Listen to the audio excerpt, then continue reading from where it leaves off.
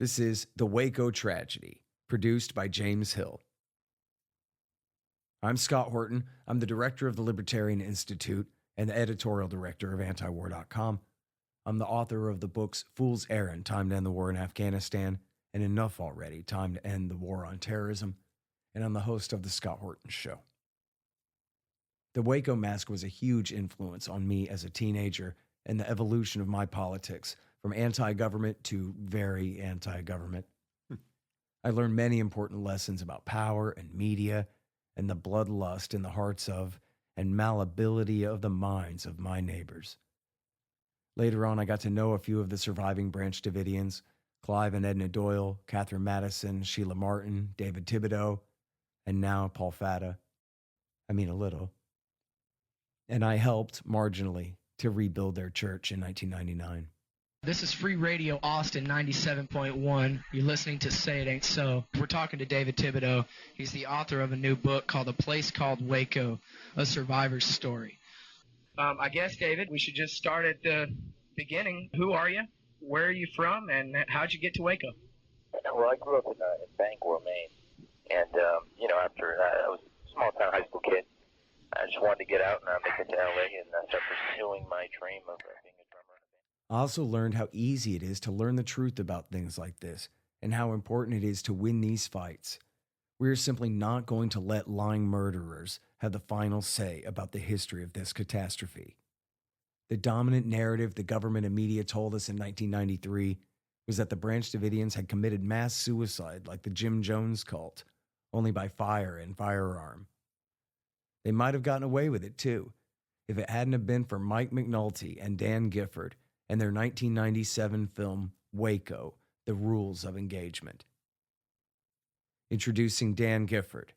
He's an Emmy Award-winning and Oscar-nominated film producer and former reporter for CNN, the McNeil-Lehrer NewsHour, and ABC News, and a descendant of a Texas Ranger.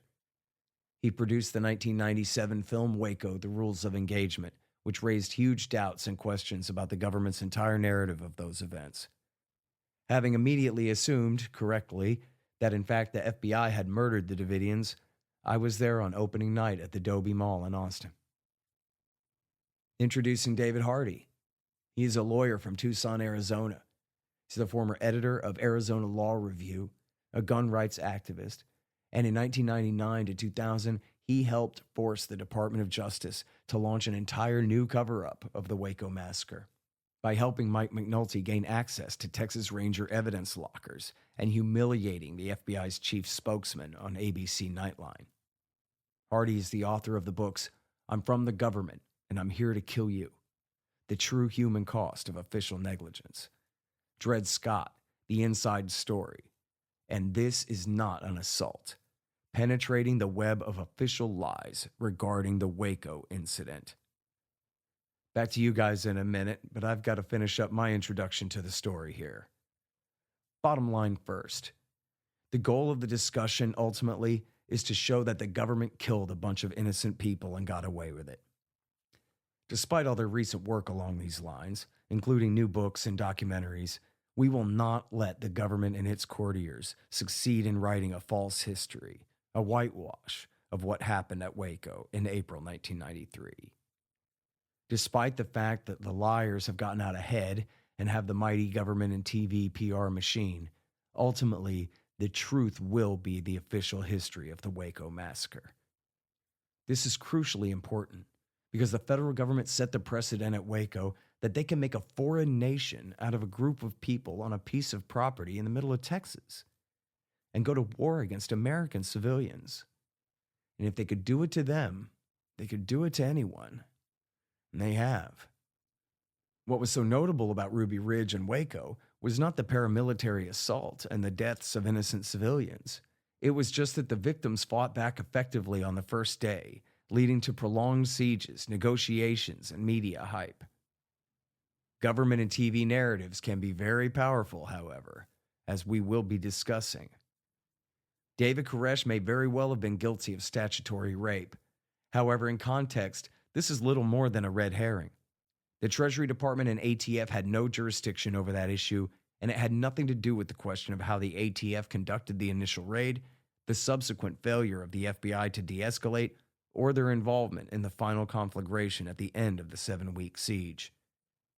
The ATF's entire case was based on weak evidence and was completely self-serving in nature.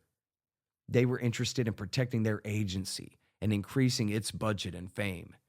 They botched their raid plan, killed 6 innocent people, and had no backup plan or communication with local police.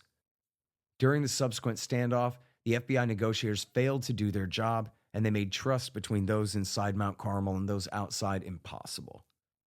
The failure of the FBI would range from immature, like men mooning the women and children, to downright evil, for example, driving tanks over the freshly dug graves of murdered Branch Davidians. The FBI lied to the new Attorney General, Janet Reno, to get her to approve the raid.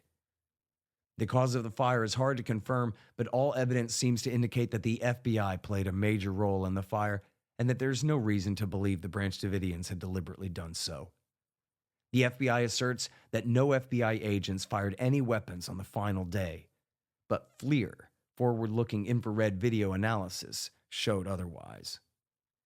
The subsequent trial for the surviving Branch Davidians was also a travesty, since the charges didn't really make sense, but an activist judge still threw the book at them, despite the jury believing that they should have gone free. That is where we are going with this, and now we will get started. But first, back to our guests, Dan Gifford and David Hardy. Nice to be here with you guys in Los Angeles, where I like to be from time to time. Y'all please tell me how you became interested in this story as you have, and tell us, if you could, also, both of you, about Mike McNulty and your relationship with him. I think the beginning of this story, Dan, doesn't it begin with his attempt to debunk another documentary about Waco before he found out the real truth of what was going on there?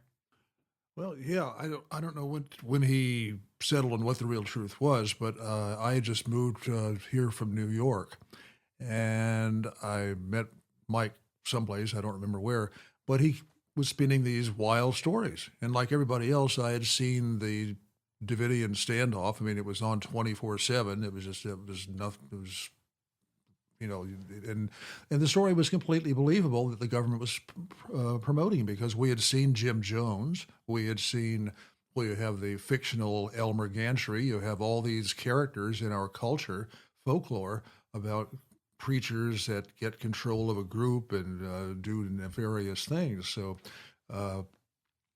like everybody else or most people, I believe the official narrative that you had a Svengali running this group called the Davidians, and his name was David Koresh, and he had them all commit mass suicide rather than surrender to proper authority. And then as I started listening to Michael and looking into it, I found out that the official story was not true. It was so that there was. We were looking for a project at the time, and that's we devoted some funds to it, and it just kept getting bigger and bigger. I thought it was going to just be a half hour or something or other, but it was just more every time you turned the corner of what was going on here. And I have a little bit of I hate the phrase. I don't like the phrase law enforcement, but I'm going to use it anyway. Very anti-libertarian. But Dave and I share some law enforcement ancestry here. My great uncle was a U.S. deputy marshal in Arizona Territory, a business partner of Wyatt Earp's, and Dave's. Am I correct? Great grandfather. Your great. Yeah, so they probably knew each other. That's what we've determined, and. Of course, justice was different then than it is today in some ways, but that's basically how this thing started. And I can tell you that when you start deviating from the official narrative, the sky falls on you. I mean, you suddenly become a Nazi. You become all kinds of a child molester myself. I'm surprised I wasn't said to be involved in the Waco itself. The Mount Carmel. So that's basically how this started. Okay, and then can you elaborate a little bit about Mike McNulty and who he is and how you knew him and that whole angle? I don't know where I met him. I think it was at a meeting of some sort, and I don't know what it was. It might have been an NRA meeting or something. I just don't remember. But he was talking, and he was very involved in this project and this whole story, and he kept telling me that there was video of people being run over by tanks at the Mount Carmel. And I probably said something like, yeah, sure. And started looking into it, and turned out he was right. And he was, it was worse than anything I thought. When you start lighting a place on fire and shooting at the people to keep them from getting out of the building, it's pretty horrific. So he was very invested in this. I think he was also had an extra incentive with Michael was a Mormon, and a lot of the FBI agents are Mormons. Mm-hmm. And that, when I was listening to the negotiation tapes during the standoff, seemed to fit in because the Mormon, I presume, or evangelical FBI agents were arguing theology with David Koresh. And it sounded at times as if that was getting kind of heated, about, no, I say 5 angels can sit on the head of a pin, and you say only 3. Mm-hmm. That's non stuff to me. I don't care. Especially, it's, as you said before, it's not within any jurisdiction that the people in Washington have any say over. So Michael did fantastic work. He is tenacious. He, with David here, filed a Freedom of Information request with the government to get in to see the evidence that was being hidden after the trial. Turned out that they could see that the evidence that they claimed were machine gun parts or whatever were not. And again, that was just more lying going on. And it was just one thing after another. Michael, unfortunately, died a couple of years ago. And so, Michael, we salute you for keeping this stuff going on. He and I had some disagreements on things, but you always have disagreements on projects. That's no big deal. But this was just a horrific thing to be finding out and proving that when I thought the official story was true. I mean, the FBI agent to me is still Jimmy Stewart in a 1956 movie, or some Ephraim Zimbalist Jr. on the FBI in color. Which everybody, many people were watching in the 70s and 80s. And this was just horrific. I kind of run out of words to describe it because it's just at the upper end of how far you can go. Yeah. Okay. Well, so tell us, should I call you Dave or David? Do you go by? I go by Dave. By Dave. Okay. I thought so. I want to make sure I'm not overstepping here. So I guess tell us, Dave, about yourself and how you first got interested in this and your involvement in it. Oh, I'm a attorney out in Tucson. I graduated from the University of Arizona. Sorry for my voice. I've got allergies today. Good radio voice. But how I got interested in this was, I don't actually remember. Now, going back 20 years, I know I saw the report on the fire at the time it happened. I was catching dinner in a sort of sports bar, and it came on the TV. And then I followed it in magazine Soldier of Fortune, which was interesting. Initially, the first couple of issues, they were very much, the main line. These were a bunch of religious fanatics who shot it out with federal agents. And then they started investigating and finding out that, no, there's another side to the story. And they very strongly shifted to revealing the truth. But I first met Mike McNulty. There were House hearings, or maybe joint hearings, on Waco. And I forget the year, but I first met him at one of those. He was preparing the footage for the documentary, Waco, The Rules of Engagement. Mm-hmm. And so we talked and met and exchanged data. and then it wound up going on into the Freedom of Information Act requests and all of that sort of thing. I'd done Freedom of Information Act work on both sides of the aisle. I spent 10 years with a government agency, and so I knew the statute pretty well. And when Mike could give me the information he wanted, we would sit down and just figure out how to get it. Mm-hmm. Well, and we're going to get into what y'all got, because it sure is a huge advance in the story. Could I just add something here? One of the things that came out of this was the misprision, I think that's the right term, charge against the prosecutor, Johnston, who prosecuted the Davidians. So you had this is an extraordinary situation. You had the prosecutor who prosecuted the Davidians being prosecuted by the government for withholding evidence, and the concept of misprision, am I correct saying that correct? I don't actually know how that word is pronounced. I know how to read it, but I don't know.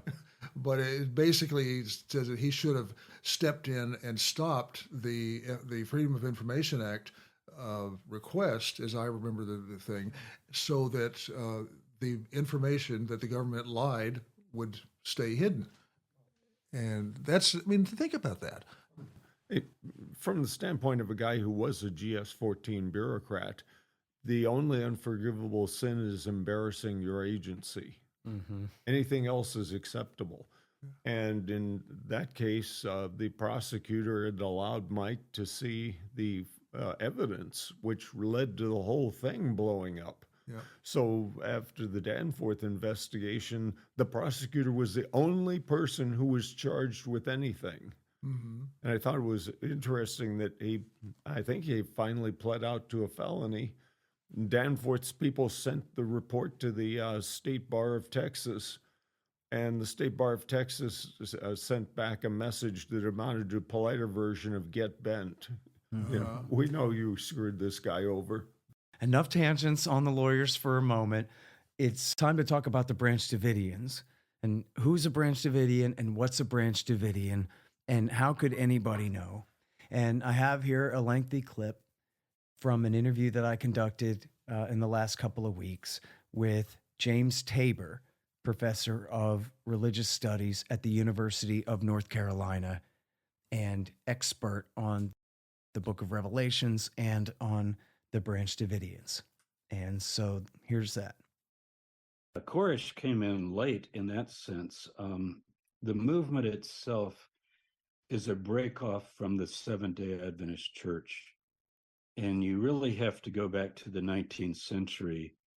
And there was a Baptist preacher named William Miller who, calculating through different Bible prophecies, mainly the book of Daniel and the book of Revelation. Remember, this is 1840s.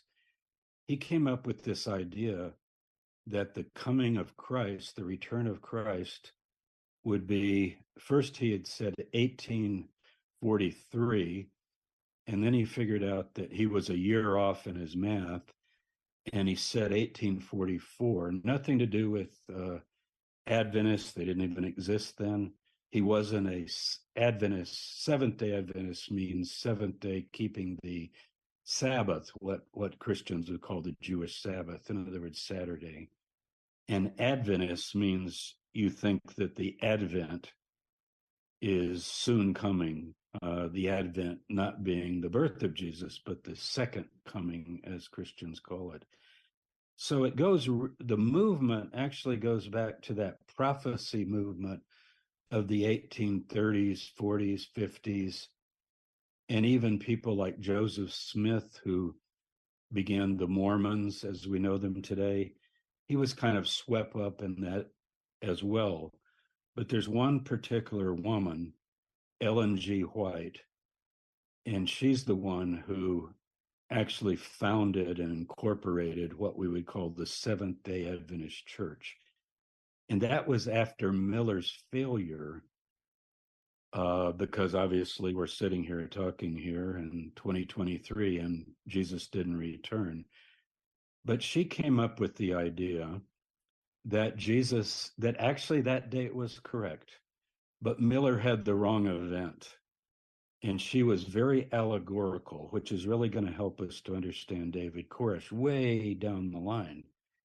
So in the 1840s and 50s, when that prophecy failed, she began to teach and preach and claiming to be a prophetess herself, which Miller never claimed. He's just a Bible student, literally with his pencil and paper, adding up dates and figuring out how many days of Daniel are mentioned in this chapter in the book of Revelation. There are these periods of time, 1,260 days, 1,290 days, 1,335, and so forth.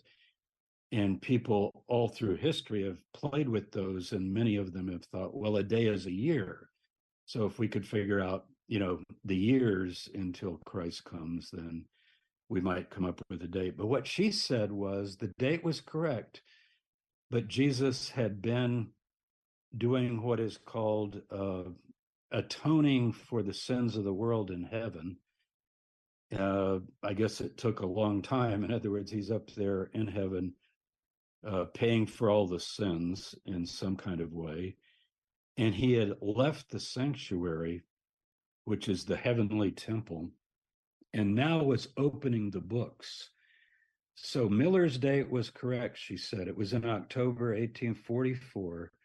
Jesus left the temple in heaven, and the books were opened, and the investigative judgment is what she called it. And what that means is, of course, she thought it wouldn't be long until the actual visible second coming.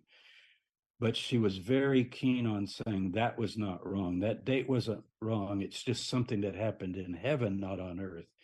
And as soon as Jesus was finished with going through the lives of all the people who ever lived in history and making some sort of judgment or determination that's mentioned in the book of Revelation, it says the books were opened and the dead were judged according to what they had done, and the living were judged rather according to what they had done. So that became a period. Now, obviously, as I said, she didn't expect it to go, 200 years almost, nothing like that. She thought she would live to see the end, and her husband, James White, as well. But she did claim to be a prophetess, and she did write books that her movement then that began to be called the Seventh-day Adventists considered to be inspired writings. The reason all that's important is that David Koresh in the 1980s would refer to Sister White. That's what he called her. And all Adventists refer to her that way. And they believe that her writings are infallible. They're perfect as interpretations of the Bible. So he just as well could be quoting Isaiah or Jeremiah or the book of Daniel or the book of Revelation from the Bible, and he knew it quite well. He had much of it memorized, whole chapters memorized. But then he would say, as Sister White said, or as Sister White wrote. So he was building off of that heritage. So the Adventist church began at that point in the 19th century. But in the 1930s, there was a minister, or actually he was a lay person of the Adventist church. His name is Victor Hodoff. And he decided that the interpretations of prophecy in the church, not necessarily Sister White, but as they called her, but the interpretations of certain prophetic events were incorrect. So he started something called the Davidians. And that was in the 1935. He moved to Waco, Texas. So the Mount Carmel Center that we know of so well from the fire and all the tragic events of 1993, the reason they're in Waco, Texas goes all the way back to Victor Hodoff. Now, Koresh would have said that Victor Hodoff was also an inspired prophet. And Hodoff basically, he died in 1955, so basically 20 years was his ministry. and he would preach almost entirely to Seventh-day Adventists. And they refer to something they call present truth. And the idea would be that Ellen G. White was a prophetess of the last days, but that God's going to raise up subsequent prophets and prophetesses that will continue the revelation. And that's what Koresh began to wonder when he began to connect with the Branch Davidians. And I think it was around 1980, 81. He was looking for a living prophet. Like, he's been raised a Seventh-day Adventist. Ellen G. White has been dead since the 19th century. And so where's the living voice? Why isn't God speaking today? If he spoke to Ellen G. White, wouldn't he continue to speak since the end had not come in way over now 100 years at the time when he began to get interested in it? Well, Hadif died in 55, and it was a great shock to everybody. All of his followers, they lived in Waco on a different property. It's still there in Waco, but it was kind of more of a permanent settlement on the lake there, and it had, brick buildings and an administration building and much, much more organized and substantial than what we find in the 1990s with David Koresh with those frame buildings.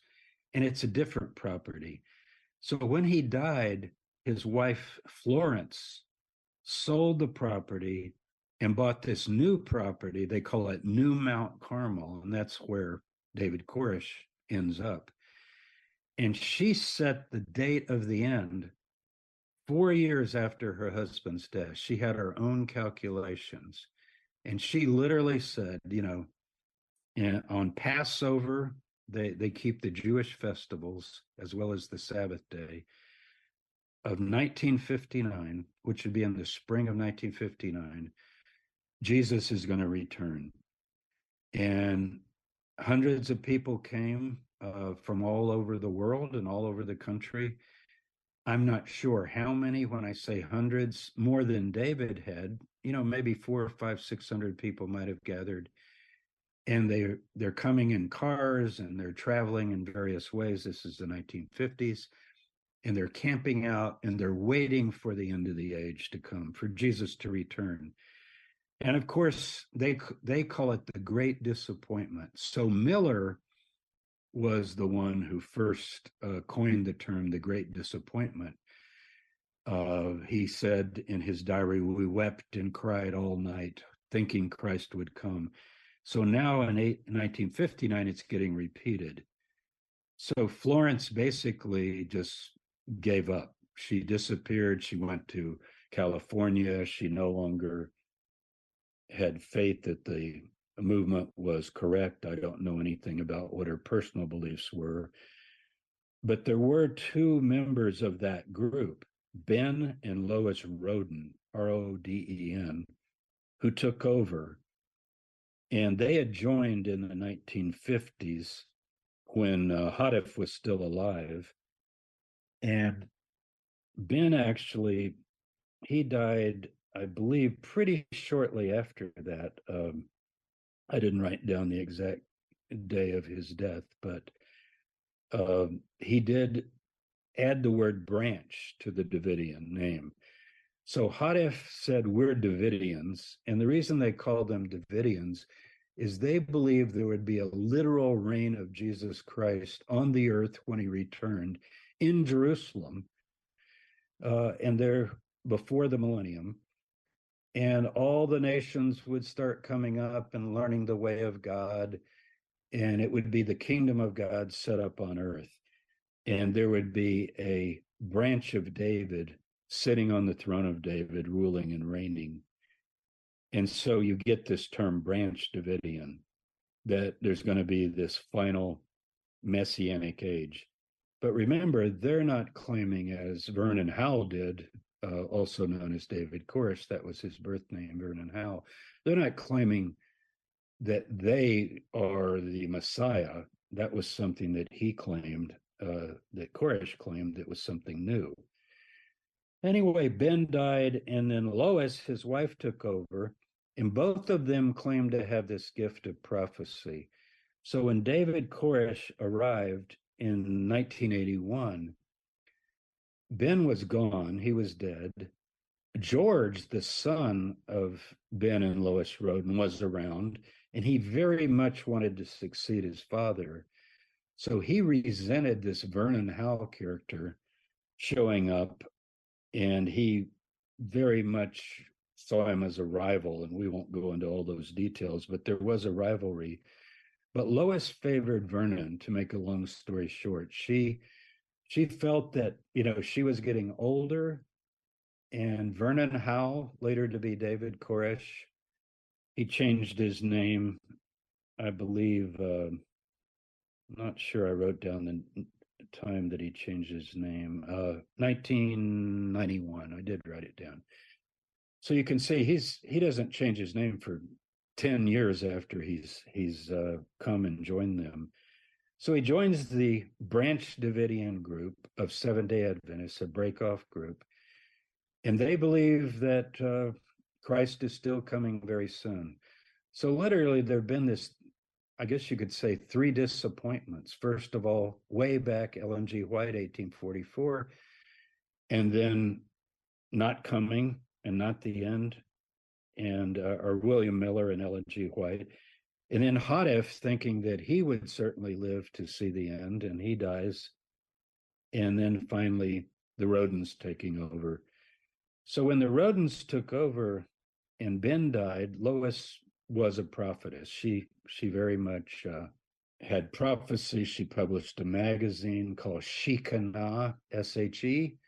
She believed that one of the great revelations that she had brought was that the Holy Spirit was female. And so God the Father is one part of the Godhead, but there's also God the Mother, that's the Holy Spirit, and then Jesus, the Son of God. So it's a family with a mother, a father, and a son. Now, what Vernon began to believe, and I'll just call him David Koresh because that's the name people know, even though I'm talking about the earlier period. They began to believe that God was restoring what they call present truth. In other words, William Miller had calculated the right date for the investigative judgment. Ellen G. White had come along and restored the Sabbath day, Saturday. She had a vision of heaven, and she saw the Ark of the Covenant and heaven opened, and she saw the tablets of the 10 Commandments, and she saw a circle around the one that said, remember the Sabbath and keep it holy. The 7th day, not the first day of the week, that most Christians see as a kind of a new Sabbath or a new holy day. So she restored that truth. And then when Hadef came along, he restored the idea that Christ is not going to just come and take people to heaven, but there's going to be a kingdom on earth. So that was very major to them. So suddenly they can read all of these prophecies in the Bible about Israel, even the modern state of Israel being reestablished. That was in 1948, and prophecies getting fulfilled. 1967, the Six-Day War, they got very excited because the Israelis took back the old city. And like many evangelical Christians that follow Bible prophecy, they began to get encouraged that we have to be living in the last days because look how God is fulfilling his promises, bringing the Jews back to the land, giving them Jerusalem back as their capital, and that sort of thing. And then the Rodens Ben Roden added, well, we got to keep not just the Sabbath, but the Jewish festivals. Now, this really plays into the drama with the FBI because David Koresh would use terms like Passover. And normally you would associate that with a Jewish group, but this is a Christian group, the Branch Davidians, but they're keeping all the feasts of the Hebrew Bible, of the Lord, they call them, the Feast of the Lord. So Passover, Pentecost, the Feast of Tabernacles. Some of your listeners will have heard of some of those because some groups today even are aware of those festivals. And so the idea would be that Ellen G. White restored the Sabbath, Hadef restored the kingdom of God on earth, Roden restored the festivals, and now David Koresh is coming.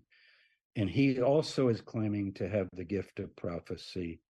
And he's bringing what he calls the new light, which is that he is the messenger of the book of Revelation, chapter 10. It says, when the seventh messenger, seventh is the final one, there's 7 of them, when the seventh messenger begins to blow his trumpet, which would be like putting out your message, that to him would be revealed all the mysteries of the prophets. So David found himself described in Revelation chapter 10. He began to say, okay, all this other stuff has been restored by my predecessors, but I'm restoring all the mysteries of the prophets. So what are the mysteries of the prophets? And that was his claim, to have this new light, this new message, this present truth. It was appealing mainly to Adventists because they were already kind of acclimated to go along with this idea that there's going to be this progressive revelation and more truth will be revealed, and we can update our understanding of what's happening and what's going to happen and when things will be fulfilled. And so he began to give his interpretations of the Bible. And apparently by 1985 or so, he went to Jerusalem.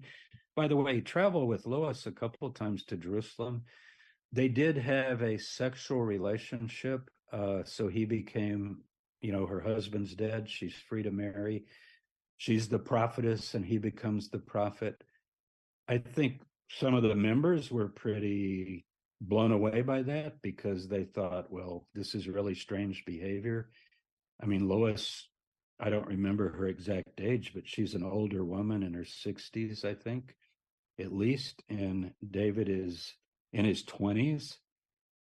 And at one point, there was even a story going around that she had become pregnant, as if it was, like a miraculous birth because she was also past menopause. That didn't turn out to be the case, and there are different stories about that. But either way, the people we know from 1993, when you had this confrontation with the BATF and the FBI, most of them, many of them, I shouldn't say most of them, many of them went back to the older days, especially some of the leaders.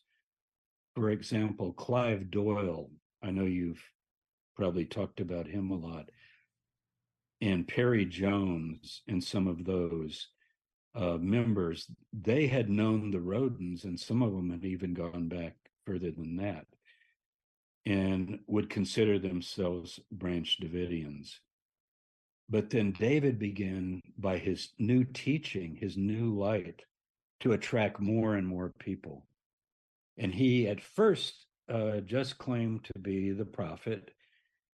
He began to then see himself as not just the final prophet who's going to reveal all the mysteries of the end time, but he's also going to fulfill a different role that the Branch Davidians and the Adventists had never even thought of, and that is the role of a so-called sinful Messiah. And this is something entirely new. It's unique to David. And I've got my Bible here. I'm actually going to open it up and look at a couple things with you, or I can just read a couple of passages here. But in the Psalms, there's this figure that David identified as a sinful Messiah. And he would talk about this sinful Messiah, who is a Messiah for sure. So, for example, Psalm 40, there's a figure, it's a Psalm of David, King David, the ancient King David of the Bible. But what he says is, lo, I come in the roll of the book. It is written of me. I delight to do your will, O God. Your law is in my heart. And Koresh read that and he thought, well, Dave, that could have applied to David, but it has an end time application as well. And then it goes on to say, my iniquities have overtaken me till I cannot see. They're more than the hairs of my head. And he would begin to make the point to his followers, who is this Messiah? And that's not the only passage. There are quite a few others, particularly in the Psalms and in the book of Isaiah, about a prophetic figure that would come, an anointed one, that would be called Koresh, which is the word Cyrus in English, but Koresh is the Hebrew word that he used. And he would actually be a Messiah. He wouldn't be Christ. That's where the FBI and ATF had a lot of trouble. They used to say in the press conferences everything from, oh, he thinks he's God, or he claims to be Jesus Christ, which he absolutely did not claim. The Branch Davidians believe in Jesus of Nazareth, Jesus Christ, who lived 2,000 years ago.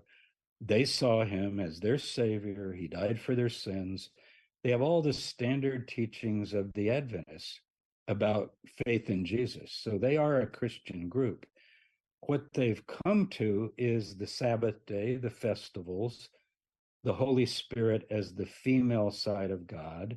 And now David is adding, well, there's going to be a final figure, he called it. There's a final revelatory figure. He's also going to be the Messiah, and he's going to destroy Babylon. So anciently Babylon, we're talking about the 6th century BC, King Nebuchadnezzar, when we talk about Babylon. And later Cyrus, king of Persia, which would get us into the 600s, 7th century, 6th century BC. But David would read these prophecies and he would say, well, look, though, it also talks about the time of the end in those same chapters. So there has to be a final, just as Cyrus, the king of Persia, released the captives of his day and destroyed Babylon, because Cyrus did destroy the kingdom of Babylon and freed the Jews, then there'll be a new Cyrus, a final Cyrus, who will be a Messiah. And Cyrus is called a Messiah in Isaiah 45, verse 1. Thus says the Lord to Cyrus, my Messiah.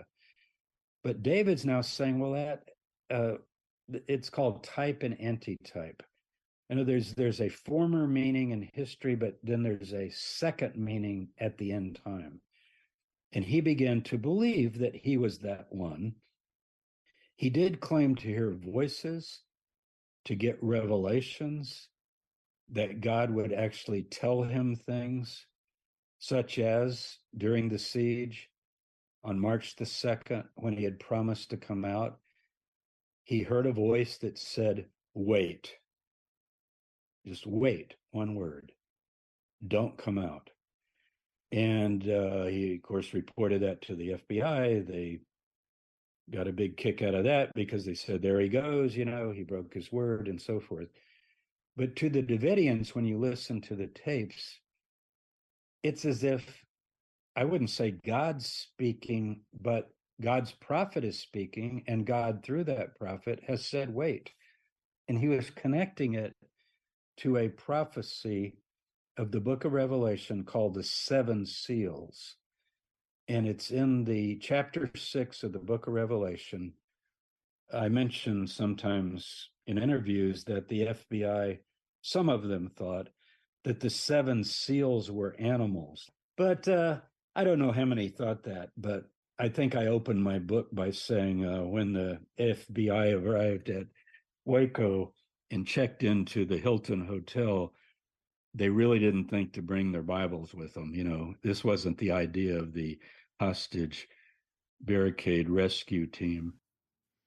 All right. So obviously a lot there, but the bottom line being that these are truly believing people. And sometimes there are people who maybe are nominally religious, or especially for non-religious people, it all just seems so unreal.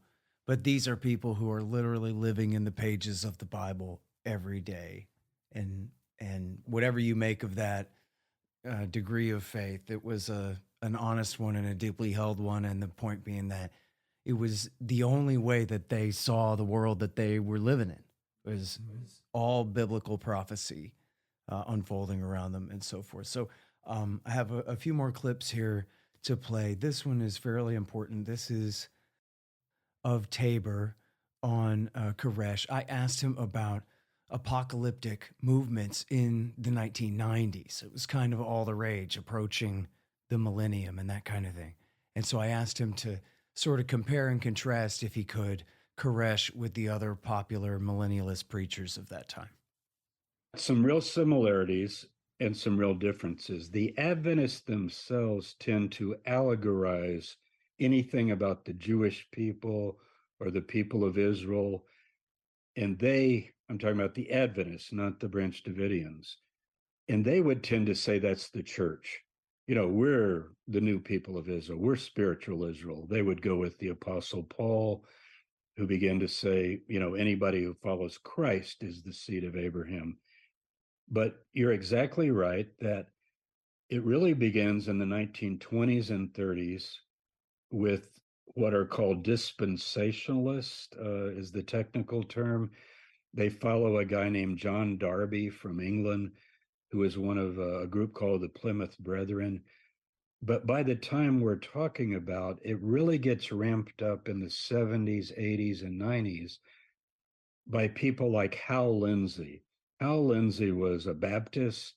He was of this dispensationalist view.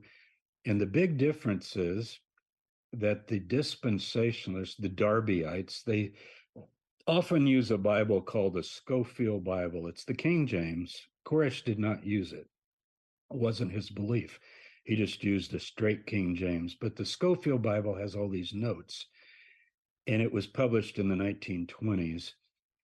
And if you remember hearing about this book, or maybe you're old enough to remember The Late Great Planet Earth, it was the all-time bestseller of the 1970s. It sold millions of copies. And then Tim LaHaye after that, with his books Left Behind, and then movie series. And all of those books were saying basically the same thing, that when Israel returns to the land in 1948, that's the fig tree ripening. And this generation will not pass till all these things are fulfilled. So they basically thought about like a 40-year period. So if you add 40 years to the 1948, you're into the 80s. Now, David Koresh and the Branch Davidians are certainly influenced by that to some degree. It's out there everywhere. But they would believe that because these Sunday-keeping churches are not keeping the Sabbath and the festivals and the dietary laws, of the Torah, they're not following the laws of God and the way of God. They are actually Babylon. So even though Hagee or somebody like that might think the end is near and be watching prophecy and interpreting all of these events in a somewhat similar way, troop movements in the Middle East and the Gulf War and all that kind of thing that was going on in the 1990s, right around this time. David was watching the Gulf War as well and was convinced by those events, but he would not think that those people had the present truth. Just that there's this general atmosphere, as you noted, that's in the air. You also had Herbert W. Armstrong, the Worldwide Church of God, his son Garner Ted Armstrong. I think they had the major radio program in the country, if not the world, also teaching and preaching that the end was near.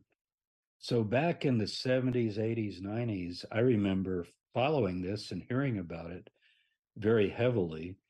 It was all over the place. And then once 40 years passed, as always always happens, I tell my students, I teach a course in apocalypticism through the ages. And I tell them, we're going to start the study of a topic or a subject, an idea that so far has a 100% failure rate. And I know that sounds cynical, but it's actually true. Think of an enterprise that people have engaged in put their whole livelihood in, their whole lives in, and it's always failed. And that's what you get into when you get into apocalypticism. But each subsequent movement thinks that they are right. Now, the big difference with Koresh would be none of those groups, I think Hagee included, Hal Lindsey, Tim LaHaye, they're writing books based on how they read and interpret the text of the Bible itself, prophetic teachings. They're still all over the place today, especially on YouTube and on different kinds of television stations. Pat Robertson, the 700 Club, was very big at one point. He's always been predicting the end. But they're not saying, I am the living prophet, I'm the final messenger, I'm the one who's going to bring the final truth, and I'm gathering the remnant of God's people. And I should add that what Hadif believed, what Roden believed, both Rodens, and what Koresh believed was that God was going to choose 144,000 people scattered throughout the world, and they were going to become the true Israel. They would return to the land. They would be believing in Jesus Christ. So even though the Jews are going back to the land, Zionism is not a Christian movement. It's supported by Christians because they want to see prophecy fulfilled. But this is the idea that people like the followers of Hadif, the Rodens, and Koresh would finally number 144,000. And this is mentioned in the book of Revelation, that before the judgment falls, God seals, and this is the same word, the idea of on the forehead, he's going to put a mark on the people that will be spared the wrath when it's poured out. So David's whole message would not be the message of Hal Lindsey, of Hagee, or any of these other prophecy types of the 70s, 80s, 90s, even into our day, because he would believe that he uniquely has the message that is going to seal these 144,000. They're called the first fruits in the book of Revelation. If you think of a harvest, and in the ancient days of the harvest at Passover, 2 weeks before Passover, you would do the wave sheaf offering. As the it's a barley harvest, and as it begins in the spring of the year, you would take some sheaves of grain and wave it in the temple before God, and that would show the acceptance of the first fruits of the harvest. And then finally, the wrath of God is poured out on the world and on Babylon and on what they call the beast power. Okay, so I have a couple of more clips here along these lines before we get to the action. To wrap up about the Davidians themselves was so this clip is Alan Stone, who is featured in your movie, he's a professor. The Rules of Engagement. He's a professor from Yale of psychiatry, or and possibly law. Psychology. Am I wrong? Psychiatry and law. And law, right. And law. And so, and he was quite indignant in your interview of him. This is just a short clip of that here. Koresh was not a criminal, psychopathic type. He had, as a youngster, spent months memorizing the Bible, and particularly these particular passages about the 7 seals. And that sort of repetitive study, memorization, throwing yourself into that kind of disciplined project is not what sociopaths do. And he was able to convince the other people by his knowledge of the Bible and the way he put it together. That's how he convinced people like Mr. Martin and Mr. Schneider, who were both intelligent, serious people. Mr. Martin was a graduate of Harvard Law School. He was one of our earliest African-American graduates. He was certainly not a weirdo. He was certainly not a criminal. He was certainly not a psychopath. He had gone on and done further religious studies after leaving Harvard Law School. and had become interested in Koresh's teachings. That is how he got into the compound.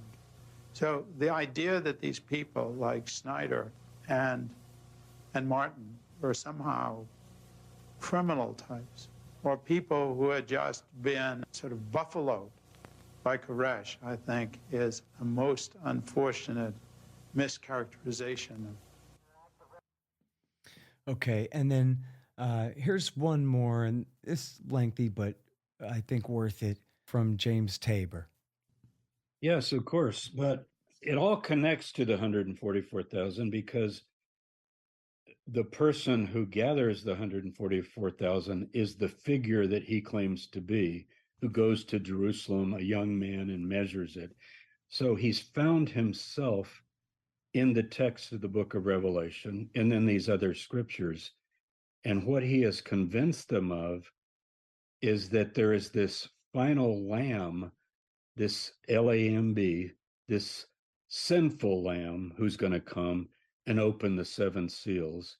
And his argument was that that is not Jesus of Nazareth, that Jesus of Nazareth gives the revelation of the final lamb.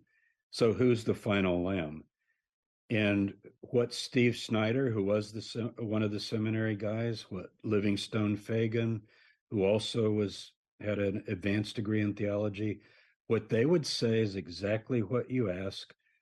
They would say, well, show me someone who can open the seven seals. Now, what are they? Well, in chapter 6 of Revelation, you have this figure, the Lamb, who he argued is not Jesus, and he would give all his reasons through all these scriptures, kind of like a Bible savant, I would say. I'm including the Psalms, Isaiah, many other texts that he had found that he thought referred to this figure. And he would then say, everybody opens Revelation 6 and you open the first seal, right? And it's a rider on a white horse. Well, that has to be Jesus, because in chapter 19, Jesus comes and he's the rider on the white horse. And he would then show you by opening that seal that that's not actually Jesus, that's this other figure. And it would almost be like, if not me, who? Because I'm the one who's opened these seals. And he would go through all 7 of them and would apply them in this intricate way. I remember, Scott, I listened to all of the negotiating tapes. It took me 2 years, either read the transcripts or listen. And he would try to get the FBI guys into Bible studies, and they would tend to just glaze over. But, he would go, well, let's turn over to Psalm 40, and then we have Isaiah 45, who is this figure, and so forth. But as I'm listening, I'm realizing that I'm beginning to get a glimpse of what he was weaving together. And in his own worldview that these people have begun to share, it made a kind of logical sense to them. And what they would say repeatedly is, show me someone else that can open the 7 seals. Who is the figure of Psalm 40 and Isaiah 45 and so forth, who's going to destroy Babylon? And it was convincing to them on a very detailed level. I saw in a recent interview that you did, you compared him almost to Dustin Hoffman and Rain Man counting matchsticks on the ground or something like that, where this guy had just memorized the entire Bible in a way that very few people that you have any experience with have ever accomplished, in a way that you respected his level of expertise here. Not that you were buying his whole shtick, but what I noticed, besides listening to negotiation tapes, I did 2 other things. I called Phil Arnold and we did it together. We called Livingstone Fagan, who was in jail. And he was, and is today, one of the most knowledgeable about the teachings of the Branch Davidians and of David Koresh and all of his claims. So we were tutored by him over the telephone to begin to get an idea of what he taught. Then I got tapes, cassette tapes. I remember one in particular. He goes from the book of Isaiah chapter 40, verse by verse, through Isaiah 66. Okay. And if you had asked me before I listened to those tapes, I would have told you, hey, Scott, yeah, I think I know almost what's in every chapter. Name a chapter, I can probably tell you what's in it. You know, I've studied Isaiah pretty extensively. It's used in the ancient world, and I work on those texts. But I was pretty astounded. Now, not in the sense that I was convinced by it at all, because I would take a more historical approach. What I was convinced by, or what I was impressed with, was how he could weave through them and consistently pull out this figure that he would find mentioned, and then would say, now, who is this figure? Because it can't be Jesus, because Jesus is spoken of in other passages and other times. Who is this sinful Messiah? And that's it. It had it. You know, he didn't have the Bible memorized the way you would say, David, what's 2 Chronicles 3 verse 2? He probably wouldn't know that. I mean, I'm just being arbitrary here. That's not what I mean by memorize. What he had memorized was whole chapters of the Psalms, particularly, and the prophets, and of course the book of Revelation and the book of Daniel. Those are the main texts that he would use. And some of the other prophets like Hosea, Amos, probably all of the minor prophets, as they're called, Nahum, Habakkuk. Most people have never even read them. Well, David could quote them from memory without even looking, but then he would weave together this interpretation that was quite elaborate. And once you begin to follow it, you could see how people are being impressed with it if they come from that worldview. Even somebody like Steve Snyder, who had done graduate work in the Seventh-day Adventist seminaries, and Livingstone Fagan. So that's more what it was. And it had to do with this, you know, a mathematical savant can tell you what day of the week it was in July 2nd, 1846 in, 1 second. So it's not that kind of savant. But given the body of things that I'm talking about, Revelation, Daniel, all the Hebrew prophets, all the Psalms, that would be his canon, or that would be his body of expertise. Within that, he could move through that and quote this, that, and the other. Mm-hmm. And it was, in fact, I was impressed by it in the sense that I was trying to understand just what you're asking me. Why would they be attracted? Why would they decide that this is the one? What would make them think that? And so a lot of it had to do with finding this voice in the prophets and then saying, that's me. Like there's a psalm that says, morning by morning, he wakens me. He speaks in my ear. And then David would go to that and he would say, who is this? Who is this that God wakes up every morning and speaks to? But then he would connect it to some other texts that would seem to have, in some ways, part of that same kind of idea. Okay, so I appreciate y'all bearing with me here. I guess the idea is, and I hope that this is acceptable, that we're really trying to tell the whole story. So we're not just explaining the setting so that people understand who we're dealing with, but we're going ahead and, I guess, erring on the side of taking our time and being comprehensive here so that people can really understand. So I wanted to add a couple of clips of the cops here, just for people who've never heard them before. This is first Captain, oh no, I forgot his first name. Is it James Burns, the Texas Ranger? I believe it's James. I think so. I'm sorry, I should have had that in the title. It's Captain Burns, the Texas Ranger, and then Captain Jack Harwell, who was the sheriff of McLennan County there. Yeah, and this is their take on the Branch Davidians. Majority of those people in there were not criminals in the sense of the word that we think about them.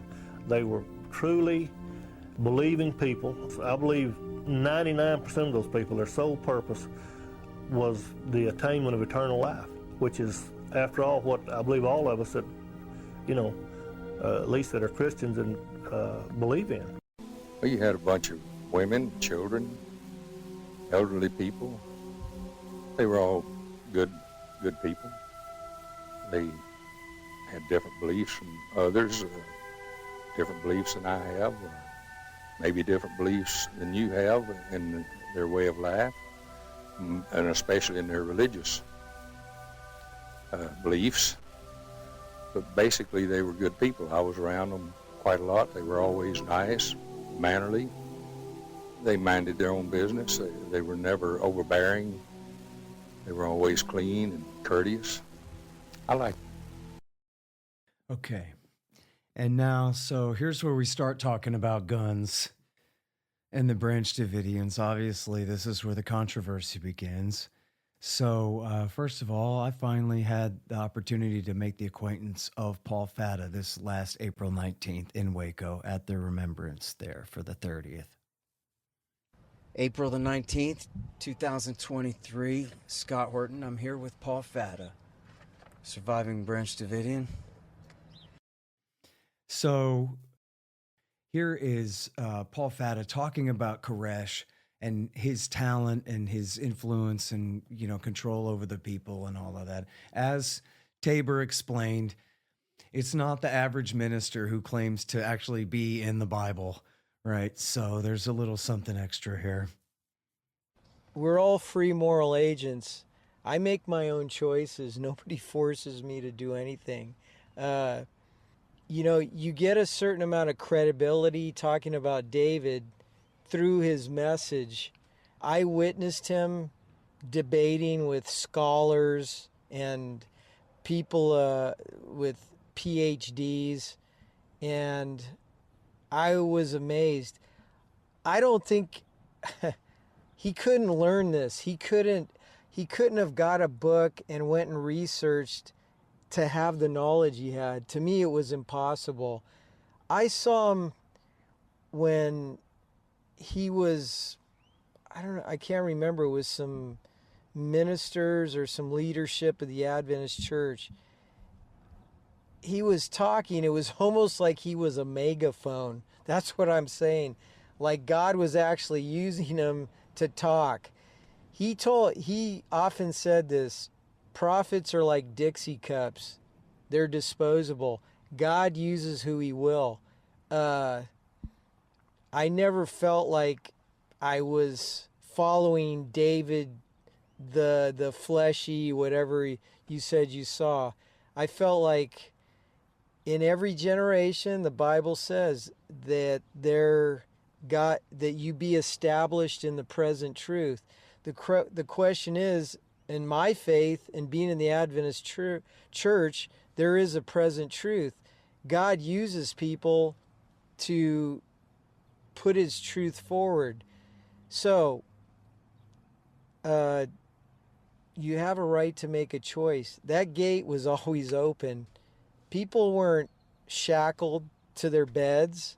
If in the middle of the night I said, I had enough, I'm out of here, I could have just walked right out the gate.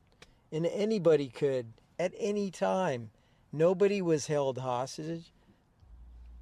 So you made your choice if you wanted, and a lot of people did leave. Dana left. All right. So now, famously, I guess I should have really said this when I first introduced him here, that this story of Paul Fatta, as we're going to talk about more in just a second, I guess, is that he wasn't there that day, but went to prison anyway. But so he sure has a lot of perspective on what all happened. Now, so I have, I guess I'll ask y'all to bear patience with me here and play one more clip of James Tabor on cults and the likenesses and sames between them and other religions. Well, it's a really important question. And in my book, Why Waco, the subtitle is really important because the title, Why Waco, ? Doesn't tell you a lot. In the subtitle, this is University of California, Berkeley, so high-level academic book, Cults and the Battle for Religious Freedom in America. Now, when you hear that, you could think, oh, this is a book about fighting cults because, and then you go, wait, but religious freedom. So you see where the title's going if you know anything about this whole issue. So the notion of cult, it's basically the N word among academics. And it's, in other words, it's pejorative, it's prejudice, it's judgmental. I think it was the day after the fire, and I'll work back to Rick Ross and all of them, but the day after the fire, April 19th, President Clinton appeared in the Rose Garden, very important kind of press conference announcement, to talk about how horribly it had been, it had ended. Janet Reno's there, everybody's there, the cabinet's there. But at one point, he says in his speech or prepared statement, well, maybe this should be a warning to those who would be tempted to join cults. And I just thought to myself at that time, I was listening live, oh my God, he, wouldn't expect him to be any different, although he was a Rhodes Scholar and reads things. So does the government give us a list of approved and disapproved religions? Right. The ones that are manipulative and could be called cults, as if a conservative Catholic family, perfectly acceptable in our culture, is teaching their little kids at age 3, 4, 5, 6 about an ever-burning hell. And there are any number of things that established religions teach that we don't call cults. So the problem with cult, Tom Wolfe said, the famous novelist, a cult is a religion with no political power. And my teacher, Morton Smith at Columbia, said, one person's religion is another person's cult. Or reverse it, one person's cult is another. I think that's what he said. One person's cult is another person's sincerely believed religion. So what we have to do, what we're pleading for, and it's an absolutely losing battle, Scott. In 30 years, I don't even think we've won anything in making this point because we're called cult apologists. You have to find more sociological and accurate ways of describing groups. So the Jesus movement, which is my field of study, as you know, was a cult in its own time. You got a charismatic leader who says, I'm the only guy, and if you don't follow me, the highway. And he even says, give up your father, mother, brother, sister, even says, hate them. Well, Rick Ross is a devoted Christian. He's evangelical from a background, I think. Well, he clearly went, oh, but Jesus is not a cult leader. And you go, well, why? Oh, because he was the true Messiah. See? So this is what you get into when you deal with religion. The Romans certainly thought Jesus was a cult leader, and they used the word cult in a similar pejorative way. So what we try to ask for in our academic discourse is to just say what you want. Like I wrote a book on suicide, I think I might have mentioned to you, and what we argue in the book, it's written with Arthur Droge, my co-author, a professor at the University of Toronto, and I said, we say, you commit murder, you commit adultery, you commit suicide, all of a sudden you've judged it. And we say, well, heroes in war, that's not suicide, that's heroic death. So we went to, it's called A Noble Death, ideas of suicide and, death by choice in antiquity. This is Greco-Roman, Masada, all these things, all the way back. And it's very similar to the cult argument. If you say somebody committed suicide, why don't you just say, he took some pills, or she took some pills, or in the ancient world, she jumped off a roof, and then you ask why. And you don't label it. So that's the problem with the word cult. So what they mean, of course, I think you and I would probably agree, a high demand group with a charismatic leader that in many ways, not brainwashes, because I think that word is problematic, but gets all a group of people to align so heavily behind his or her thoughts and views and insights as being some kind of a special enlightened figure. And therefore, that high demand ends up like, yeah, you need to give your whole life and give your money and leave aside this, that, and the other. So yes, David Koresh is a quintessential example of that kind of movement. But the word cult isn't helpful. All right. And I asked Tabor too about the cult busters. There's one former Davidian named Mark Bro, and then there was this sort of professional cult deprogrammer named Rick Ross.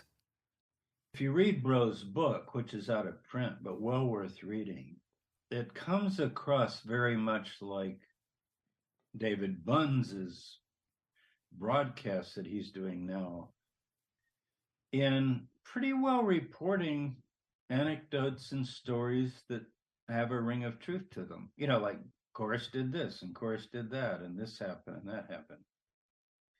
So I wouldn't put them in the category of Rick Ross, which is literally, you know, have gun will travel, you know, almost like a business. I got to expose these cults. And I don't know what his own personal beliefs are, but, you know, maybe I, as a religious studies professor, having broad views of religion, might even call his views cultish. You don't have to have a charismatic leader to scare the hell literally out of people and really mess up their lives with all kinds of religious mythology and stuff like that. So I would say it's any kind of system of thought, whether it's congregationally or denominationally based or an individual leader like Koresh, that actually tries to persuade people by backing it up with eternal life and heaven and hell and so forth. And I think you've known from interviewing some of the Waco people involved, you mentioned Thibodeau and Fatta, that, and you get this all the time in the negotiation tapes and everything you read, even the Branch Davidian video where it's in their own words, you know, just have them talking. Part of the motivation, and it's huge, is we don't want to be lost. And David would say that, you know, in his famous tape where it's called the Screaming tape, where he just loses it. I don't know if you've heard it yet, but it's like a high-pitched rant for about 20 minutes. And it just sounds like a mentally ill person in a mental ward. And he's talking about Mark Bro leaving and Elizabeth and what they're doing, and he just loses it, just literally unhinged. And it's recorded, and David Bunz plays it on his channel, and it's hard to listen to. It's very uncomfortable to listen to because it makes you think the man is a maniac, basically. But what is his power in that scream fest? You branches are going to lose it all, you know, when I come back with my wrath and all that. So I just want to compare that to churches, for example, that would say the same thing to their kids, this sort of hellfire and brimstone thing. And young people today, thank God, I think largely throw kind of that kind of shackle off, but a lot of kids don't. Because I teach Christianity, I have people writing me all the time, Scott. You know, my email's public, and they write and say, "Dear Dr. Tabor, I'm wondering whether any of this is true, but I'm afraid I'll go to hell if I don't believe Jesus, this, that, and the other. And what do you think?" Like and I always say, look, I can't be your spiritual advisor, but I can point you to what historical studies seem to say. Yeah. But you've got to educate yourself. All right. So, you know, I think that's basically enough of that. I missed my opportunity to crack the joke about how Koresh thought that they were going to all move to Israel and join the IDF to fight against the forces of the devil and all that. That was a couple of clips ago. If I can just add something here. Sure. I think in common usage today, contemporary usage, the word cult, I know when we did stories about the Manson stuff, didn't exist as a pejorative. Manson was really the line when that became a bad word, because we didn't know what do you call something like the Manson gang. Now, it certainly wasn't religious. I mean, I don't think he didn't claim to be Jesus that I'm aware of or anything else. That there was just a bunch of knuckleheads out run by a crazy guy. But from then on, we start using cult as a very important pejorative, Mm-hmm. and like he said, in the academic world, that's equivalent to the N-word, which I think is a very good comment. But all through the descriptions of the Davidians, we have lots of loaded words like compound. Right. I mean, these are clearly put in there to militarize the situation and make them sound as if they're going on. I talked to Peter Jennings. Remember, Peter Jennings used to be the anchor on ABC News when I was in New York, and I was asking him, why is he continuing to talk about a compound that the Davidians were in and the defensive wall? And we looked at the picture and said, well, where's the defensive wall? I don't see a defensive wall. And it's not we have the device, the Kennedy compound, but that is a compound. That's in multiple buildings behind a wall. There's nothing like that here. This is simply a word that we use and carries a certain loaded baggage with it. And that's where it's tough to get out of your head. Well, and at the time, the guy's name might as well have been Charlie Manson, because he was mentioned in the same breath all the time, and so it was the equivalency there. And of course, later with the Jim Jones whole mass suicide angle too. Right. Oh, we've seen this before. This fits into this pattern of things that we're told to recognize. And so how simple and easy it is to just go along with kind of a narrative like that seems to make sense on its face that way. Koresh never told any of his harem to go out and murder people in their houses. Right. Nothing like that. And it's also interesting that, again, with the Manson thing, that the way it was used at the time during the siege and the whole propaganda against the people, the evilness of the cult, it became all a reflection on the guilt of Koresh and what a monster he is, the way he is, and his lieutenants. There's some more loaded language. His lieutenant, Steve Schneider, is helping him, and they're holding these people hostage, like essentially under this magic spell of control, which I like the way Tabor puts it. It's high demand allegiance to this thing. So there is, whatever exactly you want to call it, there is a certain pattern of behavior here that is different from the way that most ministers are. That's for sure. But in terms of public relations, I was going to say, they use it to attack him with, but they never said, whoa, so that really means then that from the point of view of the people who believe in this guy, that they really believe in this guy, and we've got to find a way to reach them. And really, they do this all the time. You'll hear them say, European countries like France, Germany, Putin, France, Germany, Poland, Putin. So you're not allowed to even say Russia, because that implies lots of people. It's the one guy that we hate. And they do that to Saddam Hussein all the time, of course. And that was what they did to David Koresh. Of course, by the end, it was like, yeah, they're killing women and children in there and everything, but they're been grayed out. They're really not part of the story. It's Koresh that's the enemy, and he's got to get gotten. And then this other thing is sort of collateral damage, that they've been so dehumanized that they're and made invisible because of somehow their status as cult members that way.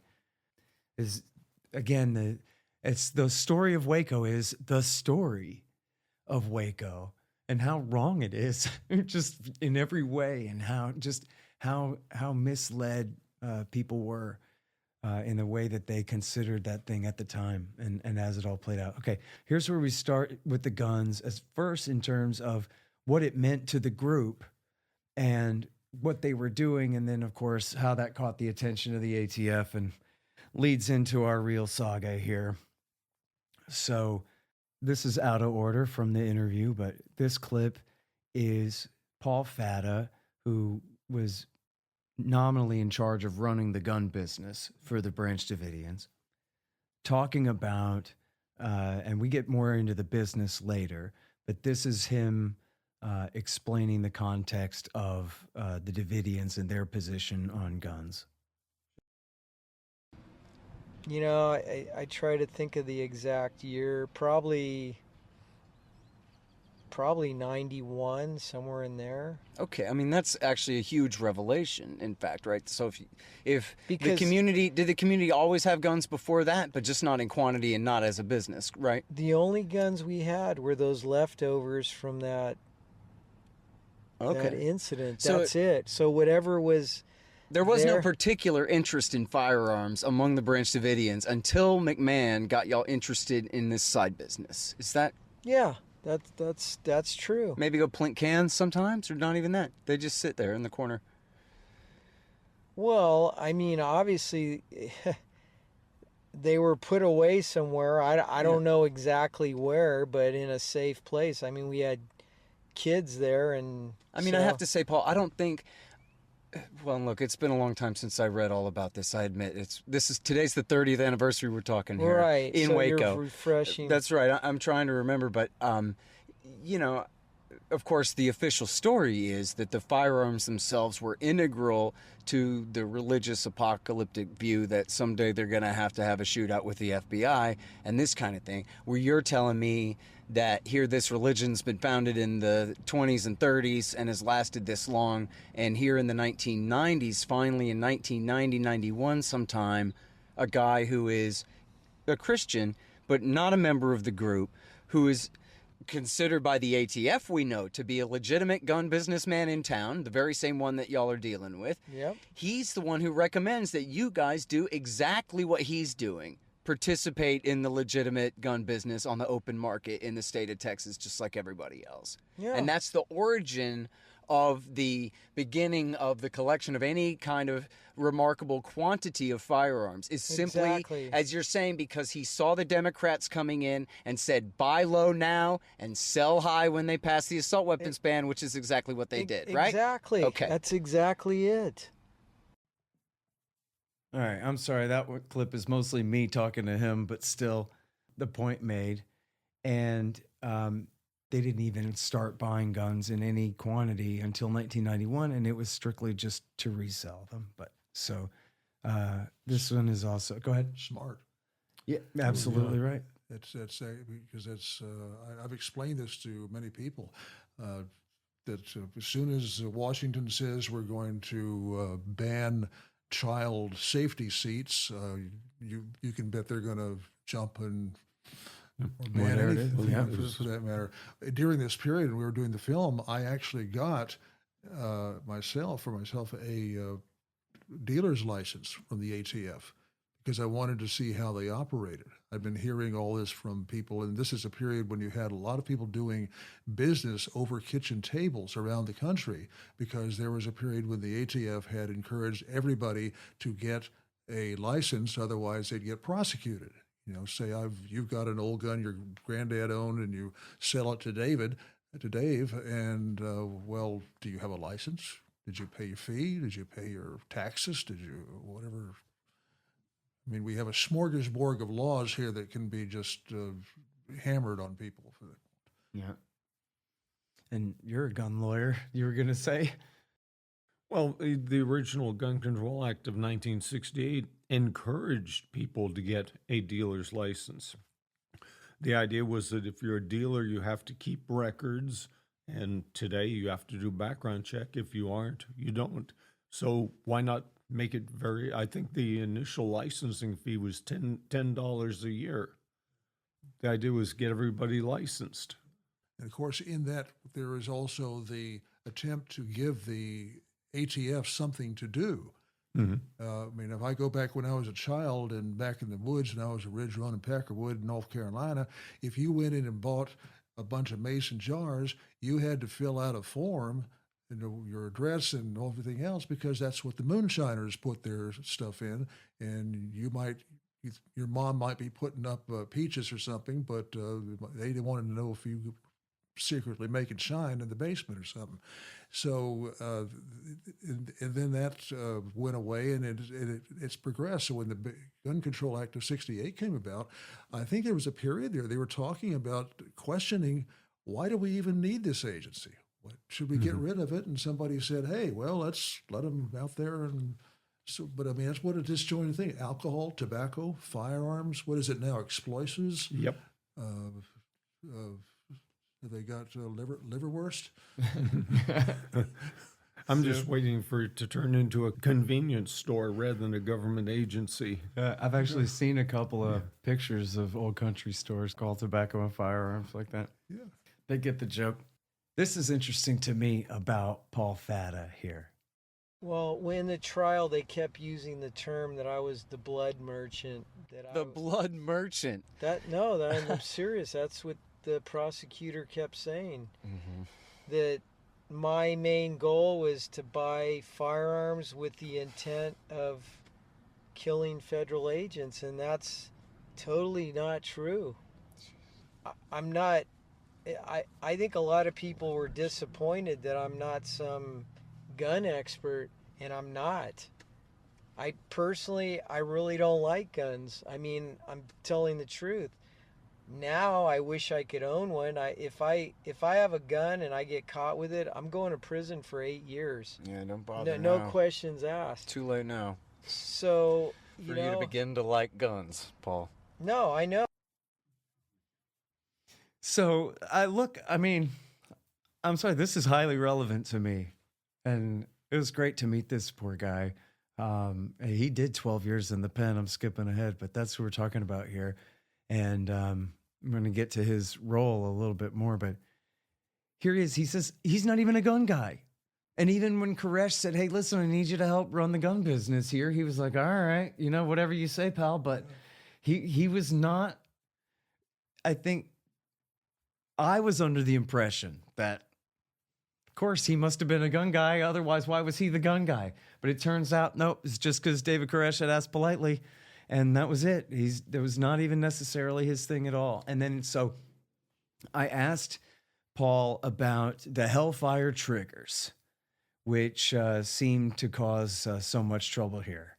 First of all, I've seen those Hellfire. I think you could buy them back then, mail order. It's a little piece that goes on the trigger. It makes it very sensitive. They were legal. I don't know if they cost $5 or $10. But they can be mistaken by ear for a fully automatic correct, rifle. Is that correct. it? Yes, exactly. So then one of the neighbors had contacted the ATF over that, but I believe Koresh or someone had gotten word of that and had then contacted the sheriff's department to try to get the all clear, something like that? Is that yes, I believe that's true. Yes. Okay. And do you know whether they had actually taken the rifles down to the sheriff's office, or if they had just, talked to them about it and said it's just I think he might have just made a phone call. We had a pretty good rapport with the sheriff's department. Talk more about that. Well, we didn't have a lot of problems. I mean, there was the issue. I don't know if we were talking about that in '87. Go ahead. When George Roden, this is prior to us taking over the property, George Roden had been living there. He'd taken on some shady people he's renting houses to. And I know it's crazy, but I heard he dug up a casket of a woman that was a Davidian that had died at Mount Carmel. He dug this body up and made a challenge to David that whoever can resurrect this body is a true prophet. Did you hear that story? Yes, this is all Okay, on the record, part of the history. Go ahead. Okay, so David was obviously not interested in that, but a lot of the people within the church were upset that he was digging up the graveyard, and this woman that had been buried, it's desecrating a grave. So we called the sheriff's department and said, this is what's going on. And the sheriff was like, well, if you can get some pictures of it. So you know about all that then. I know the story. Please continue. Okay, I want to hear your side of it for sure. So David first tried, there was one of Perry Jones's sons was living on the property.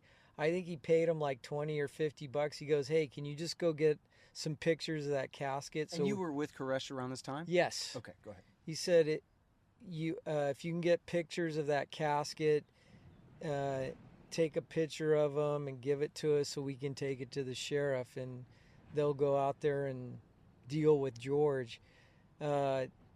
Anyways, come to find out, George had moved the casket. The kid was scared. He didn't want to do it. So David devised a plan where we were going to go out late at night, go on the property. We took a couple cameras and go out there and take pictures of the casket. So I don't know the exact date or anything, but yes, there was like 8 of us. We went out late at night. It was probably like 2 a.m. And the casket was supposed to have been in the church. They had a church there. I had never been on the property. Actually, that's the first time I've been there, and that was at night. We went to the spot where the casket was supposed to be. It wasn't there. He moved it. And so we were waiting for daylight. Anyways, there used to be a lot of, maybe, 6, 7 homes on the property, small homes. So we were going from house to find it. At one of the houses, he had somebody living there. We just told that person, hey, just leave the property. We're looking for something. Anyways, when they left, they told George we were there, and George came out with an Uzi, and there was a shootout. With an Uzi, okay. Yes, he came out with an Uzi. And there was a shootout, and then what happened? There's a shootout.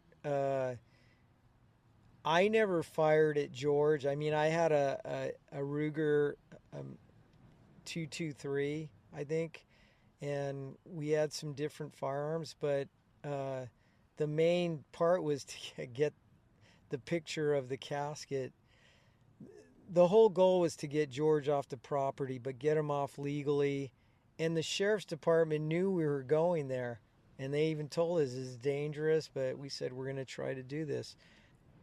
So George came out, started shooting at people. He had 2 guys pinned down. It was Floyd Houtman, Stan Sylvia were laying behind this concrete.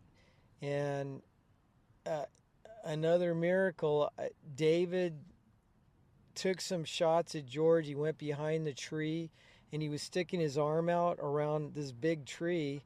You know, he's using it for protection and shooting. Well, David fired a shot. It hit the magazine on the Uzi. It disengaged the gun, and he couldn't fire anymore. No way. I'm dead serious. It hit right in the top front of the magazine, and it was over. He couldn't fire anymore. And within 3 minutes, the sheriffs all converged on the property. Helicopter came, and they ran on the property. David Jones was part of our group, the Postman. Mm-hmm. And when they ran on, all the sheriffs knew who he was. They were like, he yelled at the sheriffs, arrest George. He's the one that's, shooting at us. And so they run over there. Anyways, it came down to, they told us all to lay on the ground. They got all the guns, and there was there was full cooperation with the sheriff's department. They took us all in, and So what I'm trying to say is, from that incident, when we came in, Sheriff Harwell was standing in the sally port. They walk us all in, and we're all standing around him. And I remember him saying, and he goes, "Boys, you can't do this in America." That's what he said, his exact words. And then he goes, "Hey, I really appreciate that you guys cooperated. You didn't, put any of my men in danger. Thank you. And we'll get this figured out."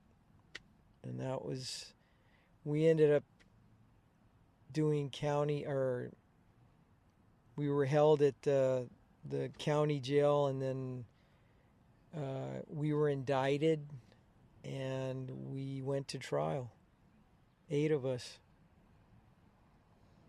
I only know the short version of the story, which is that you guys won and got the property, and Roden and his guys lost, but I don't know how it happened. Can you explain what happened? Well, there was a trial. We were indicted for attempted murder on George and a few other charges. So the big thing was in our trial was the reason why we're there. They said we just went there to kill George, which wasn't true. So the proof was we were there to get pictures of this casket that he dug up. And they kept saying there is no casket. So we went and got the casket. You can go into the archives of the Waco Tribune Herald, and it shows us carrying this casket into the courtroom to show it. And the judge, he freaked out. He started screaming and goes, "Get that thing out of here. You can check." So that was the proof. Anyways, they brought in baskets. They showed our ammunition. We were wearing like duck hunting type suits, camouflage. They had all the weapons in shopping carts.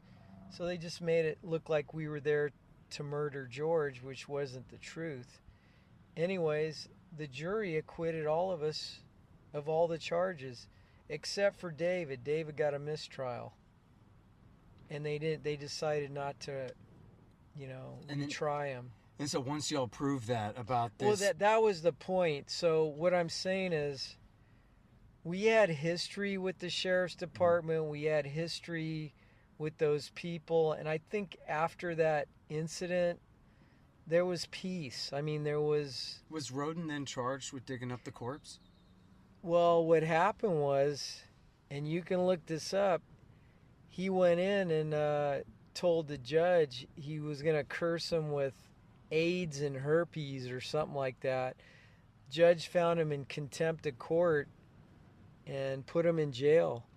So while he was in jail, we moved all the old people and the kids and all the people that George had run off, because it's really church property. It wasn't his property. It belonged to the church, the people. And all the people got moved back on. And then George ended up going to jail. I don't know if he ended up having to go to a psych ward or something. I don't...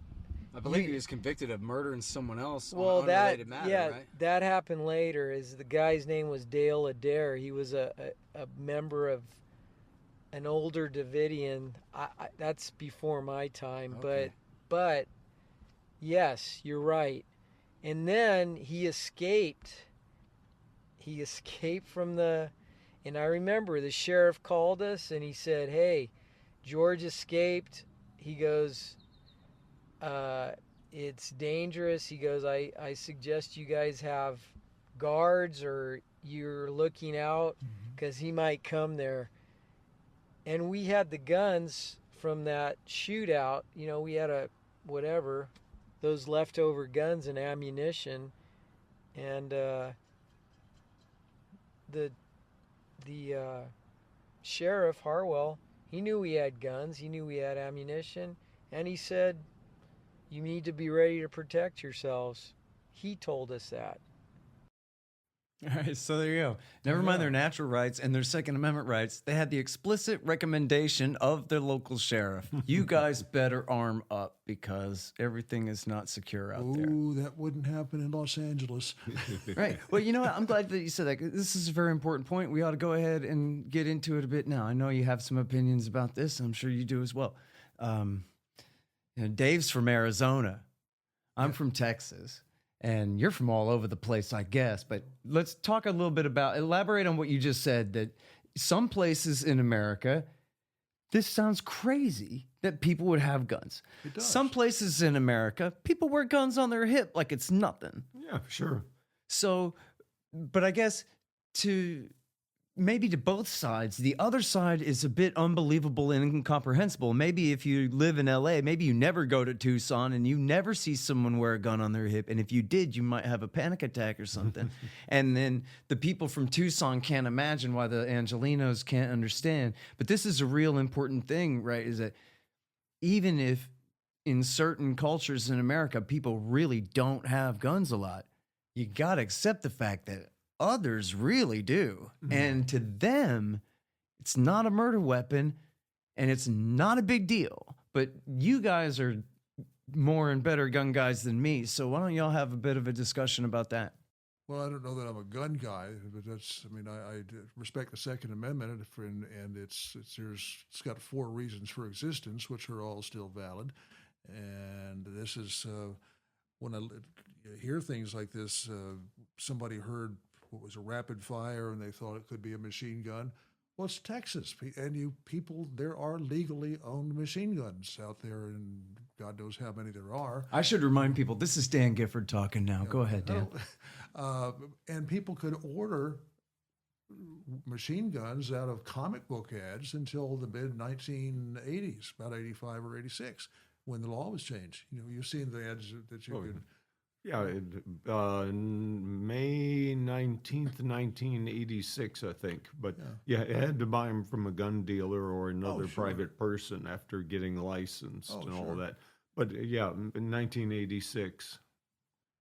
Yeah, I spoke to, I think it was Hughes, Congressman Hughes, who was the guy who put that in there. And I asked him why he did that. He said, well, the opportunity just came in and he slipped it into one of these gigantic bills that gets passed in Congress that nobody has a chance to read, and so it's in there, and that's that. I don't think it's any big deal. The problem that the machine gun stuff is that it is so easily interpreted by the ATF to ensnare people for something that they didn't do. And that's also true of other firearms. You remember this, you mentioned earlier, what was his name, Randy Weaver up in Idaho. And here's a guy who was a veteran, by the way, a special forces guy, and he needs money. Now, the ATF guys in town know he needs money. So they talk him into sawing off the barrel of a shotgun below the legal limit, which is 18 inches. And that was put on the books back in the 1930s when not assault rifles, not AKs, but gangster guns were the big things. You see, that was machine guns were gangster guns, short barrel shotguns, all that. Meaning like submachine guns? Yeah. Like a Tech 9 exactly. and that kind of... I mean, you got to remember, a lot of the, I'm sure you see this, a lot of the characterization of these firearms comes from movies. And comes from what do you see? You see criminals, crazies, and then the FBI or the local police step in and make everything right. So that's our little morality play there. But here you have firearms that are, as you mentioned, an Uzi. And I just checked here, if there was a case for the hand of God reaching in and cutting something, I mean, I can't even begin to compute the odds of what having a bullet hit the magazine of my Uzi and knock it out of kilter so it won't work anymore. And and that's something.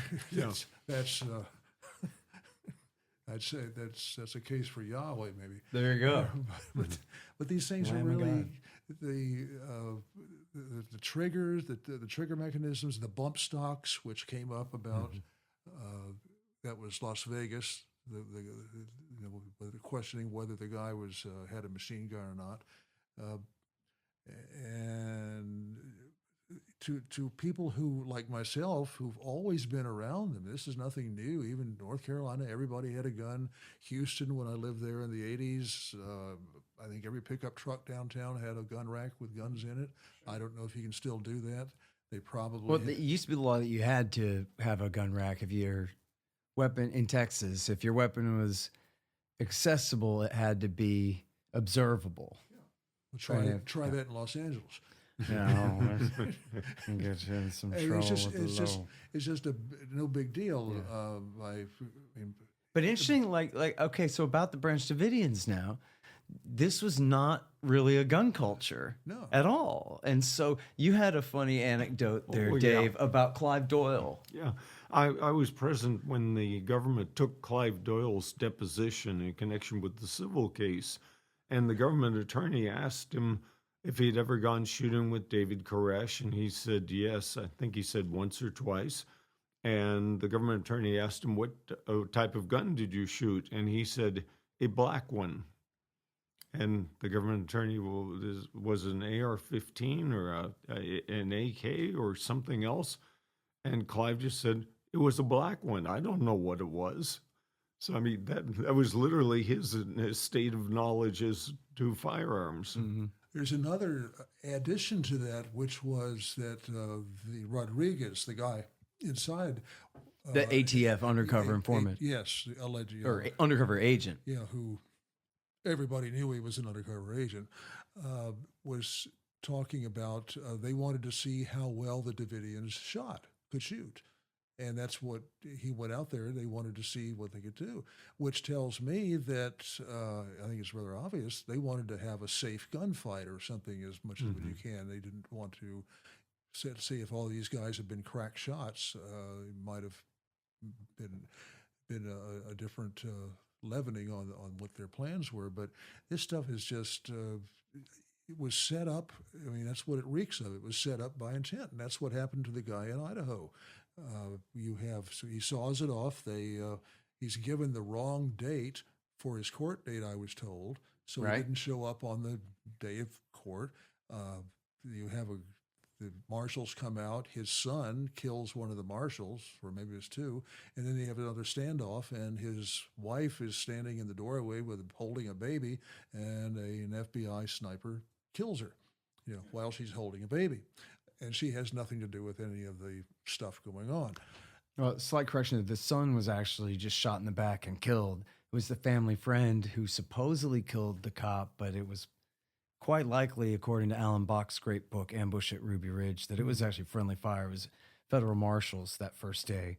And the boy was 14 years old, but they say looked 12 and was running away, and they shot him in the back and killed him. And then they killed the wife later. See, I see And in fact, you know what, Dan? Part of that is that Waco was to make up for that. Because even though it was the federal marshals who killed the boy and it was the FBI hostage rescue team that killed the wife, it was the ATF who had set him up in the first place and caused the problem. And they're sort of the redheaded stepchild inside the bureaucracy. So they took the blame. So then Waco, at least, one version of the story is that the reason for Operation Showtime here was to try to make up for what trouble that they were in, partially because of Ruby Ridge. See, I consider these rather heinous acts, and I start to wonder, well, where does the edict at Nuremberg fit in here? Because we established there that following superior orders is not a valid defense against doing heinous acts. It's certainly not, I would think, setting people up knowingly so that they're going to break a law, or knowing that you're just using this for your own political machinations. That is a real problem. I've been thinking about this for that is. We're going to have a lot of people in Nuremberg dockets if we get the thing in Ukraine straightened out or whatever. I mean, there's a lot of heinous stuff going on, and that's not on the same level, I understand. But still, we're talking about federal agents who are supposed to be enforcing, real law that is defensible, and I sometimes wonder. Well, this goes to the question of the Davidians' interest in and or obsession with and or simple business involving firearms.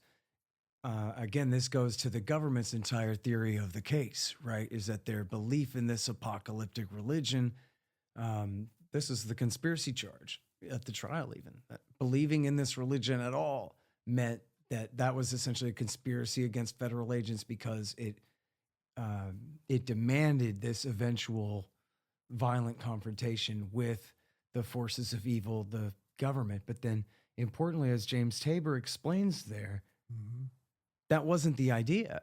The idea was that the U.S. government was Babylon, sure, but that Babylon wasn't the enemy. The enemy was when they all go to Israel to fight against the forces of Satan, who are supposed to be, I don't know, the communist Chinese or whoever is supposed to be, eventually come to destroy. That was what John Hagee said. I don't know. It's got to be somebody. I don't know. Who's it? The Hungarians are coming for him? Somebody's coming to Israel to kill them all. And Hungarians. Yeah, you got to watch out. No offense, Hungarians. I pulled that one out of a hat.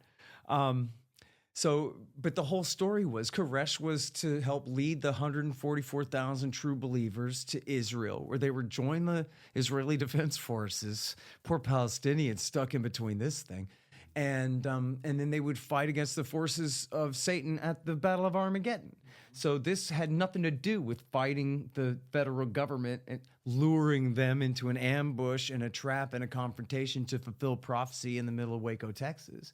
And as Tabor explained, that it was after the raid, they had to begin to adapt their, in fact, I have that clip later. They had to begin to adapt, go back and address the Bible and try to figure out what's happening here and make changes in their beliefs. All right, so then the next clip here from Paul Fatta addressing the Davidians' gun business is about when Koresh met McMahon. And McMahon is the Waco arms dealer who is a regular gun salesman who was, I believe, retail level, who was not a Branch Davidian but was friendly with Koresh. And here Paul Fatta explains how that relationship came to be. And again, this wasn't until like 1990. Let me give you a little background. So David was into music and he played a lot. We went to a place here in Waco where they had live music. And while he was there, we met some people, and one of the girls that we met said that her dad was a gun dealer. And that's Henry McMahon. Okay. And anyway, she said that her dad was very interested in spiritual things and all that. So David was interested in meeting him. So we set up a meeting, and David ended up giving Henry some Bible studies, and he ended up coming out to the property. And Henry told David, hey, I'm a gun dealer. I know you guys are refixing up cars. What is it? We were doing Camaros and Corvettes and what was it? One other car we were fixing up to make money. He's like, why don't you invest in firearms?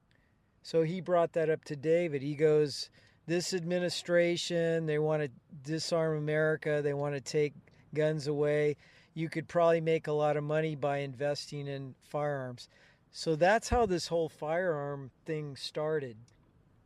Okay, so now there's a famous clip in your movie, Waco, the Rules of Engagement, where Henry McMahon, the gun dealer, is testifying before Congress. That's right. And talking about when the ATF came to visit him. You want to set this up? Or? Yeah, I forget who the congressman was, but that was the question being put to him. And incredulously, it's like, so you're saying that when we start talking about passing laws prohibiting certain firearms, they go up in price? Is that what you're telling us? And McMahon said, yeah, that's right. They go up. You're kidding. Are you serious? Yes, they go up. Yes. Supply, demand. It's a curve. You guys can go to college. As I recall, the prices on AR-15s doubled in a matter of a few months after the supposed assault gun ban. Yeah. And you figure you a wholesale price probably a quarter, probably half of the retail. Well, that means the Davidians would have made one big killing on those sales. I mean, multiply their money by a factor of 4. Right. So, And as Fatta says, almost all of them just stayed in their boxes. It's Dick Revis, the author, who's, I believe, from the San Antonio Express News, who wrote the book, The Ashes of Waco. Says, well, of course they had, these hundreds of guns, but he said thousands of Texans also have that kind of quantity of guns. We call that arsenal an inventory. Yeah, first of all. That's what it was. Just like, the grocery store stocks more cornflakes than anyone could eat because they're selling them to all different people. And so if you just take the snapshot, you would go, why is one person hoarding so many cornflakes? But that's not what's going on here. We have to look into that, by the way. Yeah, I know. Yeah, it's a big mystery. All right, so now, so here's this clip of Henry McMahon. The ATF comes to visit him to ask him about David Koresh. And I go, I got David Koresh on the phone. And David Aguilera, he jumps up and goes, don't go. And I go, I got him on the phone. And he goes. Okay, so you can sort of hear the sound effect, but he's doing his hands like almost like an umpire calling safe, but it's not safe. It's the don't do it, from left to right there, if people can imagine the pantomime. That's the ATF agent quietly telling him to shut this conversation down. David Koresh is on the phone saying, oh, the ATF is interested in what we're doing out here. Tell them to come on over. We got full transparency here. Last thing we want is a problem with those guys. And the ATF's reaction is, no, don't do that. You're stepping on our whole thing here. Yeah, that shows real intent. Oh, now, here's what's new that I have for you guys, which is that Paul Fatta was standing right there while David Koresh was on the phone with Henry McMahon on the other side of this conversation. I was actually there when Henry McMahon, the gun dealer, called David and said, hey, the ATF's at my place right now, and they're looking at my books. They see that you've purchased quite a few firearms, and it could be not a random thing. From time to time, they may want to come out and inspect the guns and see the guns. I think what it was is you're not supposed to move the guns out of state or transfer them. They may want to see the guns. And David was on the phone with Henry and said, hey, they're welcome to come and see the guns. Send them over right now. They can come over and inspect all of them. You were standing right there during Yes, this? I was standing there. Okay. Yes. He said, tell them to come over.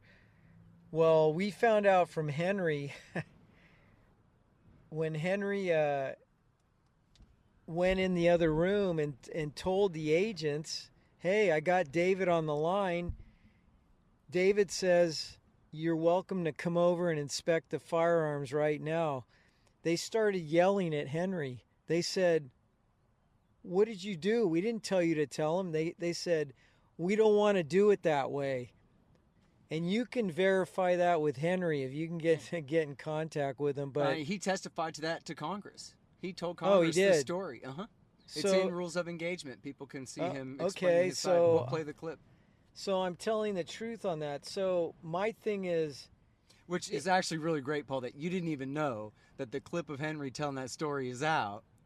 So you couldn't be like mimicking it or anything like that. No. You're telling the story thinking I'm only hearing this for the first time. No, I was an eyewitness. That's been in Rules of Engagement since 97. No, I was standing there. Yeah, that's amazing. And then that's when he said, hey, the ATF may be coming over to inspect the firearms. Mm-hmm. Yeah, boy, ain't that a nice way to put it?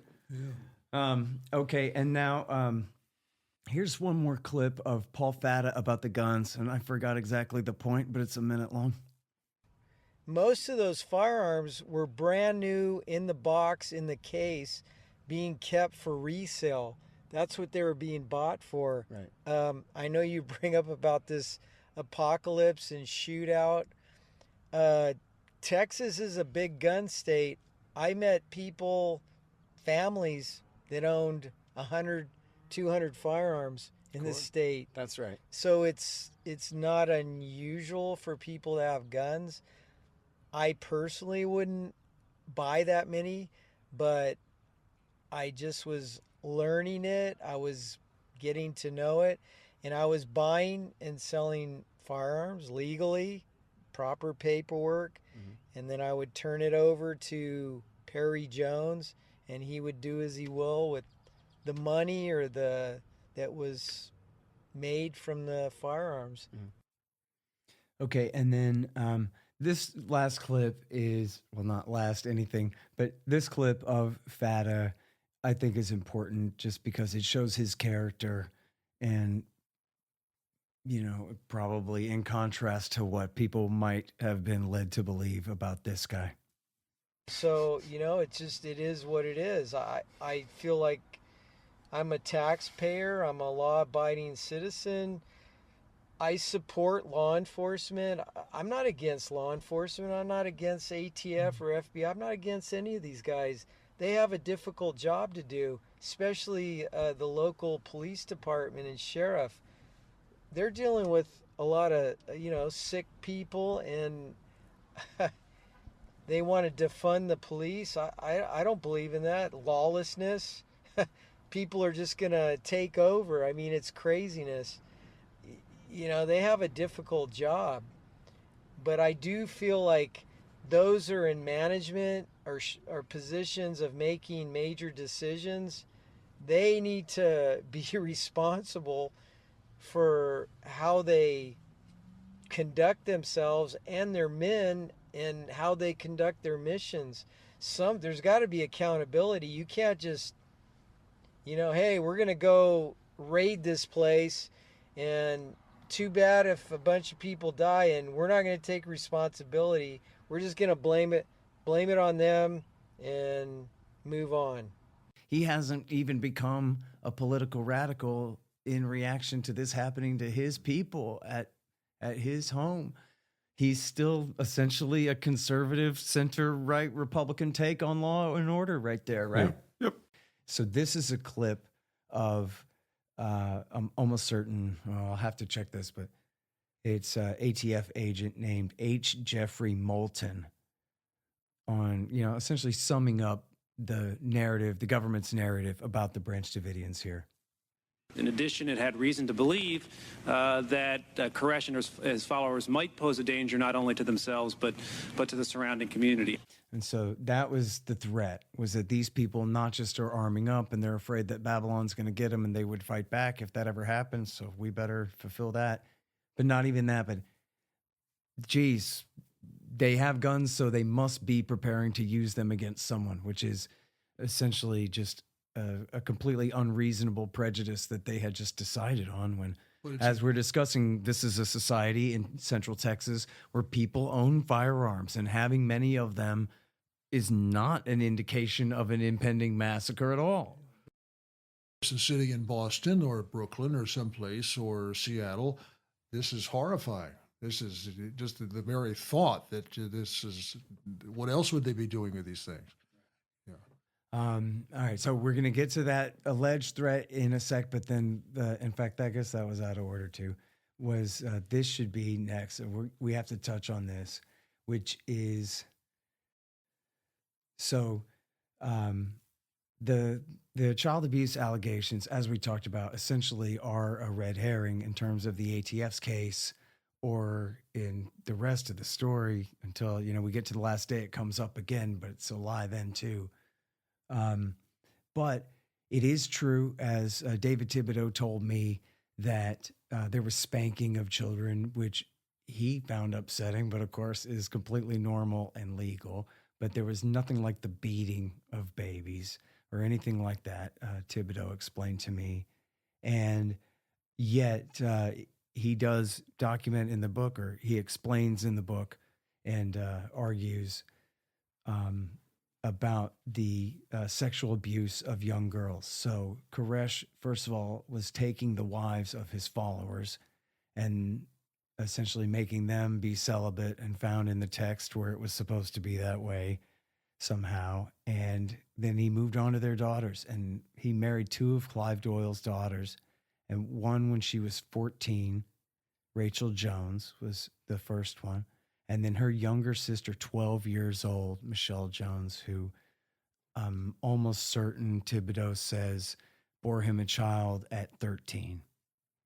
And then there was 14-year-old Karen Doyle, who is Clive Doyle's daughter. And, oh, I'm sorry, I said Doyle first there. I should have left him out.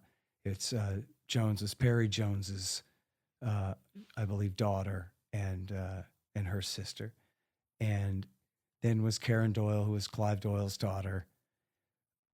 17-year-old Robin Buns, who I guess that's her father that's putting these videos out now about some of this stuff that James Tabor referred to there.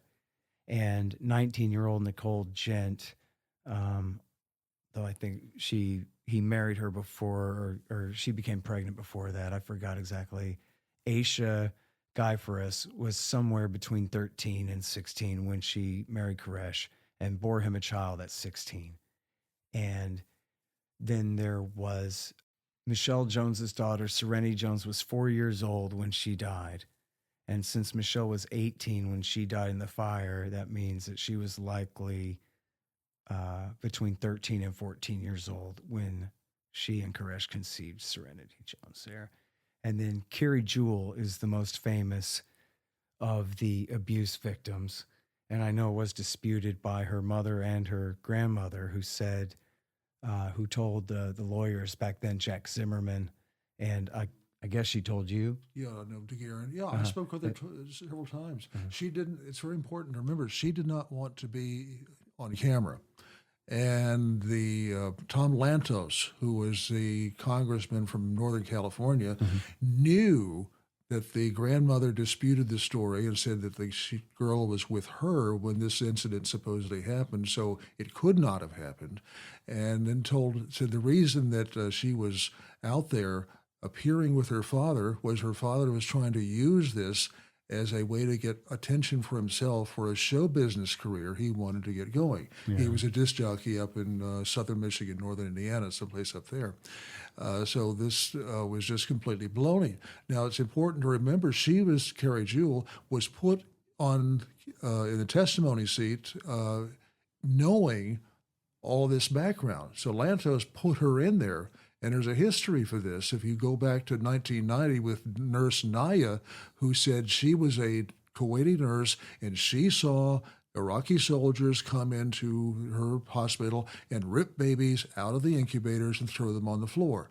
Total baloney. That was the same kind of manipulation we're talking about here. And the same Congressman, Tom Lantos, who set that up. And Lantos did this, right. But the nurse... However, though, I think at that time, when Carrie Jewell's mother and grandmother disputed this to you, did you know that we had this list from David Thibodeau, who is naming all of these girls who are having sex with David Koresh when they're 12 and 13 and 14 years old? Because I think that makes Carrie Jewell's accusations a bit more believable, even with the dispute there. And in fact, she also, Dan, she grew up and became an adult and sticks by her story too. Yeah, which David tells me he doesn't understand why, because I think they're all pretty solid, at least when I spoke with him, that this didn't happen. But David Thibodeau told me that, hey, if she says it, he believes her, because in context with the rest. And the point is, in this case, I mean, as far as Carrie Jewell goes, I would side with Thibodeau and with her that must be true if there really was this, at least full handful of them who were, and the age of consent for marriage in Texas at that time was 14 years old with parental consent, which they did have. But when you're talking 12, 13, you're talking about a guy who's guilty of felony statutory rape. And so, as David Thibodeau told me, he should have gone to prison for that. The point is that, that's true. And for those victims of that's ugly as hell, and it makes David Koresh a pretty sinful Messiah for a Messiah. You know what I mean? Where this is what powerful men do. James Tabor says, This is the same thing with the Honorable Elijah Muhammad was the exact same way over at the Nation of Islam. And you see priests and ministers, taking advantage of their position on a pretty regular basis. I don't know how regular, but it happens. And it happened in this case. And so I guess, you know what, Dan, the reason that I thought it was important to emphasize here for at least a part of this is because it is certainly part of the government's narrative about Koresh and the Davidians and how bad he and they, including those same children, I guess, had it coming and all of that. So it has to be mentioned and tackled. And I don't feel like being a partisan for the truth in this story means that in any way we got to be partisans for Koresh and every decision he ever made. But that itself is a red herring. So we should just go ahead and completely tackle it. But you mentioned a key thing is, so what? That's right. What jurisdiction do these guys in Washington have over that allegation?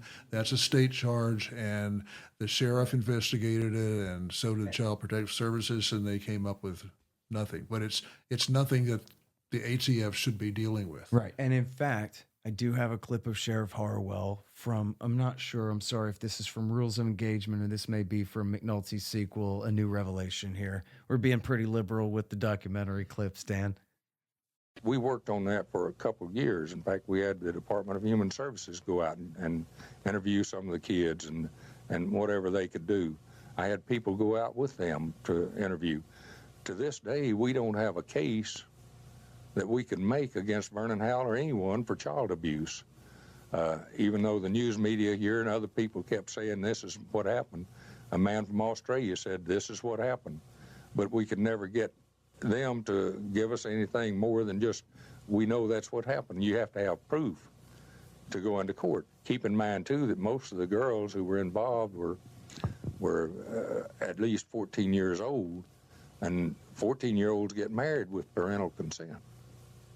So if their parents were there and letting things happen in the way of sexual activities and what have you with their 14-year-old kids, you have common law husbands and wives.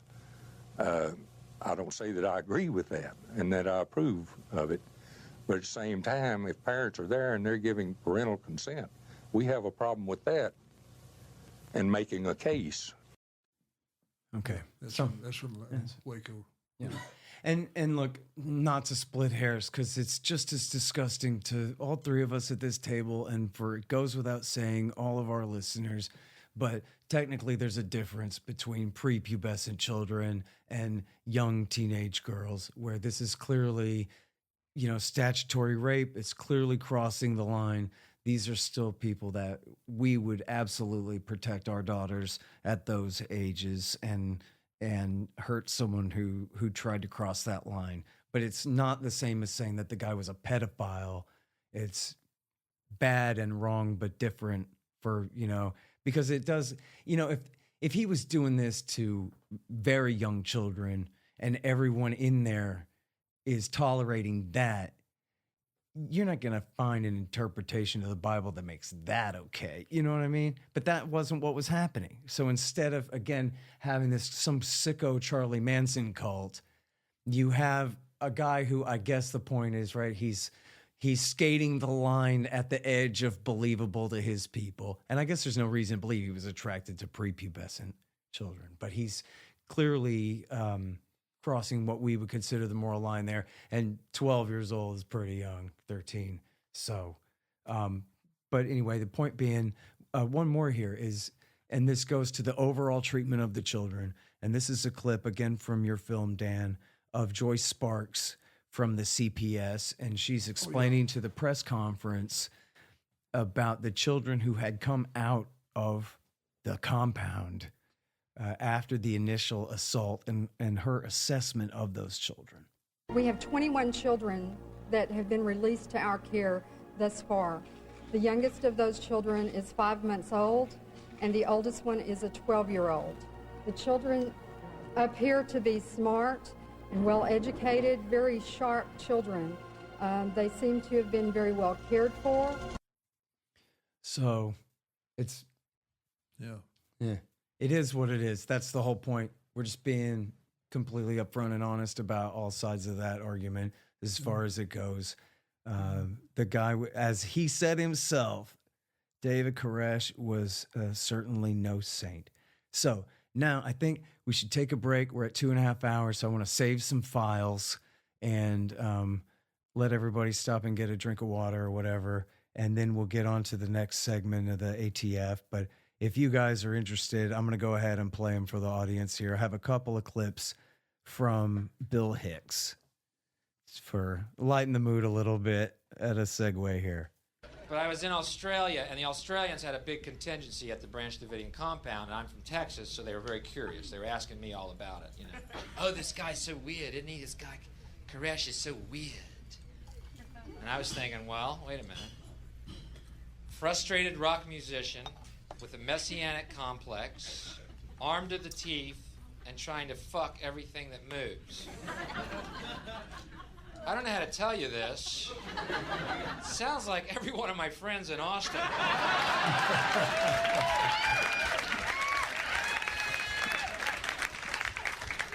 I don't know if this is going to be an isolated incident. Down in Australia when the Waco debacle ended, and I was very bummed because I thought that was the most fascinating story of the year, bar none. And everyone was so upset with that guy because he called himself Jesus, right? And I said, come on, you know, the guy's real name is Vernon. Let him be Jesus for a couple of months. You know what I mean? What's it to you? I just love that that's the punchline. Go ahead. All right, so for our next segment, we're really getting into the background of the raid here. And my first note to myself in the outline here, Dan, is ask Gifford for his great rant on the history of ATF law enforcement, and then I guess up to and including your actual interactions with these individual guys in their local watering hole precincts.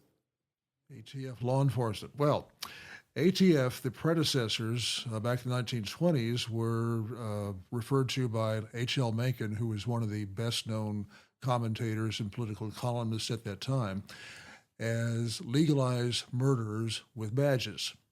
And this is when the predecessor agency was part of the Treasury Department. It was out enforcing the alcohol ban, prohibition, and then the drugs. There was a drug ban that was put in at the time. And they pretty much didn't care who they shot, how they shot them, whatnot, but we put up with it. So over the years, that agency has been given different tasks. Like I said, it started out doing one thing, and so at some point it was thought, okay, they'll go out and collect the taxes on alcohol and taxes on tobacco. After all, they're part of the Treasury Department. And then in 1968, we had the Gun Control Act of 1968 passed, the federal one, and that's had several aspects to it, which were gets us into the weeds a little bit. But who's going to enforce this?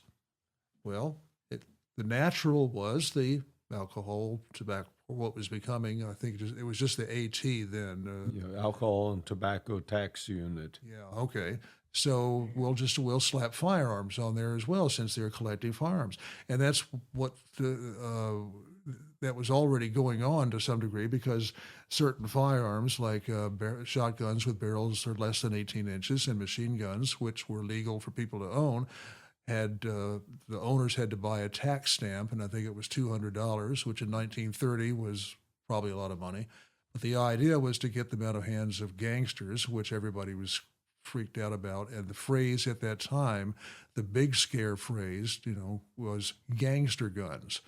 Today we have assault weapons and other things, which are meaningless phrases except to just get people upset.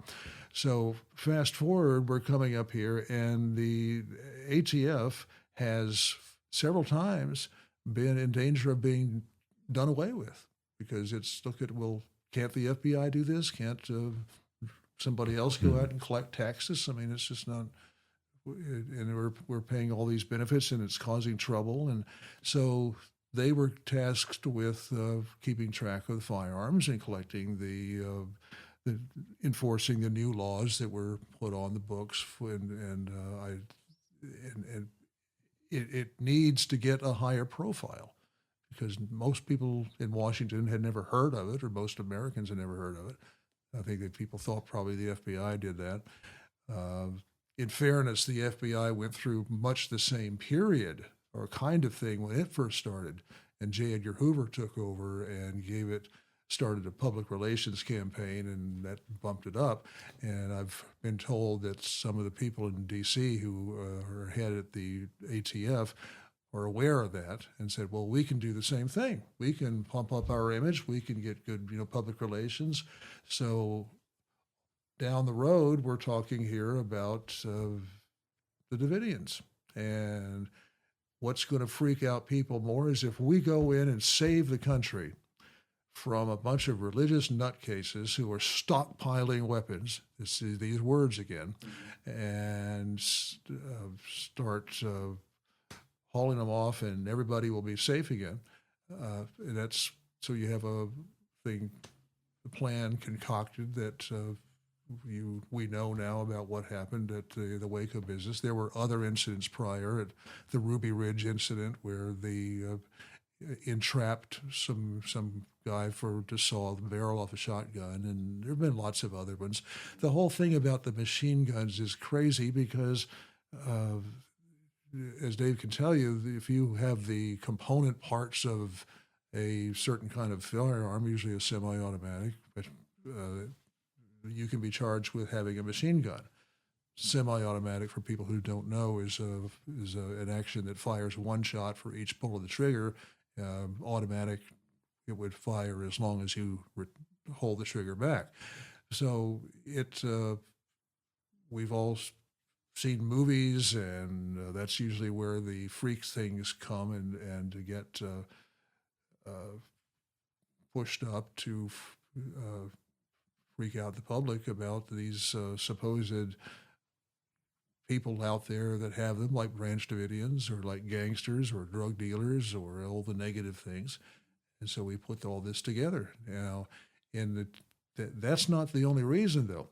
Each year, the Bureau of Alcohol, Tobacco, and Firearms used to have, and may still have, something called the Good Old Boys Roundup.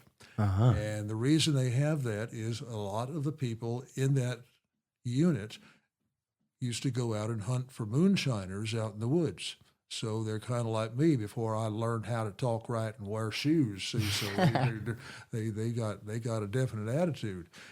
And there was something that didn't, my style, at least in doing stories, is to try to get, mixed in and get at the source. So in this case, I made a contact who got me in with a bunch of ATF agents at the bar in Washington. And that's where, straight up, we're drinking whiskey, and said we had to go in there because David Koresh was miscegenating with niggers. Exactly what he said. And you go out to this Good Old Boys Roundup, supposedly they're handing out nigger hunting licenses. Supposedly nothing. We had pictures of them. Yeah. So, that's right. So it's this is real stuff. I mean, it's still out there. It's still alive. And there's a picture on my website with a film that of one of these. It's an official photo. And I mean, the only thing missing is the Klan robes. That's right. And this was exposed on 60 Minutes. And I believe I have the date here. See, it's November 3rd, 1992, the day of the presidential election. Oh, no. I'm sorry. Pardon me. They were warned about it then. The special aired in January 1993. And so it featured, as you said, all the hunting licenses, so-called, all the pictures of the guys with the Confederate flag. And it wasn't like all in good fun like the General Lee. It was more like the bad kind of use of it. And also there was sexual harassment suits and also racial harassment suits and discrimination suits from employees of the ATF, which you'd be surprised they hired black people in the first place, I guess. But then once they do, they treated them terribly and treated the women terribly. And so they were being sued for that. So these guys were in real trouble. And you say, Dan, about how, they were the ATF was going to come and save the day from these terrible cultists. But even better than that, they were going to save the new Clinton government. Well, first, they were going to protect themselves. This is one thing I always leave out. As Al Gore came into power as vice president, he was running on, remember, they called it reinventing government, which is just marginal, fighting waste, fraud, and abuse. Yeah, right. Marginal stuff. But one of the tenets of it was, let's take the ATF and we'll move it from Treasury over to the Justice Department, or maybe just get rid of it altogether and let the FBI handle that stuff. As you said, the average American might assume that'd be the FBI's job anyway. Yeah. So the ATF, even if they got to keep their agency, they were now going to be way under the thumb of the FBI over at Justice, instead of having the degree of independence that they had at Treasury. So this was an absolute red alert crisis to them to protect themselves.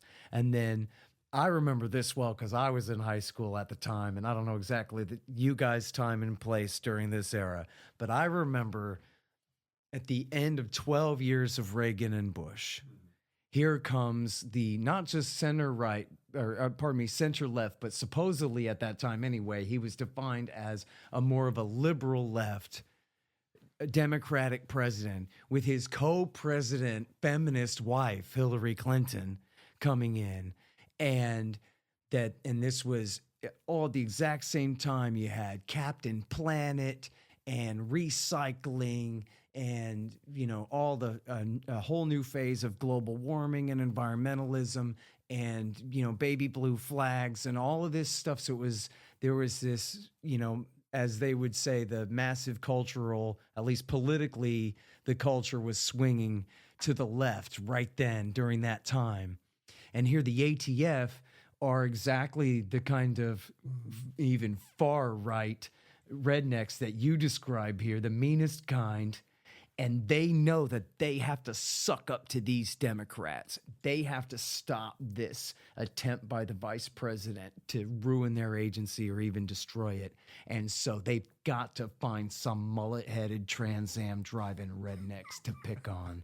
Somebody from this kind of country, white, lowest social class type people with guns, so that they're like, essentially, I'm not exactly reading their mind, but a little bit, they're trying to impress Hillary Clinton and her husband Bill, that this is the kind of, we fit in with what you guys are doing now, don't sacrifice us. So this was a absolute, as you mentioned, with Ruby Ridge, had taken place just 6 months before or 8 months before or something. So this is a major crisis for them.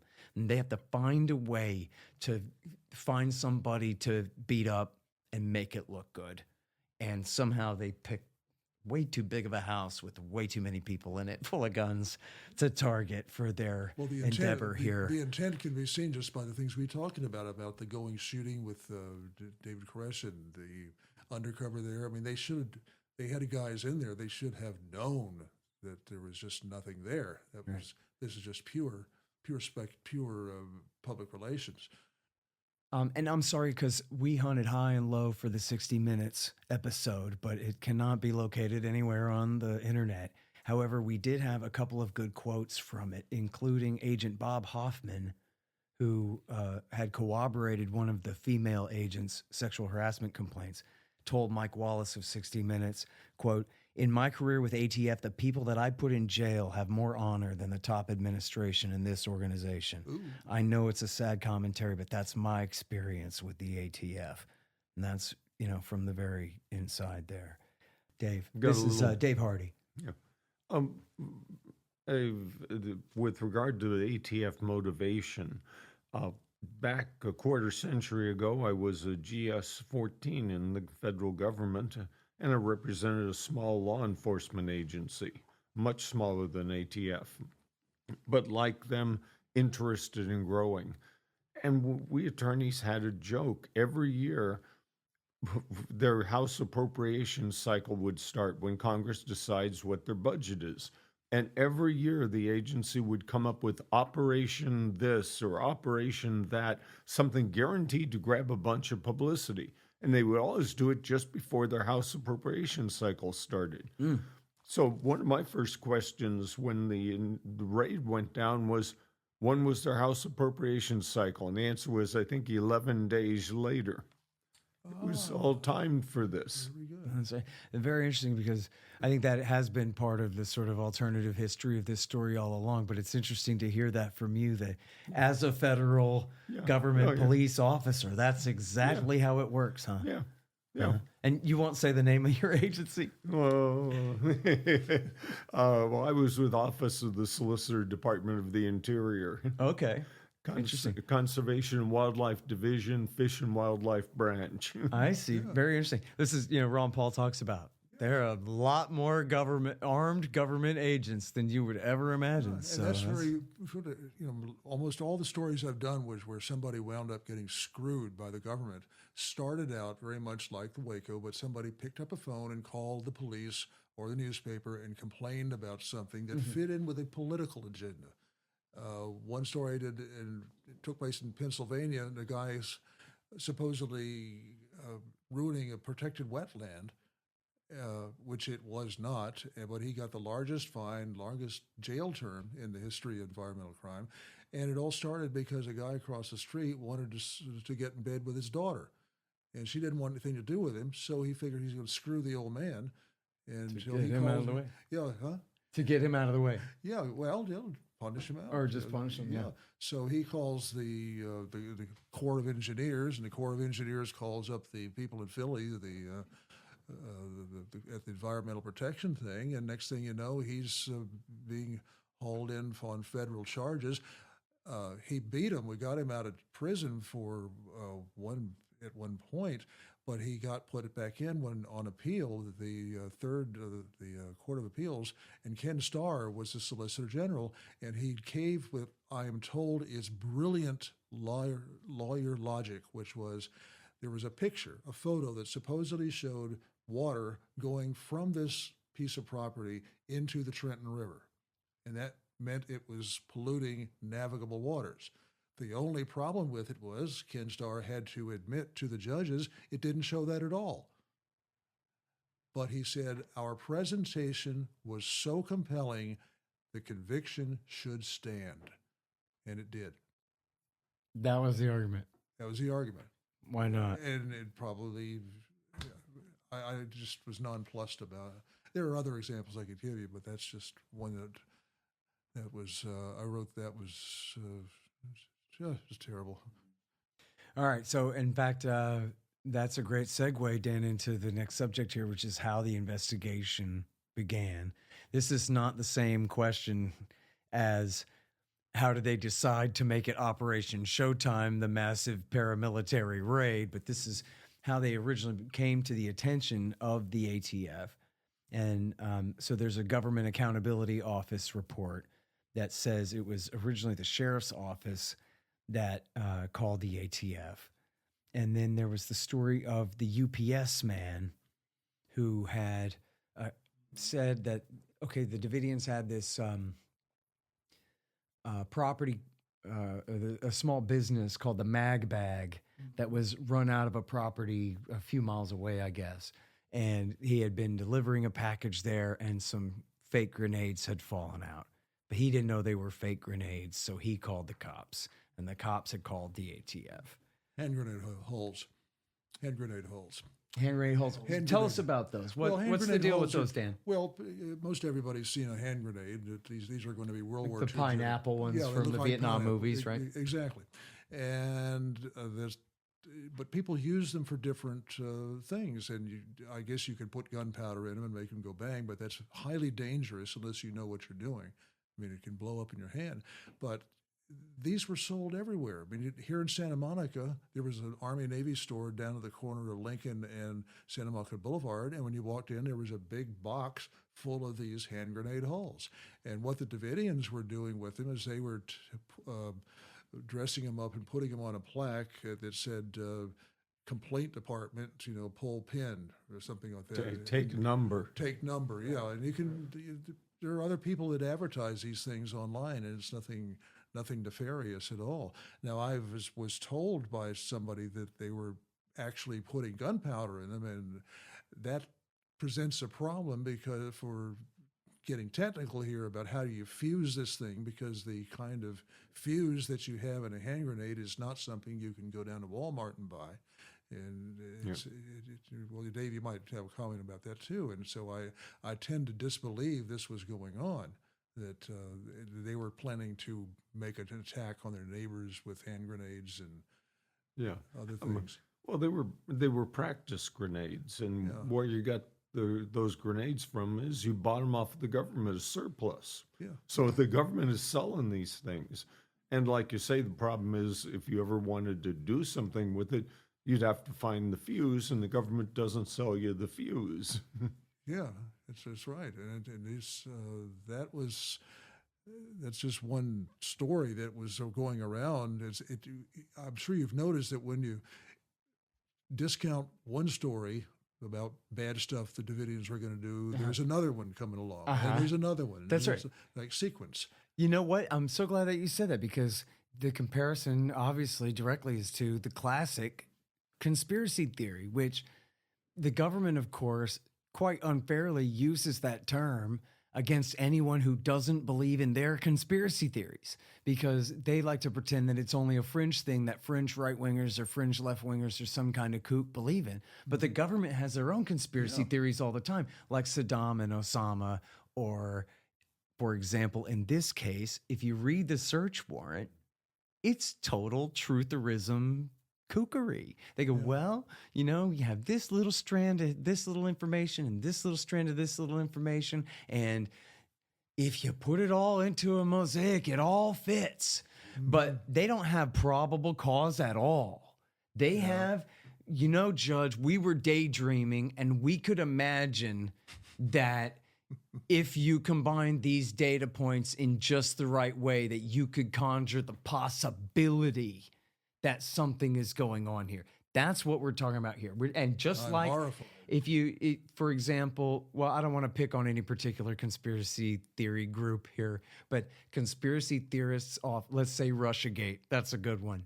Debunk any part of it and they'll switch to the next one. Debunk any part of it and they just switch to the next one and switch to the next one. And since there's 1,000 accusations, it's pretty difficult to shoot them all down in a row a lot of times. So there's always a little something there somehow to still believe the thing that you believed before.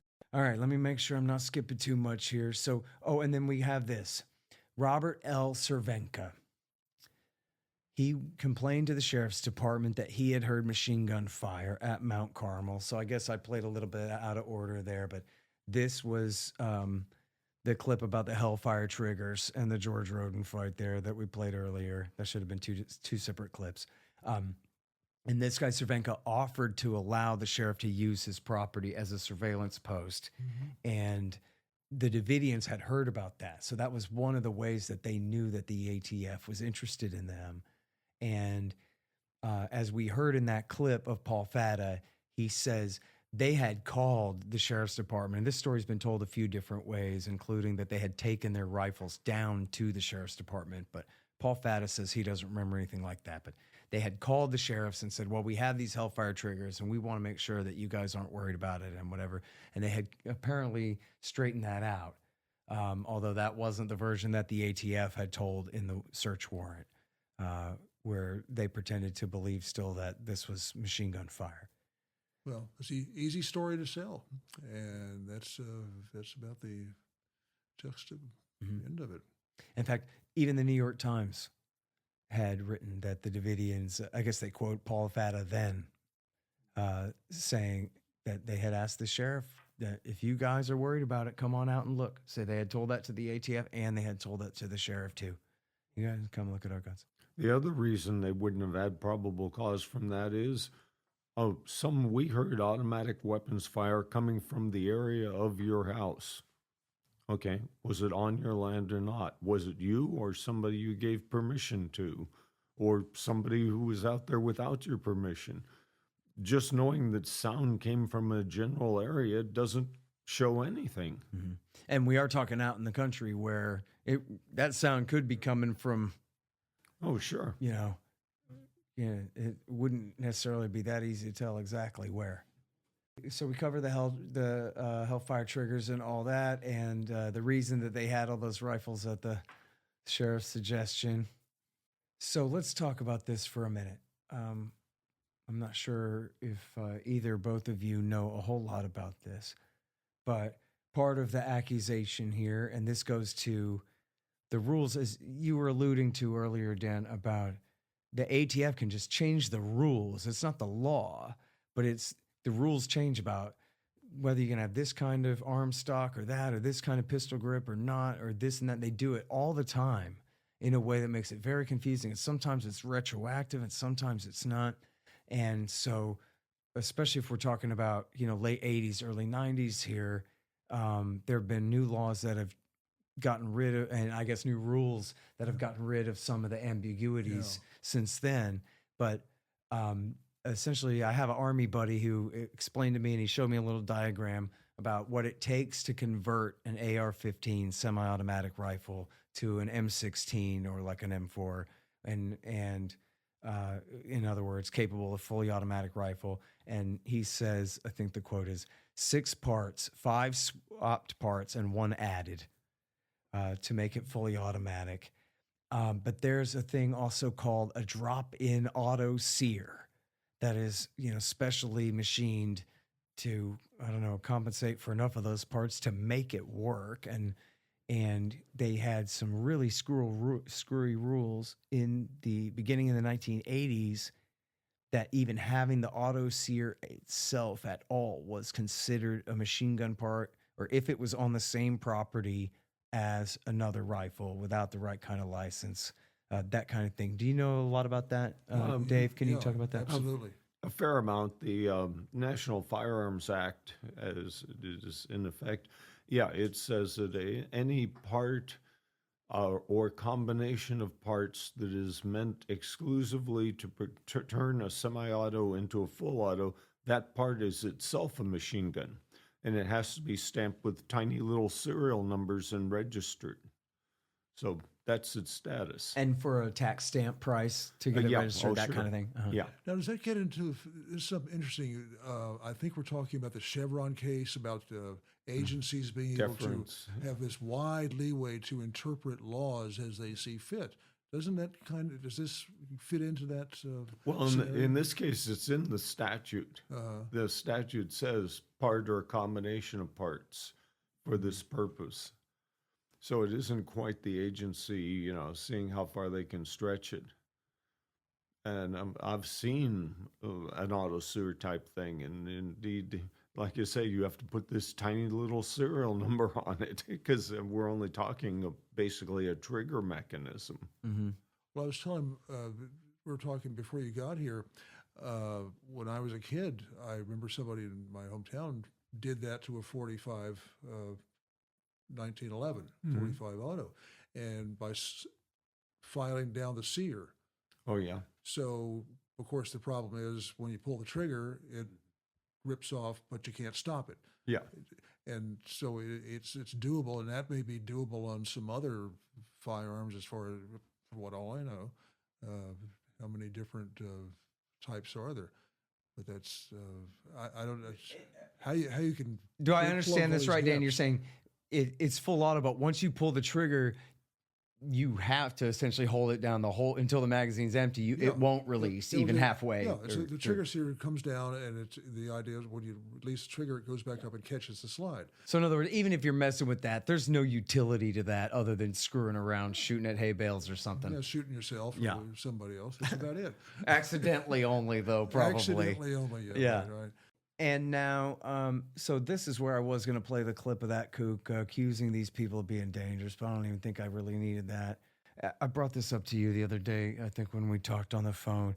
This is a new one for me, but I believe, Dan, that you said that you had heard this before. This is Agent Robert White, an ATF agent, and this interview was conducted by KWTX, which I believe is the NBC affiliate there in Waco. Yeah, Waco.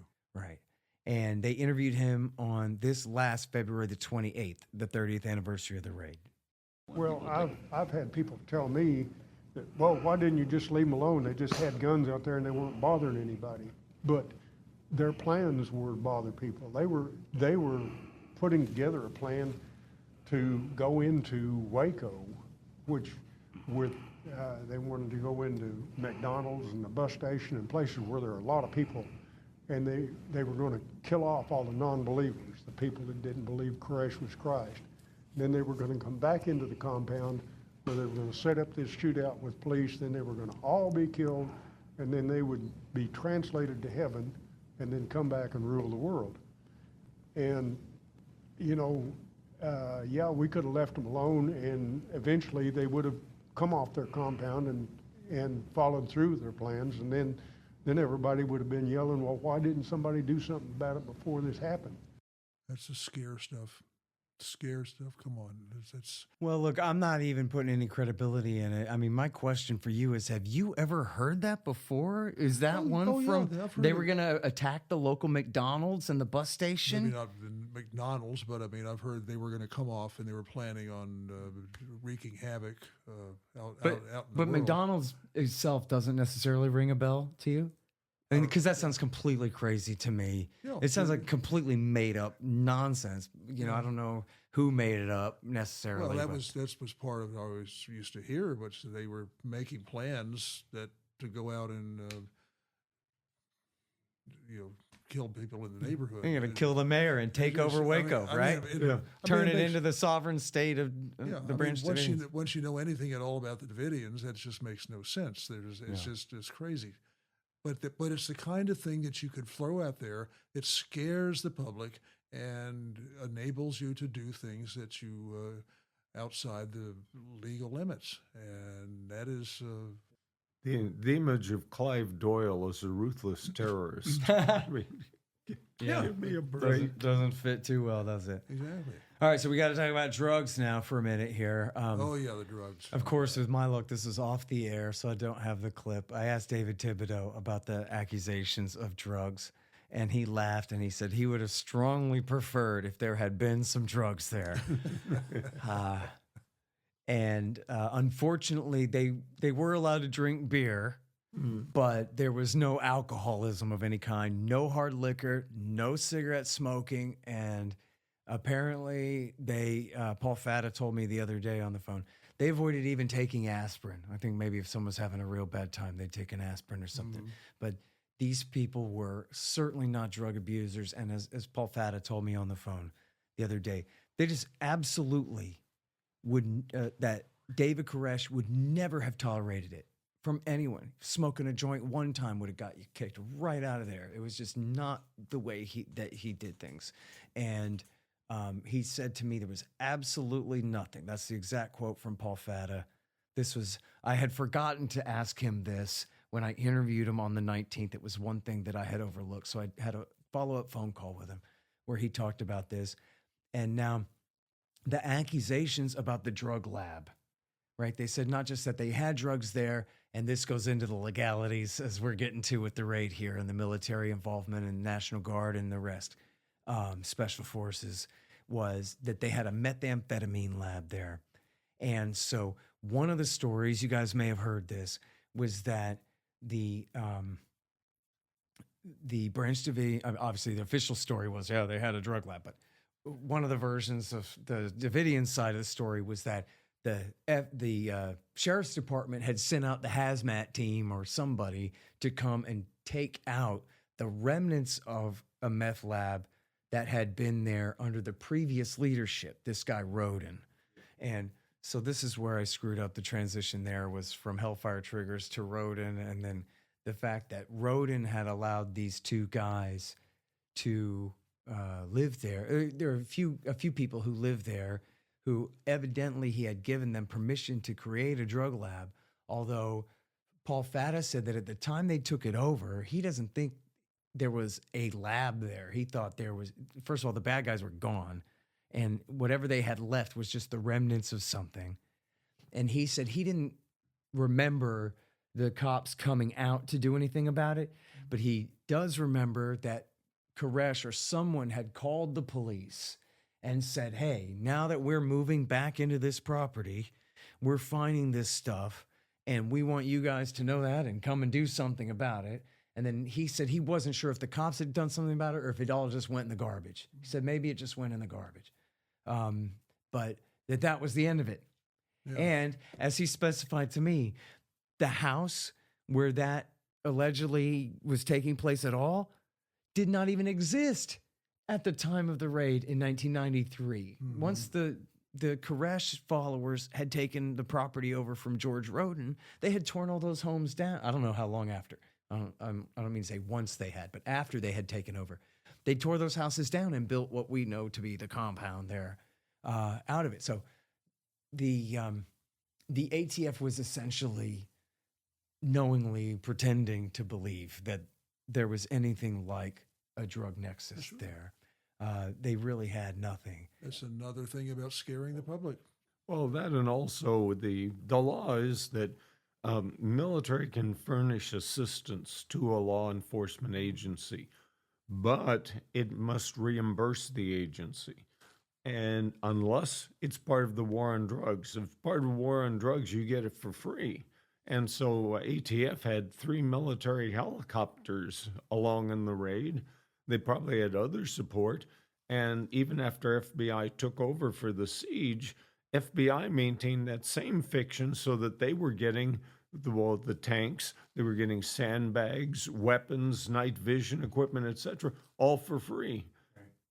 All because supposedly there was a drug nexus. So they never have to pay it back? Nope. Oh. It's yours. It's tax a gift. dollars in action. Oh, yeah. And the GAO report focuses a lot on that and talks about all of the, this is the GAO report talks about sort of the conspiracy theory thinking of, they seem to ratify it, but they document it, of the ATF on this, because they were making the case because they wanted not just all that equipment, but they wanted training from special forces, from the Green Berets to come in and teach them the close quarters so they could go, this is one, right? What if they had all gained access to the building and gone through sweeping and clearing each room to room the way that was what they were planning on doing? We take the gun battle as we see it as it was. The cops stayed on the outside of the house. They never got an entry to the inside of the house on that first day, at least. Mm-hmm. But we'll get to that. But so yes, they got National Guard and Joint Task Force 6 was the drug task force that they were able to get all this stuff from, and including, of course, the Huey helicopters, leftover surplus from the Vietnam War. And so if people are thinking, footage you've seen of Vietnam, those olive green helicopters with all the troops climbing in and jumping out of, that's the Hueys there that they used during the raid.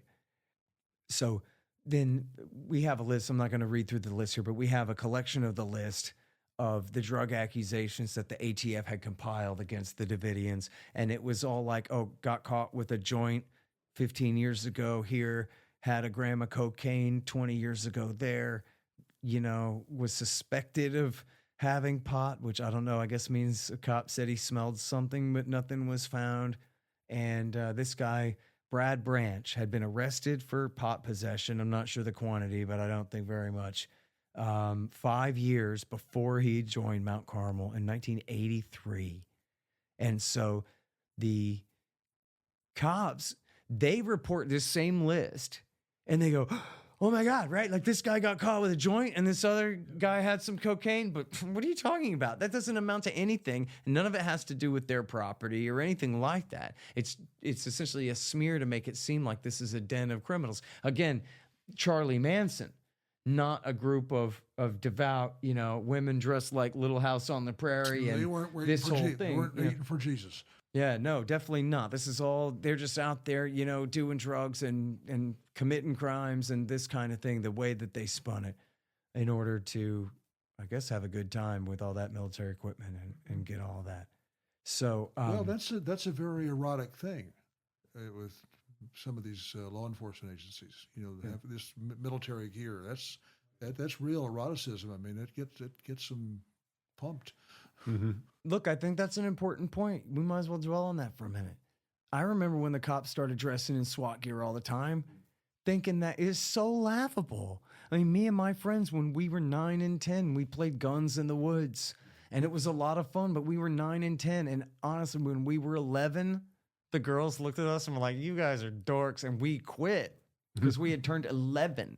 And for these guys to be dressing up like they're at war when they're in Austin, Texas, or in Santa Monica, California, you got to be kidding me, dude. Who do you think that you're fighting? What do you need all this body armor for? And then it took me a while, I guess, my point, to get it that they don't get the joke. They don't think it's funny at all. And attitude follows behavior. Dress a cop up like a soldier, and he's going to convince himself that, of course, it's necessary, or else why would he be doing it? Yeah. And that's what he's up against is terrible David Koreshes everywhere, if that's how he has to frame it, right? Well, you remember how SWAT came into our vernacular and our culture. Was I think Chief Gates at LAPD was the first one to really do it. They were complaining about we can't barge into crack houses because the doors are reinforced, and he got a couple of armored vehicles, and of course it escalated. At the same time, and this is very important too, there was a TV show called SWAT. Remember, starring Steve Forrest, and every night he'd put on his battle gear and they'd go out and do battle with heavily armed criminals. And so the legitimacy of it, and that's where an awful lot of the stuff that we have in society comes from, is in Hollywood, from these depictions. But where you wind up is one of the most chilling testimonies I heard during the Waco hearings was a detective, and he was being asked, well, why didn't you just go up and serve the warrant to the door? And he was angry. He says, the day of a couple of detectives going up to serve a warrant is over. We're going to crush them. And I forget the name of the guy, but damn. Yeah, all right. So the House Government Reform Committee found, quote, the subcommittees concluded that Operation Alliance personnel knew or should have known that ATF did not have sufficient drug nexus to warrant the military support provided to it on a non-reimbursable basis.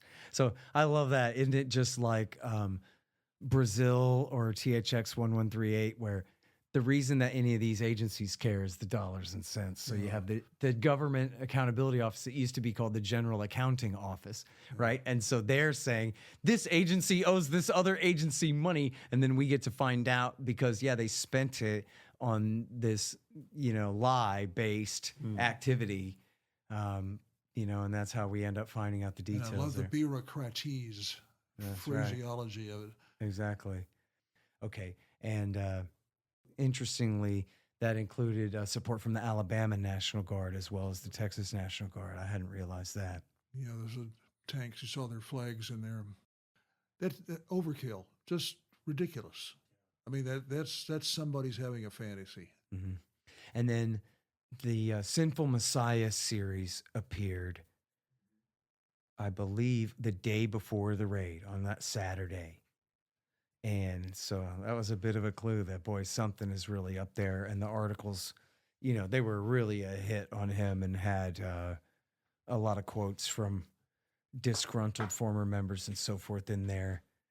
And really began already the demonization, the scandalization of the people there, I think.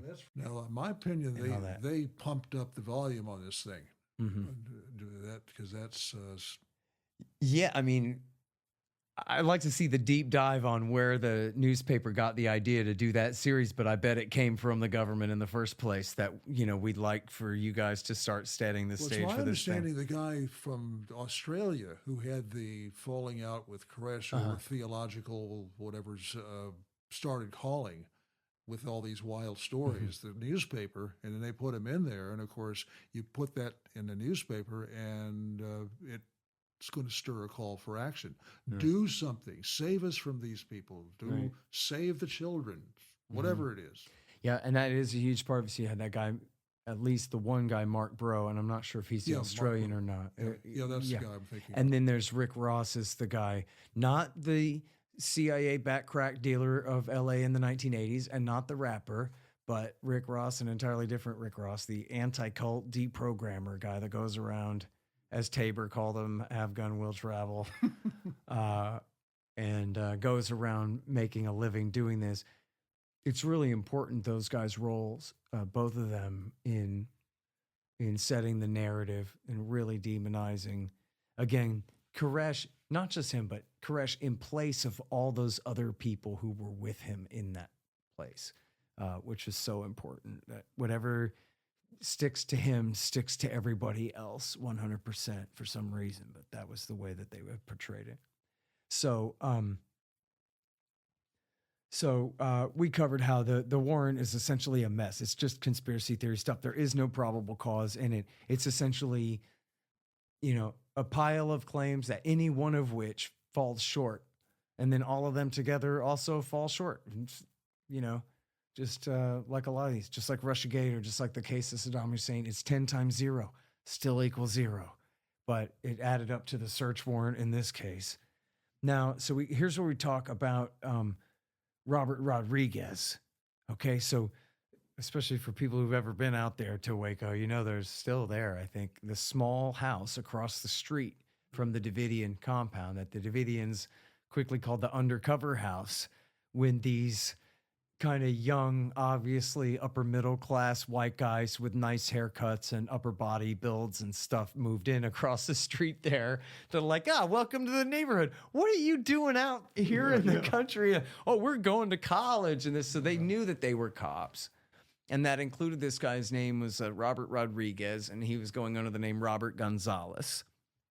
And they sent him, so he was a cop. He was not an undercover informant. He was an agent of the ATF, right. Full agent, but undercover, so not very deep undercover, who had infiltrated the Davidians for. Do you guys remember? It's a matter of weeks, 2 or 3 weeks before the raid, or more? Yeah, it was quite a few weeks. Quite a few. Well, I don't know when he infiltrated, but the undercover house had been there for quite a few weeks, maybe months. Well, he didn't infiltrate because they nailed him right away. It doesn't count as infiltrated, but went and met them, and they invited him in. Right. Yeah. Well, that's something that amazed me about my experience, which I had all kinds of alleged undercover people show up in my life, is how spottable these guys were. Mm-hmm. I mean, there's a certain body type, and there's a certain language, and there's a certain thing you go. I remember I was at the Seattle Film Festival, and I was surrounded outside by 4 guys, as I recall, and one of them was wearing a Johns Hopkins T-shirt. I went to Johns Hopkins. Another one was wearing a University of Baltimore T-shirt. I went there for a short time, and I'm getting questions like, "Do you know anybody that likes to make anti-government movies?" It's just pretty transparent. That's really sharp work. With regard to Robert Rodriguez, it's really obvious that they knew he was undercover because after the first raid, Koresh has been shot and wounded. He's talking to 9/11, and he says something about, our firearms were always open to inspection. That's what I told Robert. And the 911 guy has no idea what he's talking about, just says yes. And then Koresh says, the guy you sent out here. So, I mean, this is in the immediate aftermath of the gunfight. Koresh always knew this guy was undercover. Yeah. Right. Well, as I understand, David told me they were trying to convert him to David Thibodeau, to see Jesus or religion or whatever, save souls. And I think they were doing the same during the siege with the negotiators. Yeah. Right. So, and in fact, they were teasing Rodriguez and the ATF agents. And they were saying, because he was reporting to them that these Davidians are not so bad. I mean, they're just studying the Bible all the time and whatever. And they were going, you got the Stockholm Syndrome, or, you're falling for it and you're joining their cult. Yep. And that he jokingly replied, well, maybe. And then there was another quote where he had done an interview with a newspaper where he said in a non-sarcastic way that he was getting close to being convinced. He really was learning a lot, and he was really taking what they were saying very seriously, which is interesting because, with a name like Rodriguez, you'd think that he was raised Catholic and that this is pretty far apart from his upbringing. But he was like, man, you sure know this 7 SEAL stuff pretty well. And which is right. Not to say that he was hypnotized. None of them were hypnotized. the guy had a compelling thing if you're interested in that kind of subject, evidently, right? So, and that even had worked on Rodriguez. And then, so as we know, and as you mentioned, the ATF took Koresh shooting, or asked him to take them shooting. Yep. And I'm not sure if you guys can clarify this. I believe my understanding is that the Davidians had no guns. When they went, the cops brought all the guns. Yes. And they were just shooting theirs. These were the guys in the undercover house, and they were instructed to find out how well armed the Davidians were. So they took their own AR-15s, these are ATF agents, and went over and asked, can we go shooting on your land? And David Koresh himself came down and said, sure, and I've got some ammunition for those guns. So Koresh is carrying the ammunition, the agents have all the guns. And this was, if I remember correctly, 9 days before the raid and the shootout. They had him with them, they had all the guns. And if that wouldn't have worked, you could just invite him out to go shooting again, and this time set everything up. Yep. And amazing. They're handing him, and I'm sorry because I don't have this clip, but Paul Fatta told me that Koresh had told him that when the cop had handed him the AR-15, that it had whatever markings on it, identified it as U.S. government property. Okay. I'm like, all right, guys, like, hey, what did you guys do today? Well, we were out shooting with the cops, right? Like, there was no secret about it. They might as well have been wearing badges around their necks. I rest my case. Yeah, absolutely right. And Koresh did eventually get armed when one of the agents loaned him his .38 Super. And Koresh shot it and said, it's a nice gun. I got to get one of these someday. So, I mean, he's unarmed until you loan him the gun, because it's just not decent to shoot off his ammunition and not let him shoot. You know, I mean, this is the thing. As long as we're taking our time here, guys, we're like, you know, forget every other thing that you know about this story. And we're just think about that itself. This one thing, this one story, it could be about any group of people in any state in this union. That, what they did was they went shooting with the guy, and then 9 days later, they led a 60-man paramilitary assault on his church on a Sunday morning. And they had to do that because they couldn't arrest him peacefully. The guy they just went shooting with. Yeah. Now, here's David Koresh himself on that question. You could have arrested me any day as I jog up and down this road. You could have arrested me going to town or going to Walmart. All this stuff you guys may want to avoid and deny.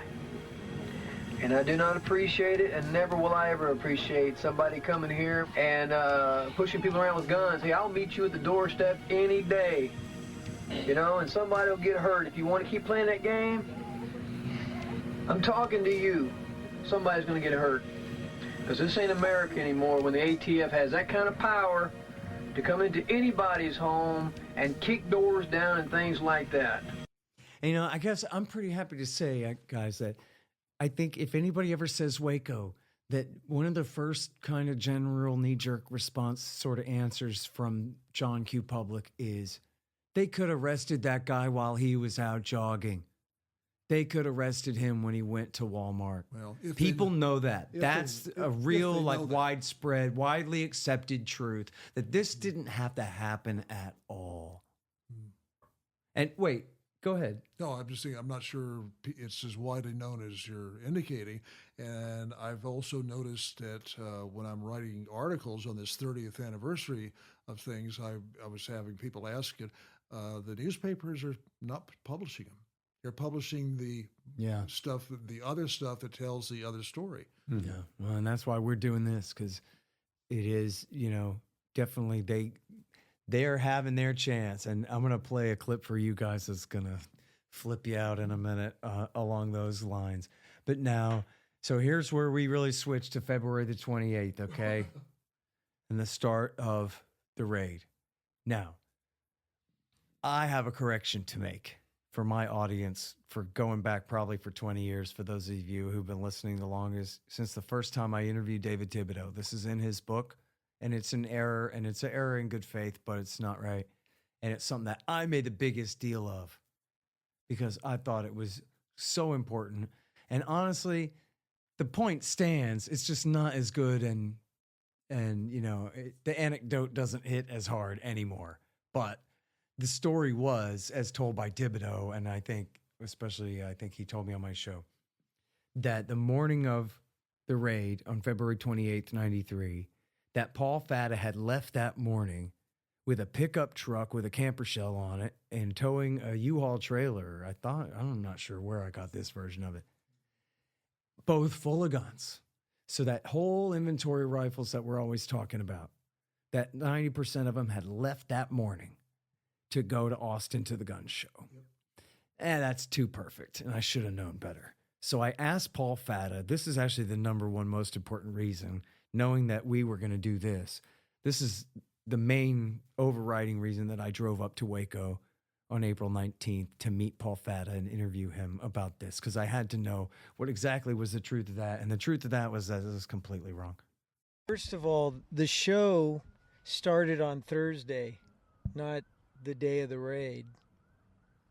So I was at that show on Thursday, and I went with Steve Schneider. We had a couple tables there. It was, I think, an old Coliseum in Austin, Texas. When I went, I took a lot of paraphernalia, but there weren't a lot of firearms. So I'd like to see the information you're quoting from, but there were some firearms. There was like magazines, bags. We had a company we called Mag Bag. They were making these like bags that held magazines and just other things that I picked up at gun shows over the past year. So to answer your question, when I left that morning of the raid, I left in a car and with my son, and there was nothing in it. I mean, I left early in the morning. Nobody was awake unless somebody told them that, but I didn't really have a lot of communication. We had certain things that we'd been taking to the shows, but that particular show, we were filling in for Henry McMahon. Do you remember that name? He was a gun dealer. He was supposed to have been at that show. He came to David and said, hey, I'm not going to make it to the show. I don't want to lose my money for the tables that I already prepaid for. Would you guys mind taking the tables and going? So that's how that all happened for that show.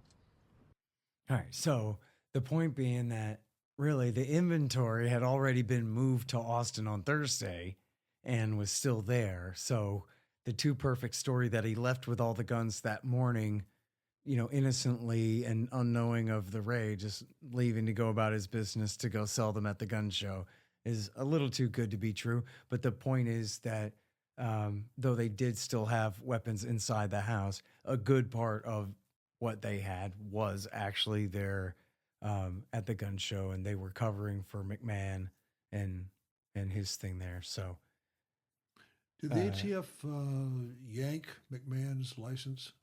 I don't think I ever asked for that. I never heard that part of it. I don't think he got in any trouble. Well, same for them. He didn't do anything wrong. I don't know what case they would have had against him. Well, if you can lock people up who weren't at the Davidians up, who weren't even there, I mean, that's yeah. Well, it's I don't know. He was never charged as part of this case. Certainly, that's true. If they went after his license or something, I don't know. Yeah. But certainly, as we know from the anecdote, they were welcome in his gun shop, which, unlike the Branch Davidians, he had a front door, right? Yeah. So that's a bit different. Speaking of the front doors, where is it? Oh, we're coming to that. Don't you? Man, you're in such a hurry. No, I'm hungry too. But wait, so here is David Koresh on Robert Rodriguez, aka Robert Gonzalez, and what David Thibodeau saw of his conversation with Koresh before the raid. After I got up, I had breakfast. Then I went down the hall, and I saw Koresh talking to Robert Rodriguez. This was nothing new. They had talked every day for months. So I didn't think anything of it, other than the fact that, of course, the Sinful Messiah series had come out the night before, and I think that I recall David having the paper in his hand, and he was talking to Robert. So I was still waking up, so I just went back down to the cafeteria. And then I'd heard several stories, of course, like the lore. People had talked about what happened there. And, David said, good luck, Robert. Robert got up and left. Said that he said that the element of surprise was lost, and they went forward with the raid anyway. Because I guess his higher up, I think it was Chuck Sarabin. Anyway, they said, was anybody arming? And he said, no, nobody was arming. That's why they felt, I guess, it was okay for them to go forward. All right. So, this is, of course, important for a couple of reasons there, that the element of surprise is blown, but they're not arming up. Contrary, that's our first indication that what they're going to soon start shoveling, that the ATF agents were ambushed, doesn't really seem right, because the order didn't go out, oh no, they're coming, everybody grab a rifle and take a station at a window or something like that. Instead, even the ATF informant himself reports that no, they're sitting there praying. And so then that's why the cops, the ATF agents, then decide, well, let's go ahead and raid them then. They won't be caught by surprise, but they'll be caught innocently praying. So we ought to not meet much resistance. It should be okay. And so if you guys are ready, we're going to get into the raid on the Branch Davidians on February the 28th now. And I appreciate if I've been trying your patience with all this preamble here, but I think it's important. So at 7:45 a.m., a KWTX TV reporter and cameraman showed up at Mount Carmel. And at 8:30 a.m., another ATX cameraman, James Peeler, got lost on the road, and he flagged down a local postal worker and asked him for directions. And he warned the postal worker, stay away, there's going to be a shootout with those religious nuts. But the postal worker was David Jones, Perry Jones's son. And so he then drove directly to Mount Carmel and told everybody that this was going to happen. And so then at 8:45, 3 cars from the newspaper, the Waco Tribune-Herald, also showed up. So, and then as we discussed, Robert Rodriguez was there, and I guess it must have been apparent from all of those things that whatever is happening in the next few minutes here at some point. This is from Lee Hancock at the Dallas Morning News, who's been their Waco reporter these many years, and who broke a lot of important stories back in the day, and yet is essentially a regime journalist, of course. But this is from her interview of an ATF agent who was there the morning of the raid, named Blake Bottler. A little after 9 o'clock, the tactical commander, Chuck Sarabin, rushed into the area and said, everybody gather around, I've got news. Robert Rodriguez, who was our undercover agent, had just come out of the compound and had just spoken with David Koresh. And Chuck Sarabin says, they know that the ATF and the National Guard are coming, but they're shaking and holding Bibles, so we're going to go ahead and go. And we were all a little bit set back because all of a sudden the clock had been turned up on us. So we quickly started getting our gear together. It was organized, but there was a sense of urgency. As we quickly were getting our gear together, some of the medics would come by, and I remember distinctly one of them asking me, what's your blood type? I said, A positive. And he wrote it on my neck with a marker. And I just looked to the agent on my right. I said, that's the first time we've ever done that. And obviously it was the last time we ever did it. But that was one of those moments that really stick in my mind from that morning. The name of the operation from the onset was Operation Trojan Horse. And it derived that name from the fact that we were going to use cattle trailers draped with tarps so that they couldn't be seen in from the top. The 2 trailers pulled by the trucks were to pull into the drive, and approach. And then as soon as we got into the position, we would open the trailers and come out and execute the search warrant. As you're driving along, it was deadly quiet in the cattle trailers. There was none of the normal joking around that law enforcement has when we're going to do one of these things. Part of it's to calm our nerves, part of it's to show that brotherhood, but it was just deathly quiet in the cattle trailers as we pulled up to the compound. And my team leader, Jerry Petrilli, over the radio put out it's showtime, which indicated to us that the warrant was going to move forward.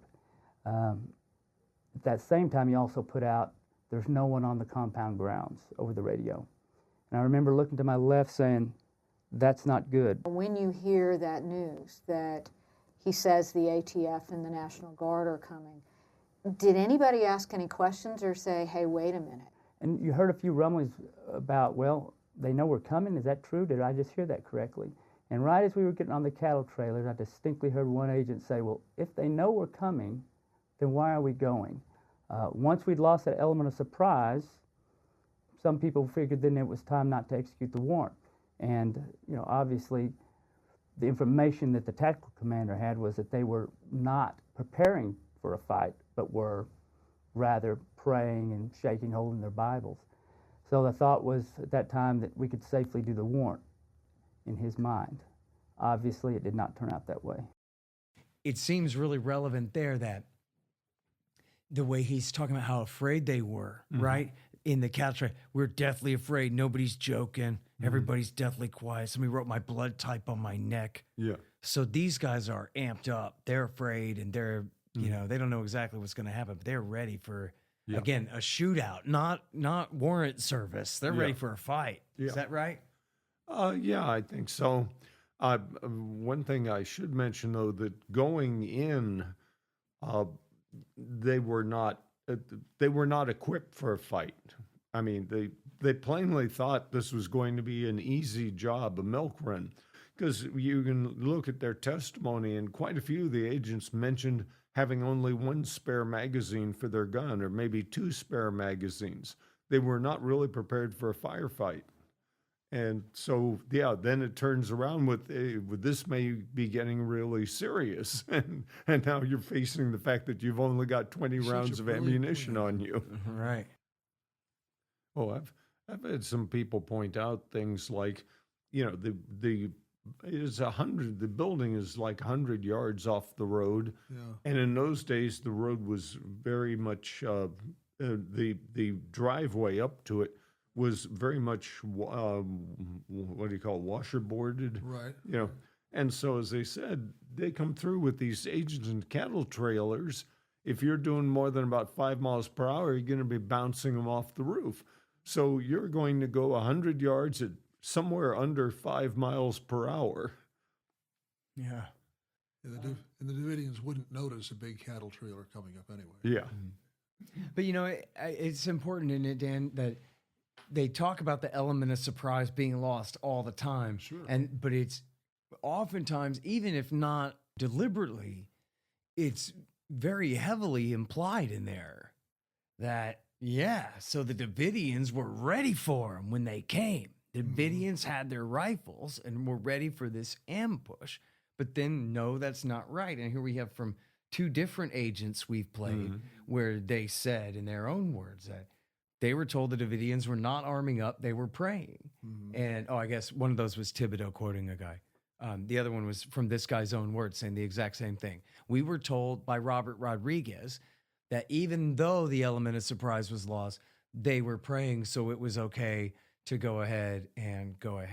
But, you know, it oftentimes, I guess, is reduced to a cliche that the element of surprise was lost, meaning then that was why the raid went wrong, because the Branch Davidians, having prior knowledge, were prepared to meet these guys with deadly force and all that, when it seems to me like the actual only thing that we can really learn from that is that the ATF agents were afraid.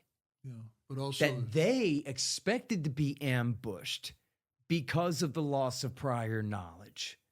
And so they, you know, probably were extra itchy trigger fingers walking into something where in fact they were just praying in there. It was Sunday morning, dude. They weren't arming up. But in the cop's imagination, they were. Better write AB positive on my neck here and this kind of thing. Yeah.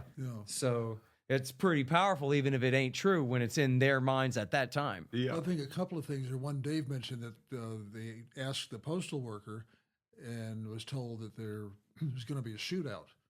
I mean, if that went from there back to the house, I could see serving a warrant without a shootout. But he's planning, if that's what he said, that's going to go back and well, we better get ready. But I don't think there's any question that the ATF people shot first because they went up and shot the dogs at the very least. That's pretty much standard operating procedure as I understand it now. Yeah. And so you're inside and you hear the gunfire going off. What are you going to think? Whether you're, I'm not convinced they were really looking for an ambush in the sense that they were going to ambush the ATF. They were ready. There's going to be a gunfight. Yeah, I mean, but that doesn't even imply that anybody had grabbed a rifle or anything like that at all. Just that maybe the word had gone around that something is going to happen or something. That doesn't really imply any other activity on their part that I know of. But was he told to stay away, there's going to be a gunfight? Well, no, that was what I read here, but I actually don't have the exact source of that quote. I could have said that more generally, that what the cameraman told Jones was enough to make Jones run home and warn them that a raid of some kind was coming. Whether he said firefight or not, that it may very well be true, but I'm not the one who embellished it. If it was embellished, I'm not sure. Spoke with that cameraman. He's, he said it happened lickety split, but everything it told me indicated that the ATF just came up, shot the dogs, and then that's. Yeah. Okay, so before we get to that, we got one small deviation, which is poor Paul Fatta. Paul Fatta, as we said, left that morning, not with a truck full of guns for the gun show, too perfect story, but he left that morning and was at the gun show in Austin with his son, filling in for Henry McMahon there, and he got caught at the roadblock. They turned him back. And so he went and got a hotel and he called them and said, "Look, I'm Paul Fatta. Are you looking for me?" The sheriffs told him, "No, hang tight. You're fine," whatever. And he hung around for days. He ended up giving exclusive interviews to a reporter for the New York Times, who wrote a couple of stories based on him.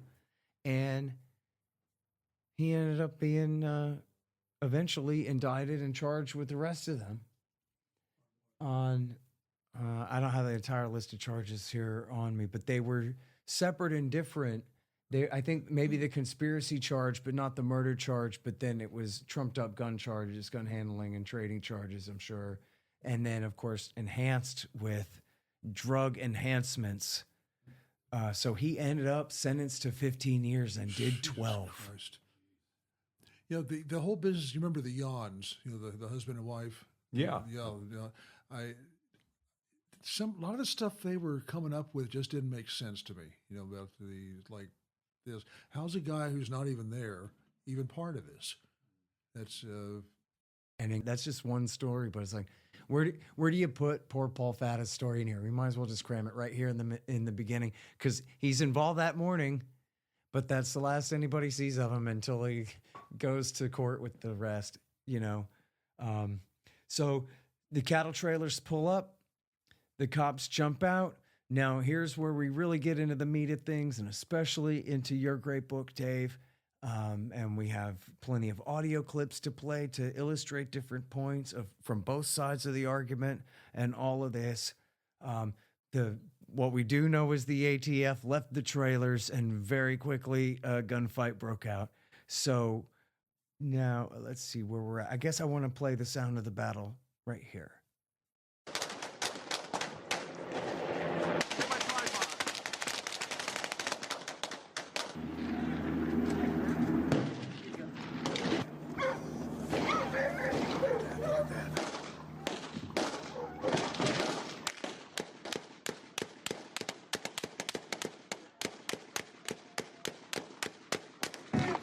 Okay, what is that?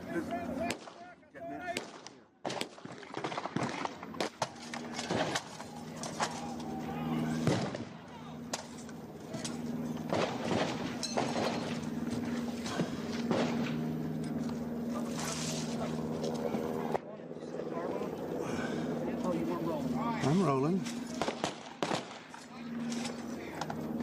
Don't turn the camera off. Go back to the car and give me another tape then.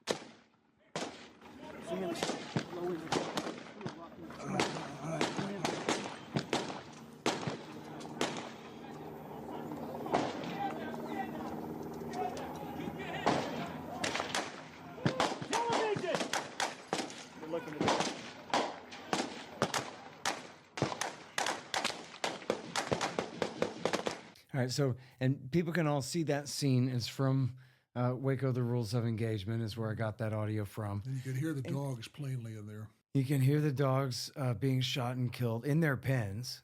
Yep.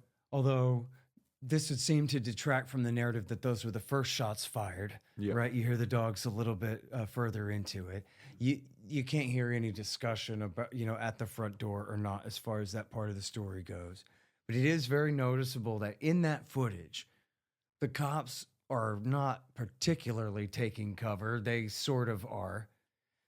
But the area around them is not being hit by gunfire at all.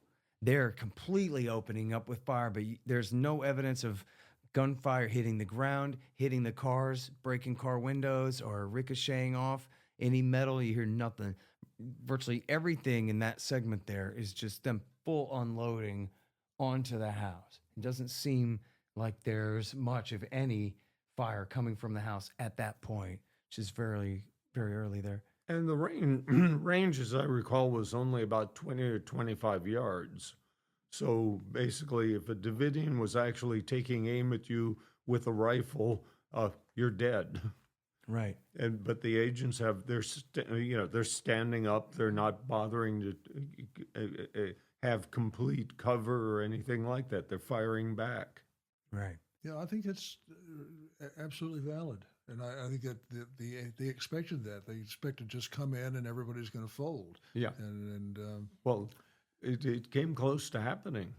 If everybody agrees that Koresh ran out of the building toward the agents, telling them something along the lines of there are women and children here, trying to calm the agents, then gunfire breaks out. And Koresh runs back in and gets shot either in the process running inside or inside. Well, if you know there are two bands of people, both of them with arms, both of them scared as hell of the other one, do you run into the middle of that no man's land saying there are women and children in here? No, you'd stay inside the door. Right. So he didn't anticipate any of this happening. And they say then he had opened the door and a gunshot went under his arm and killed his father-in-law, or at least fatally wounded his father-in-law, Perry Jones, at that time. And then one of the bullets hit him. He was shot. And so now in your book, you do such a fantastic job, Dave, of taking all different audio that we have available, because we do have some opinions and some eyewitness statements. We're going to play those.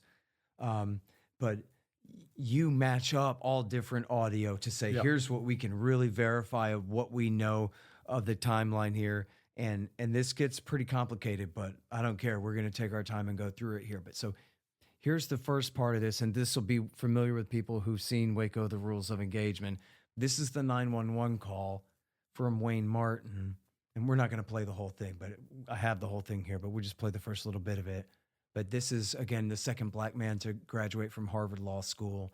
He's highly respected, who we played the clip earlier of Alan Stone saying this man was not a weirdo, etc.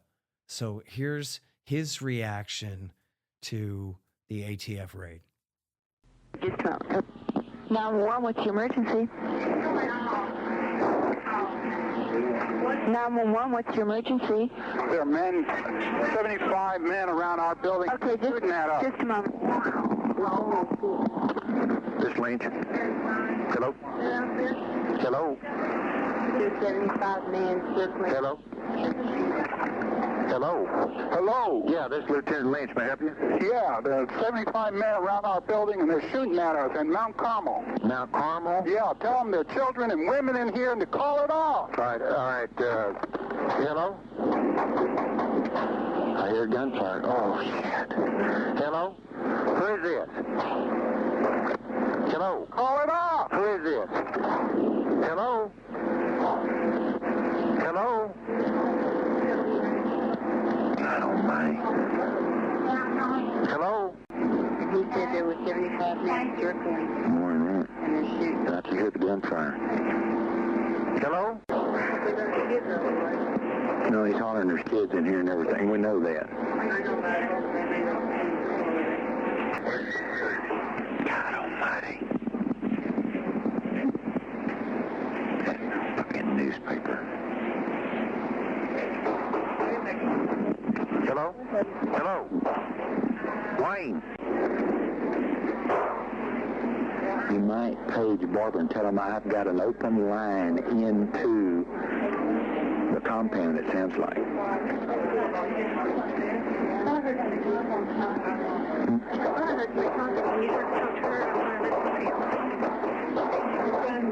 Just tell him to get him to call you and then tell him I'm down here and that I've got an open line into the compound, I believe. Well, I'll tell you what. Get on our primary channel and call Radio Van and see if they'll respond. That's going to be ATF. Just say Radio Van, Waco Dispatch.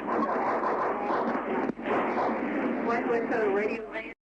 All right, so David Hardy, let's talk about what we just learned from that 911 call. And then, of course, you can add to what you learned when you synced it up with all the other audio there. But just your first takeaway from hearing Wayne Martin call 911, sir. It was obvious that Wayne Martin was terrified and that his reaction was to call the police.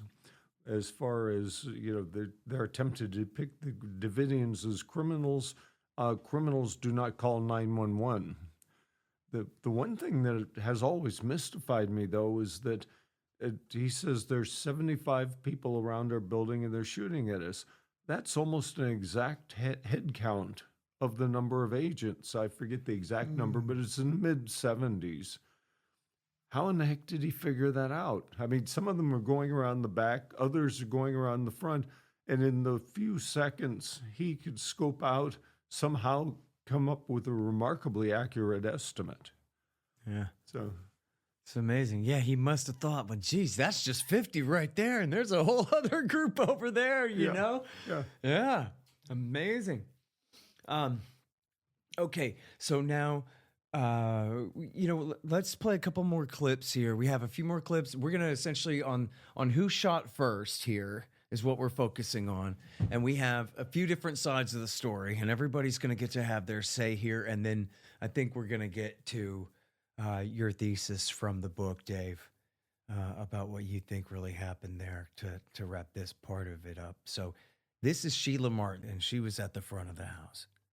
So a truck come in, and very long, truck in the front, then this long thing. The second truck stopped, and barely stopped, and a man jumped out and all kind of whatever gear it was he had on and had a gun in his hand. He says, "Okay, boys." Then I heard a voice to the right of me, downstairs. I could tell it was at the door. Then I heard a voice on the outside. Then I heard another voice inside, and then I heard shots outside. And then, so there's a question of the dogs. Now we have the sound of at least some of the dogs dying.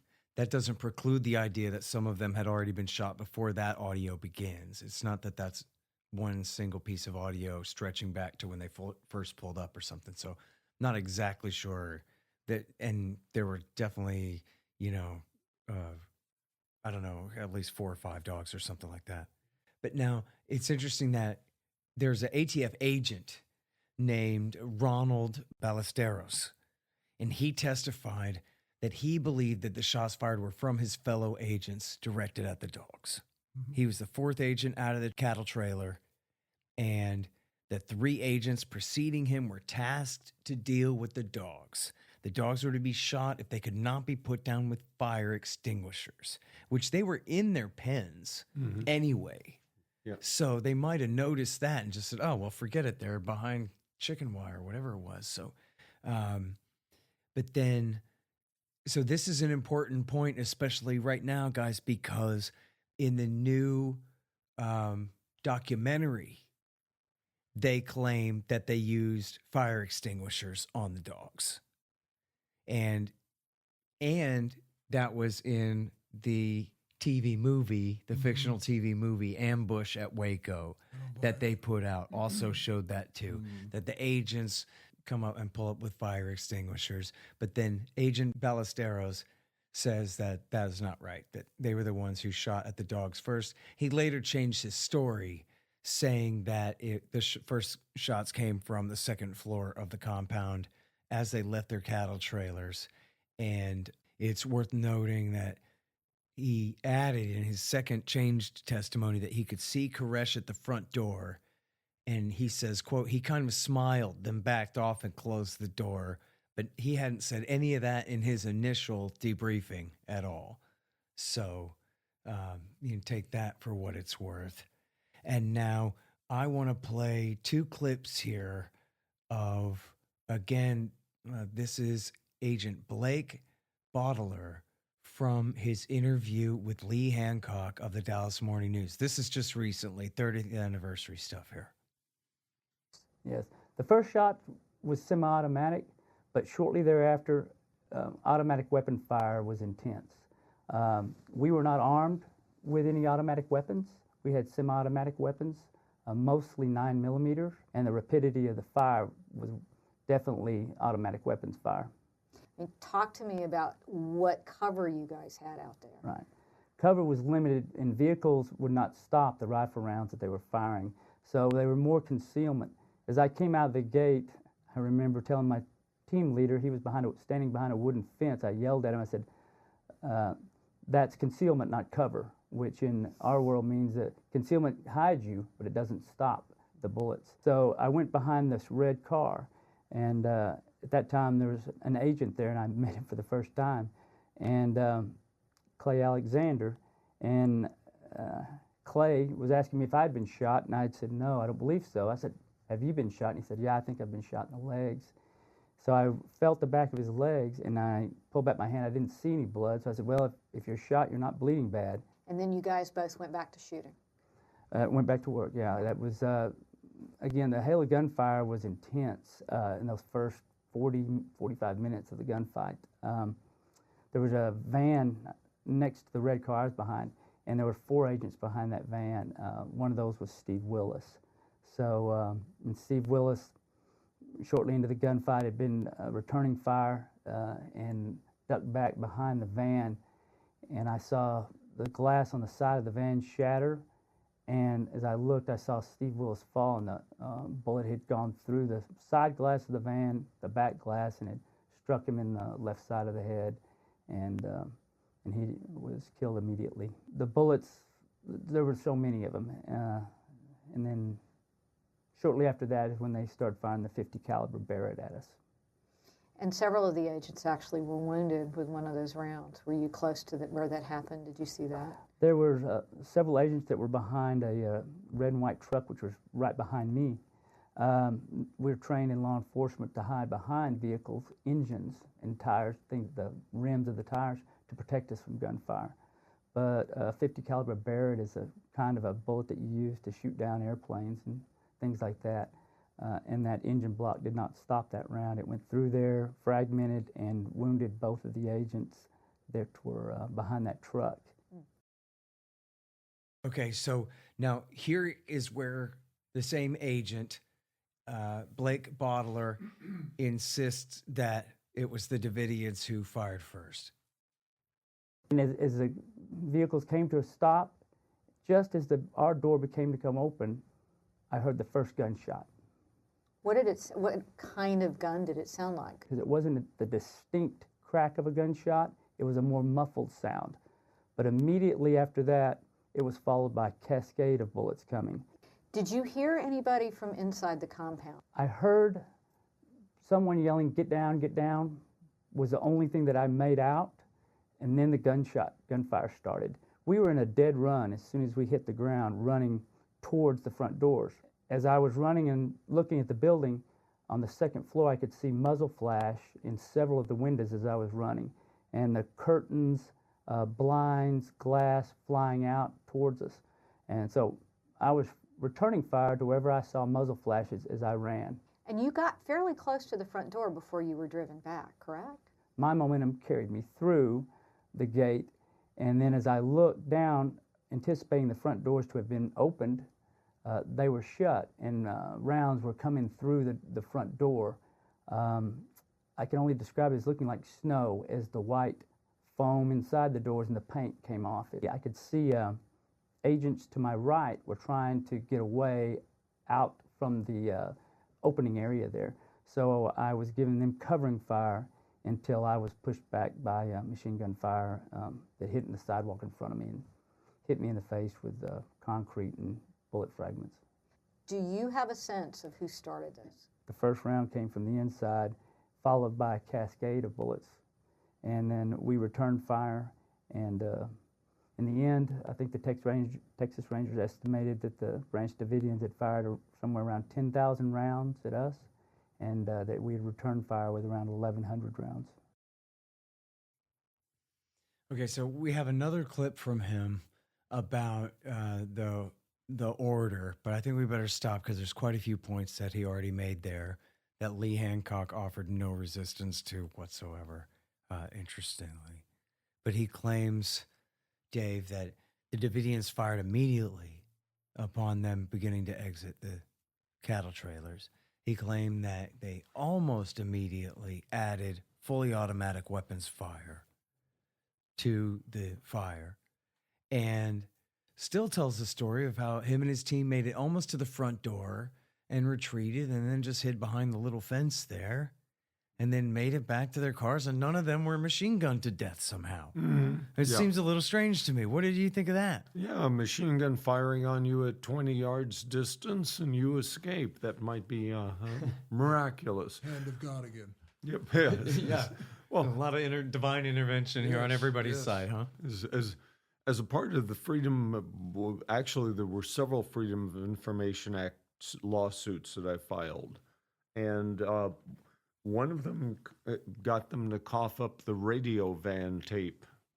And they had a van which was being used for the radio communications. And it was within hearing of Mount Carmel. And so they had an open mic to record all conversations, but also picks up the gunfire.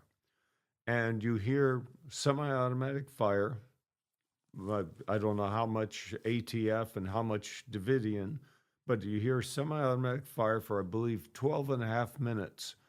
And at that point, there is, I think, one burst of full auto fire. And then the radio van, one of the radio van guys cries out, "A machine gun." Plainly, they were surprised.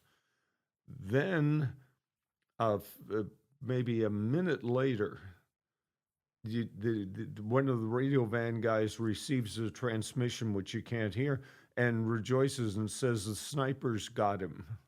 Mm-hmm. And there's a book by one of the agents who was a sniper who mentions doing just that. Mm-hmm. But yeah, it sounded to me like there was one machine gun and the fellow with it was killed almost immediately. Could it have been one of those fancy, what do you call them? Hellfire trigger. That I don't know. Yeah, I've never heard one of those used. But it could have. I mean, it does Yeah. what a machine gun does. It makes it fire rapidly. Yeah. And it was 12.5 minutes into the fight. So whatever it was something you couldn't grab right away. Hmm. But of course, I mean, the whole story is ridiculous. I mean, being drenched with machine gun fire at that close a range and they only lose 4 men. I mean, give me a break. Yeah, and that really says it all right there, but there's so much more to it. But that does say it all. And Lee Hancock does not push back on this at all. These guys open up with machine gun fire, and people should go, and if you're not familiar with it, go and look at pictures of the front of Mount Carmel. Be specific in your Google searches and find some close-up shots of the distance that we're talking about from these trailers to the front door and the little picket fence there and all of that. These are not great distances. And so obviously they could have just waxed them all in their trailers still. They had no intention of doing that. But even at that close range, at that point, it's clear that there's just very limited fire being returned to them from inside the house at that point. Yeah. It's just, 90-10 or more in the other way. You should see what the criminal trial transcripts have. ATF is swearing that there were multiple belt-fed automatic weapons, some in 30 caliber, some in 50 caliber, and these guys are swearing this was all happening. None of that was even vaguely close to true. Mm-hmm. Yeah, they claim that they had M60s. Was there any evidence that they had M60s? This is No. Rambo's gun from the Vietnam War, the big heavy one from Vietnam, everybody, if you saw those movies. Well, the biggest thing they had was the Barrett, apparently. Yeah, the Barrett is the 50 caliber. Now, so what do we know for sure about the use of the Barrett by the Davidians on the 28th? I know of no evidence that was used at the front of the building. Now, at the rear, it apparently shot at some the helicopters that were coming in, because there are some holes in them that certainly look to be 50 caliber to me. But no evidence of it being at the front, and it was a relatively slow firing weapon. So, you're not going to get off a whole lot of ammunition with it. But you've heard what is being said is that the Davidians had a 50 caliber machine gun, which they did not. I mean, that's the Barrett, and I think you're probably right about the machine gun fire in the front. Yeah. So they claim that it was a 50 caliber bullet that hit an engine block and then fragmented and wounded 2 agents. Have you guys ever heard that one? That story? I very much doubt that a 50 cal would make it through an engine block. It'd make it through any other part of the car, but not an engine block. I suspect it probably glanced off and disintegrated, and thus people might have gotten some fragments. But that could have then been any caliber too, as well. Oh, sure. Yeah. And look, I mean, he describes it as a cascade of bullets. Well, look, I mean, unless you're Superman, that ain't how it happened. It makes for a very dramatic report. And how do you guys like the claim about 10,000 rounds being fired by the Branch Davidians in that initial attack? That's just completely impossible. Anything close to it would be completely impossible. The agents' fire probably greatly overwhelmed that of the Davidians, and he says they fired 1,100 rounds. Mm-hmm. So, I mean, come on, 10,000? And they've got 4 dead. Yeah, yeah. And we know, 2 of them died on the roof. Yeah. In fact, I'm about to ask you that in 1 second, actually. 2 of them died on the roof. One of them, this guy described how he died, was right there in the front. A bullet went through the window and shot him in the head. Yeah. That's 3 out of 4 right there. Yeah. So, I'm not sure if I know the position of the 4th guy died. So now, in your reconstruction from the audio, before we get all the way into the choppers, because that's a somewhat separate subject, but the choppers were late. Yep. First of all, right? And you have this demonstrated from the radio traffic. Yes. So the purpose of the choppers was what? Ostensibly, it was to have a diversion, so that they expected the Davidian men to be out back doing some digging.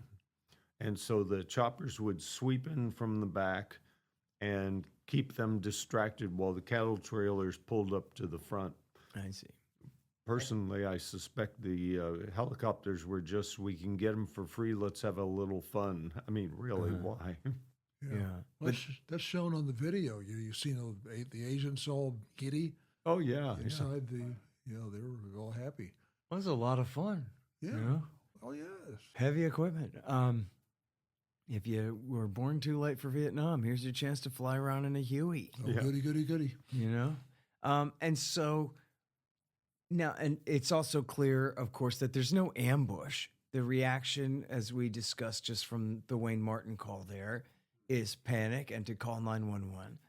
And then what's really great is that you got the audio from the sheriff's side and the radio van and the 911, the various 911 calls. We only heard the initial one, but then as you talk about in the book, the sheriff called back and Wayne answered, at least eventually. And so there's the open line again. So they eventually negotiated a ceasefire and everything. Right. So can you talk about that a little bit more? Because this goes on. How long does the whole firefight last? Or can you describe it in stages for us or something? I think it was under an hour. Now I forget, but yeah. Initially, you can pick up, there's gunfire. Again, you don't know which side is contributing most. Then things start to peter out. In the meantime, Wayne Martin is talking to the sheriff, and the sheriff wants to structure a ceasefire, but the problem is they had no way to contact ATF.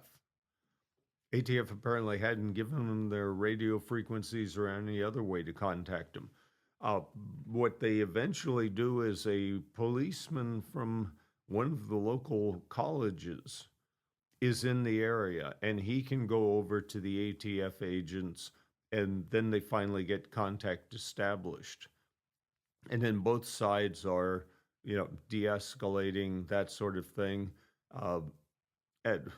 It's interesting in problems of communication because everybody is deaf.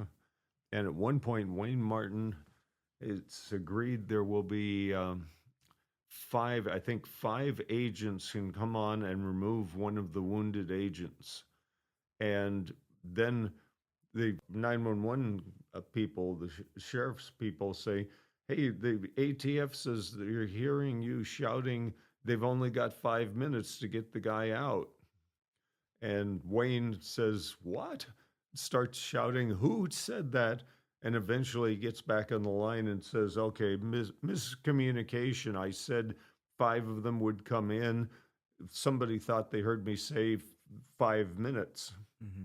So, but eventually they get things worked out and retrieve the wounded agents and fall back. Mm-hmm.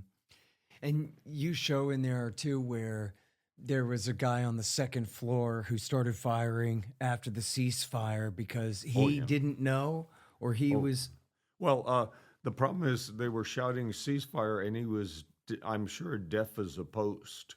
Mm-hmm. And so somebody had to go over and grab him. No. And at that point, you emphasize too that Wayne Martin says on the phone, no, you're right about that one. Our bad, but we talked to him and now it's okay. Yeah. And he's being very forthright about, what's happening. In fact, it's really interesting, the kind of the scene that you portray with just, quoting their own documents there, the transcripts there of, you can see Wayne running around the house telling everyone, stop firing. And in fact, I think, as you say, before he has anything like an agreement from the ATF, he's already calling for ceasefire on his own side in good faith in order to essentially impress the sheriff and tell the sheriff to tell the ATF that, see, we're not shooting anymore. But they're still playing the telephone game, and all this is taking forever, right?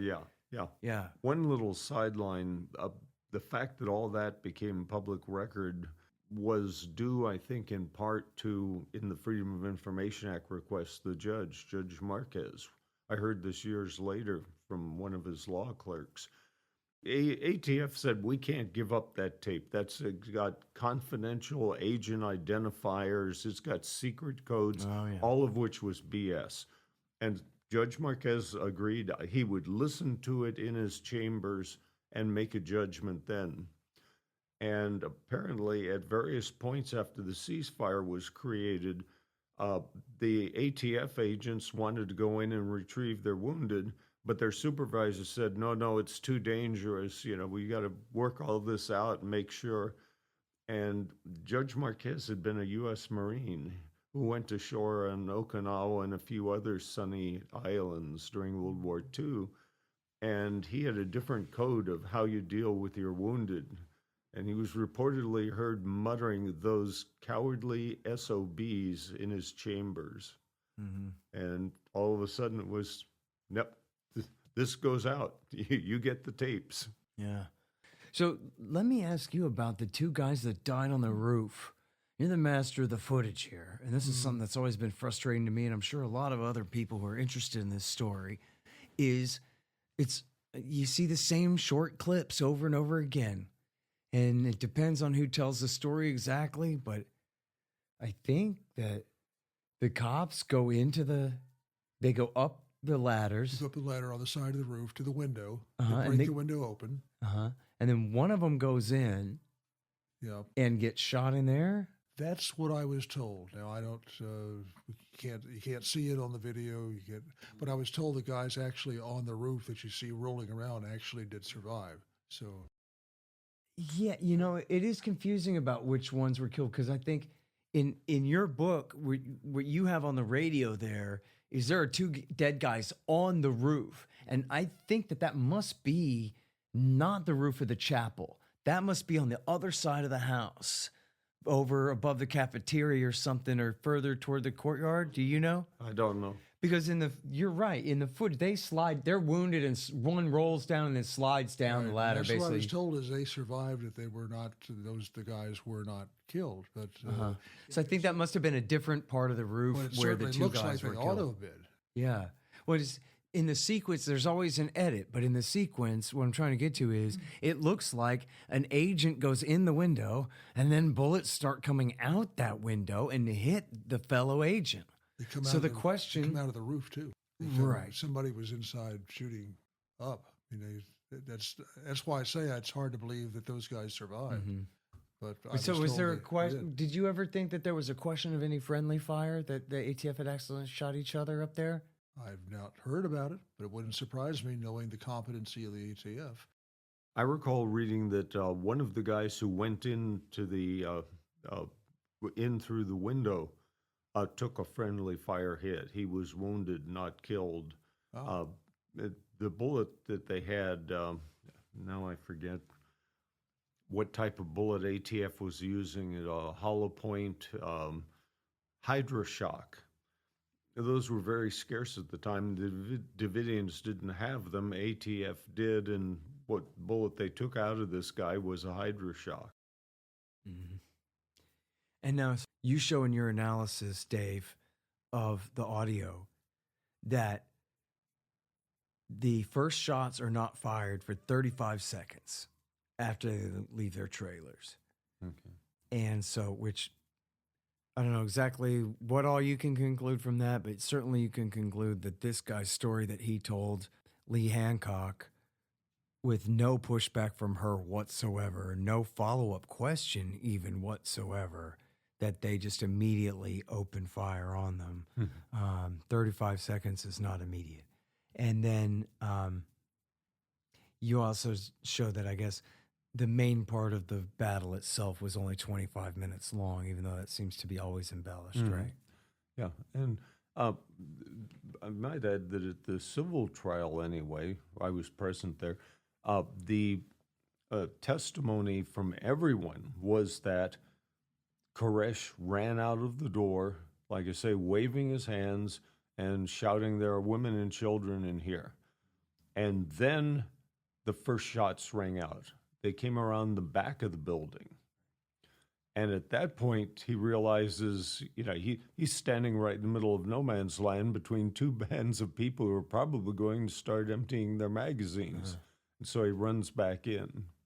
And interestingly, the agent that talked to Lee Hancock makes no mention of Koresh at the door at all. Yeah. Right. He just says that in fact, he says the gunfire's coming through the front door. No wonder the door is missing.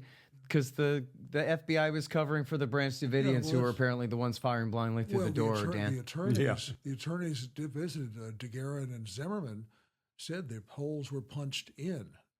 Right. And that's, I can totally believe it. Now, I know both DeGuerin and Zimmerman.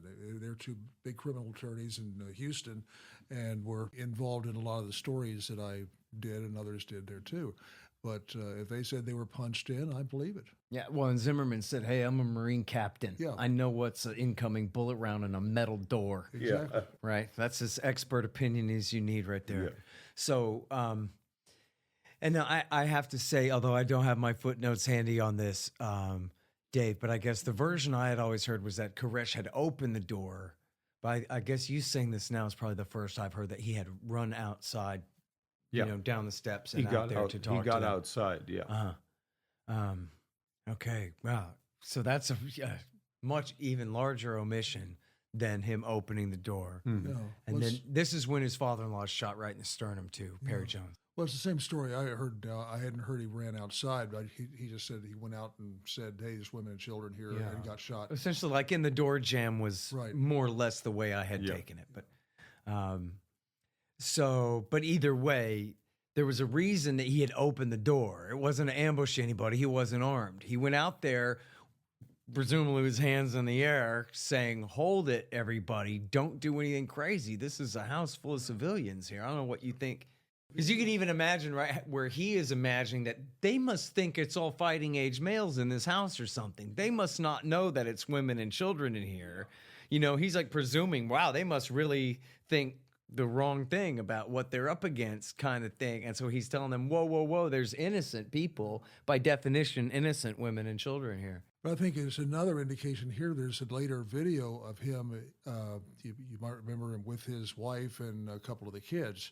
And he's on the floor, and he's saying, this is where I got shot. And he said that the bullet came in here, you know, from the front. I believe you can see the wound in the footage, right? Oh, yeah, you can see it. And I think that's totally consistent with being shot from the front, as opposed to being the crossfire and somebody in the back. Right. I mean, because he said this is where it went in and, you know, came out back here. And we've seen the autopsy report. Koresh took one vicious hit there. It was in the groin and punched out through the pelvis, the, what do you call the components of the pelvis on the side? Yeah. Punched a hole through there. It looked about the size of a 9mm. So, yeah, he took some bad damage. Mm. Okay, so now we get to the helicopters. First of all, here is the great journalist James Bovard. There were so many farcical elements in the federal storyline, especially after the shit hit the fan with the initial raid, and you got 4 dead ATF agents, and you got to find scapegoats real fast. And you know, there was yeah, and go back to that, by the way, because that was the original question way back when, was about who fired first, because it does matter a lot, doesn't it?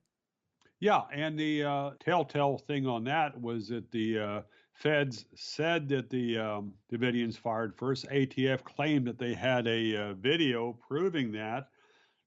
Too bad that video somehow vanished into the ether. So, but what happened was that the ATF agents, according to I think at least one, if not 2 or 3 of their testimony, the shooting started when they pulled up and killed the Branch Davidians' dogs prior to assaulting the building. And, you know, you go and you shoot a Texan's dog, you know, it's not a good idea. So, I mean, I was raised in the mountains of Virginia. You go around shooting people's dogs, you know, you're going to have a lot of trouble. So that was one storyline of how the shooting started. Another one is that the ATF fabricated a drug nexus, claiming the Davidians had a meth lab in their basement, and use that to get military equipment and assistance for their attack on the Davidians. And the ATF used a National Guard helicopter. According to some of the Davidians, that helicopter was passing over the Davidians' house and firing into it. So this is a crucial part of the story here, is these Hueys. Now, first of all, it's just the crime of them being used in this way. And I love this clip. It's I guess from the congressional testimony poached from your film, Rules of Engagement here, Dan, of Dan Kavanaugh from the ATF denying that the helicopters ever fired on the Davidians, being teed up by then Congressman Charles Schumer from New York. Is there any way that somebody could believe that justifiable homicide could be used as a defense here? No, Mr. Schumer. They shot through the doors. They shot through the ceilings.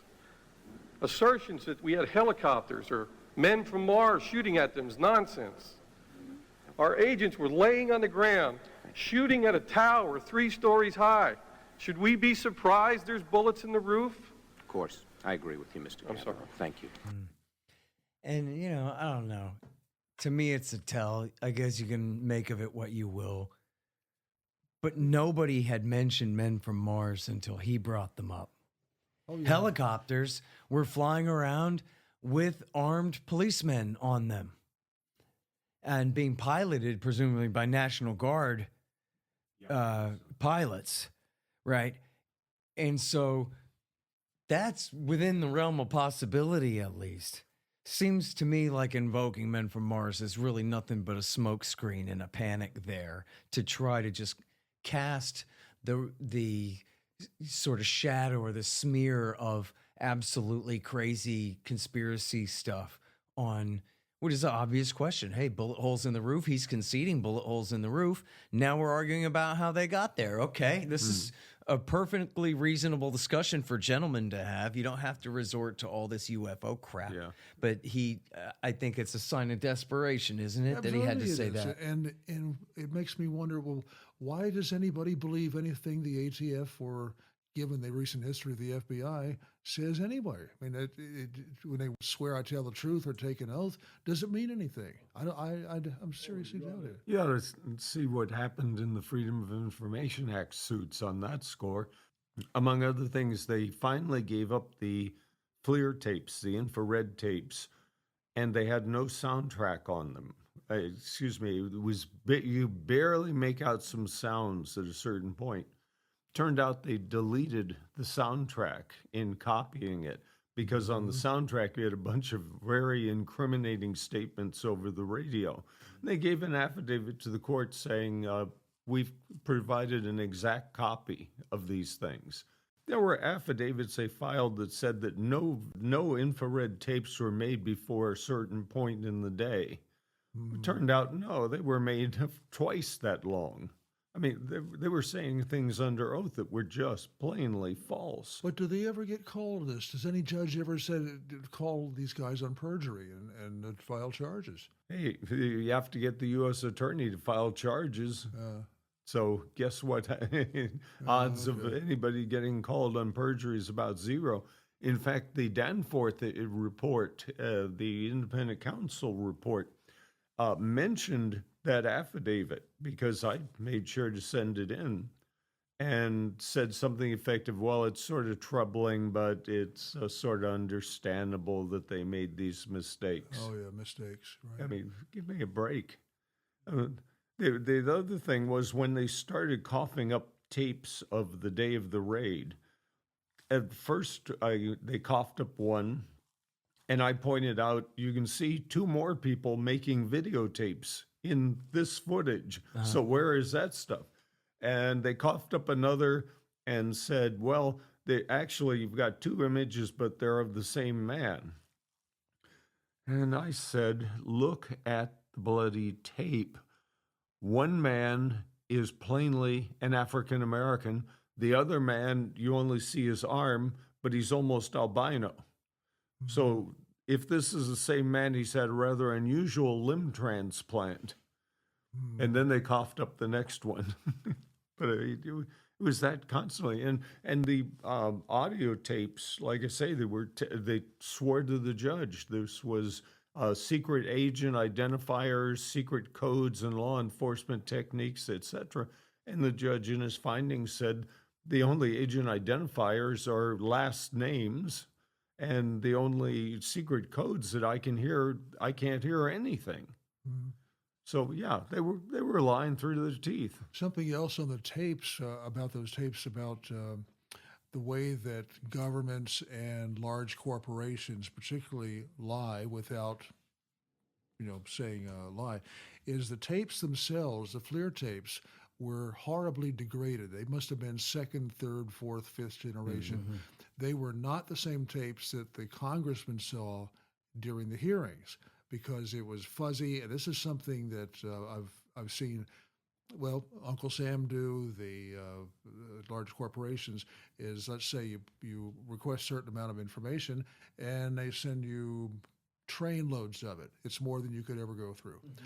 Or something like the tape here has been, it's a fifth generation, whatever it was, but you can't see things as clearly as you can on the generation that was in Congress. And that's very, very illustrative.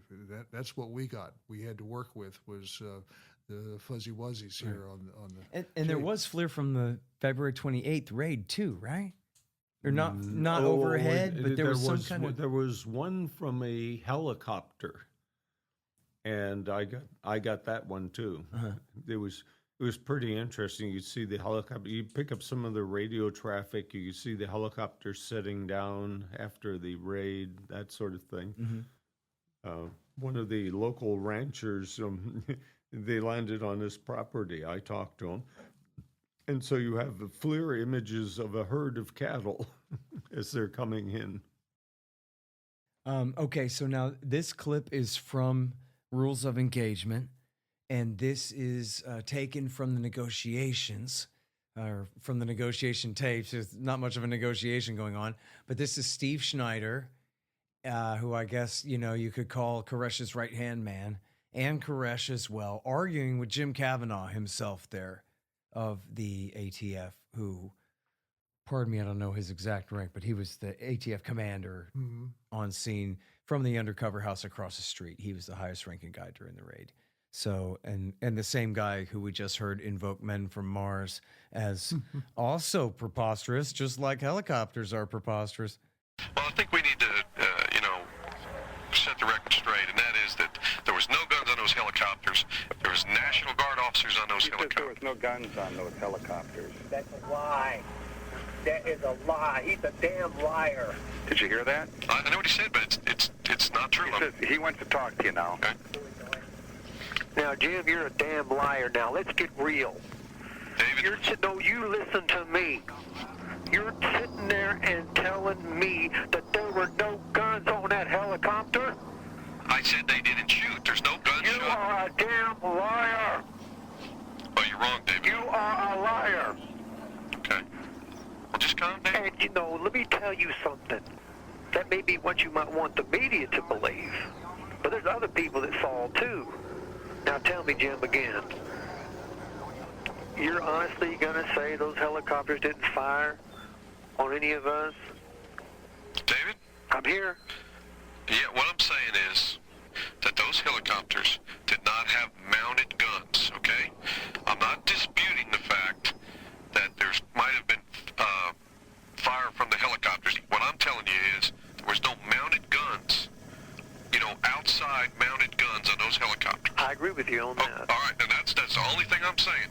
Now, the agents on the helicopters had guns. I agree with you on that. You understand what I'm saying? Well, no. What the dispute was over, I believe, Jim, is that you said that they didn't fire on us from the helicopter. Well, what I mean is a mounted gun.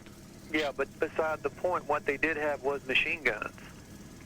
Okay, I don't know what they had. They were armed. The people inside had pistols or rifles. Then. Okay, all right, that's good. That's good. We agree. Okay, let's just leave it at that. Okay. All right, so I guess if you want to be very generous to Mr. Kavanaugh, maybe he got further information after that no, really, we got every bullet accounted for.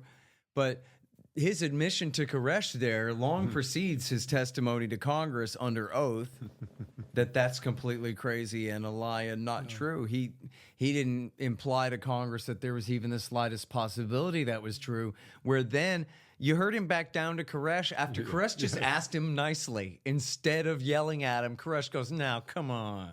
You really going to say that? And he goes, oh, not twice, I won't. Yeah. So, come on, that's... but don't you love how the obfuscation, no, there were no guns on that helicopter. Yeah. No, I mean fixed Yeah. So now they have to be the pods on the skis, or and look, we know. Well, I guess there's strong reason to believe that Winston Blake was killed by a helicopter that flew by and killed him as he was sitting in his room eating breakfast that morning. And it's Peter Gent. He was found dead on top of the water tower, and it's shown in rules of engagement. It's pretty far away footage, but seems like possibly he is shot from the helicopter and falls after the helicopter flies by. Although I think there's other information that says maybe he was just shot from a sniper from below, because this is in your book that they're confused. What's Tower 1 and Tower 2 and all this? So maybe they're being shot from that 3-story tower in the center of the building, but they believe they're being told that they're being fired on from the water tower. And Peter Gent was in the water tower and went up, obviously unarmed. He has a trowel. He's not a sniper. He goes up there to see what's going on, and they shot him. So it could have been from the ground. Yeah. And then it is its own horrible scandal that they refused to let the Davidians go up there to get his body for 5 days after that, which is absolute disgrace. But so there are, Winston Blake is said to have been shot from the helicopters flying by his bedroom. And then I guess on Peter Gent, it's like 50-50 whether it was, But I guess it does look like the helicopter's flying by, and then he falls to the deck there, right? Well, one thing, too, in the book I sort out, the gunfight begins at the rear of the building. Well, does it begin with the helicopters firing on the Davidians or the other way around? Right. So this is my next section I was just going to ask you about, right? So this is the crucial question, is we've had this discussion from the ATF and from the Davidians about what happened at the front door, right? And did they shoot the dogs, or they just shot Perry Jones, or was it the Davidians who had opened fire on them? But now you have a very sophisticated audio analysis in the book. This is not an assault.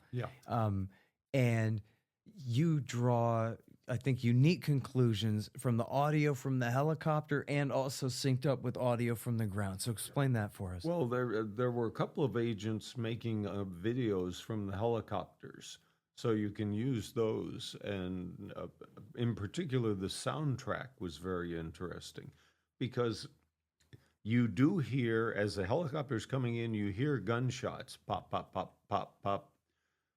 The question is it from the helicopter or from the ground? Then you hear two or three impacts. I think those are the 50 calibers. Okay, at that point, there's no question the helicopter is on the receiving end. But if you listen after those, you don't hear any gunshots, which tells me from the helicopter you couldn't even hear a 50 caliber being fired at you. The helicopter is an incredibly noisy machine. And so basically it was sufficiently loud to drown out even the sound of a 50 caliber. And the reason I say after you don't hear it after the shots is the bullet is traveling at about Mach 2 or Mach 3. The sound is traveling at Mach 1. So if, in fact, a shot is fired at you with a rifle, you will hear the shot after the bullet passes you, not before. So, but basically, that's and the impact from the sound of the bullet hitting the helicopter, that's going to be immediate to the mic picking it up. And so basically, I thought I could eliminate the sound eliminate the ground as a source for the gunshots that you do hear on the tape. It has to be something much closer and much louder. Okay, so just to rehash that and make sure that I understand and the other people catching on or who just went to get a drink and are coming back understand. You're saying that this is audio recorded from the helicopter. You can hear gunshots in it, but of course it's just audio. We can't see exactly what's happening. So now we don't know where it's coming from, but we know we're picking up gunshots. But then you hear some version of plink, plink, plink as gunshots are hitting the helicopter. Yes. But we do not hear the corresponding sound of the explosion of gunpowder from the rounds being fired. Yep. So now that means we can explicitly eliminate the possibility that the sound of the gunfire that we just heard previously was coming from the ground, because we're definitely not hearing it correlated with the shots, with the sound of the impact hitting the helicopter. And now, in fact, just to be like double extra blind study here, what about the difference in time period between the shots that we do hear and the sound of the impacts hitting the helicopter? Several seconds, but the gunshots that we do hear come before the bullets hit the helicopter. Right. So they cannot be from the bullets that hit the helicopter. And how clear is it that that's what you're hearing, is the bullets are definitely hitting the helicopter in this audio? It's a clear thunk, thunk, thunk. Yeah. And at the criminal trial, the helicopter pilot testified that he heard the sound of the impacts and described it. So it's pretty clear these are the impact noises. And then, but so what makes you believe that this is how it began? The fact that the people around the front in the civil trial, everyone on both sides testified that the first shots were heard at the rear of the building. So that's where the gun battle began, whichever side began it. Mm-hmm. It was at the front, at the back, and it only spread around to the front after they heard the sounds. You know, you've got two bands of men, armed, scared. Mentally, the first shot is going to hit you. I mean, that's your mental orientation. So in that setting, all you need is a few gunshots, and everybody pulls the trigger. Just like with the dogs, you know, you wax the dogs, that might be enough right there. Well, so, okay, there's sort of two things that are being proven here, right? The first one is that there are gunshots from the helicopter. Now, trying to pin it in the moment, the exact moment in time, I guess I'd ask the both of you this. How consistent is that testimony that the first shots were heard in the back of the house from that civil trial that you're talking about with the rest of the narratives that we've heard all along from both sides? Mm-hmm. Because I guess I'm not familiar with those claims coming from any other time period then, and I'm not sure how many different witnesses you're citing here saying that. But it's an interesting three point. Or four. And also there was another witness that I found, the rancher, who was just had property adjacent to the Davidians. He was a shooter, and he told me that that morning he heard not only the first gunshots but also the sound of the bullets tracking through the air. Mm-hmm. They make a sort of snapping sound, and that they were at the rear of the building. Mm. He couldn't tell whether they came from the helicopters or Mount Carmel, but they were definitely at the rear. Very interesting. Okay, so now here's our third Martin clip here. This is the son, Daniel Martin, from, I'm sorry, I believe it's from Rules of Engagement. It may be from a New Revelation here. They shot up our whole room. We were at the top, and man, it was so tore up. Lines everywhere, and everything was tore up. It was hard to believe. David's room, what was at the very top, was all holy. And the building was basically made out of wood and sheetrock, so it was easy to get through. Didn't slow the bullets down much. So this is a crucial point. That's not, I didn't play that just for, you know, some emotional tear jerk thing there. The point is that those cops were just absolutely firing blindly through the walls and windows of this house for some half an hour or more. Yep. 6 Davidians were killed in the thing. And here, this kid, he's talking about his bedroom was all tore up. Well, no one was firing from Daniel Martin's bedroom, or no reason to believe that they were.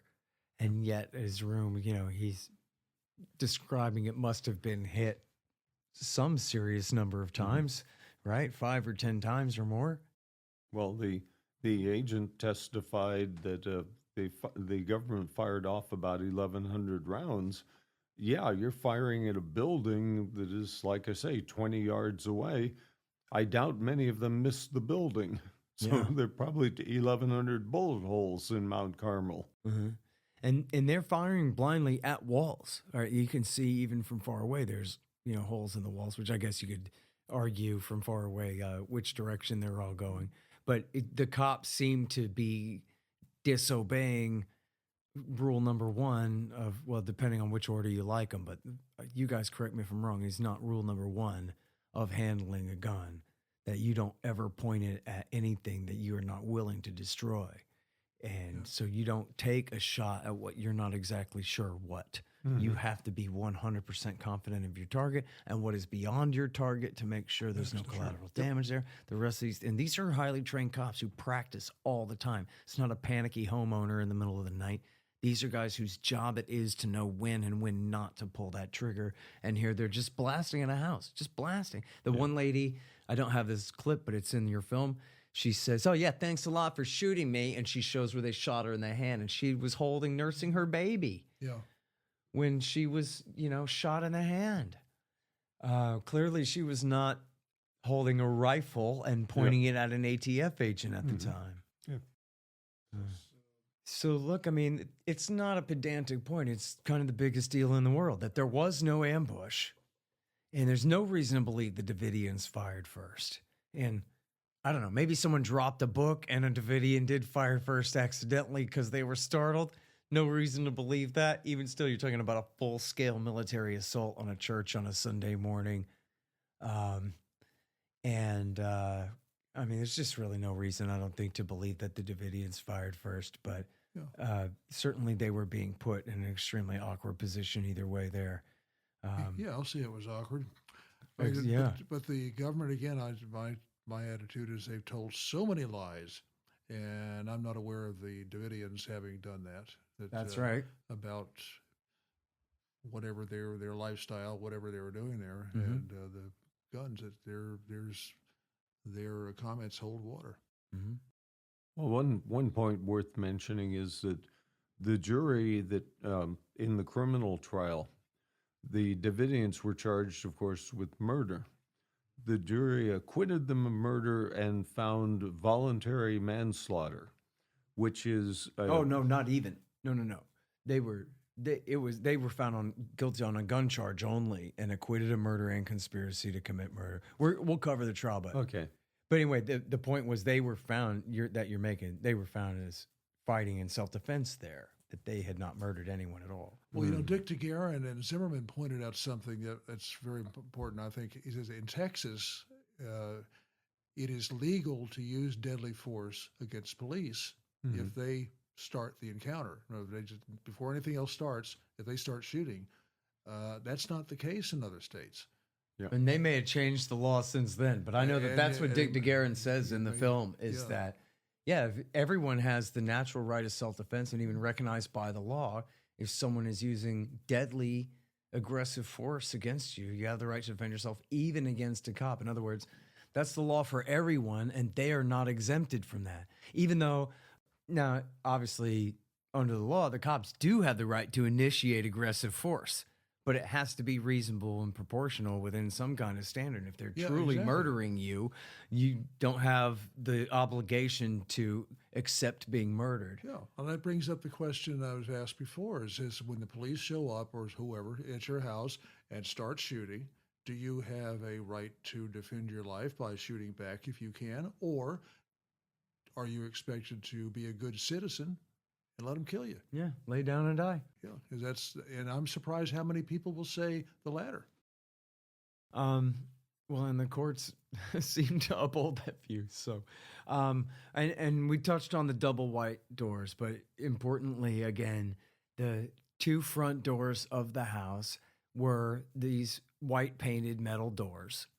And we heard the cop say that the bullets were coming out. He remembers the stuffing from the door like snow coming out into the air, he says, which I suppose is possible. But then, as you said, Dick DeGuerin and Jack Zimmerman, the lawyers, said that they saw incoming rounds. Obviously, easy to distinguish in a thin metal door like that the way the depression around the bullet hole is going to be. And then that door disappeared and was never examined. It was removed by the feds. The Texas Rangers never got a hold of it. And we have a whole section on the cover-up, at the end of the day later. But this is the cover-up of the question of the first day. And it doesn't necessarily prove who fired first, but it does prove that they were firing blindly through that door in large quantities at whoever happened to be behind it. Yeah. Well, there is a still photo from the first day in which you can see two agents kneeling down in front of the door with their guns aimed at the door.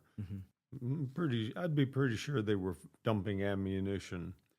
And the Davidians during the siege taunted the government with the fact that we've got the door, we've got the proof. That's in the transcripts where they're saying, just you wait until we get that door out. And I had some information, I can't give the details, but the suggestion was that the missing door went to their base at Quantico as a pallet on which the confiscated firearms were stacked. And came from a pretty good source. And there it hangs on the wall as a trophy Any to this chance day. of getting freedom of like information, Han Solo and Carbonite. Request for something at Quantico that you think it might be there? Residual evidence that was taken from Waco that's in a closet someplace, or Yeah. I think that. Well, yeah, that might be interesting. The more it's just very plain what what went down here, and I've just there's so many lies. I know Zimmerman and DeGuerin, and they're straight shooters. I've never, over the years. I've got 7-8 years of experience interviewing them in Houston, and certainly if I'd go along with what they say. Yeah.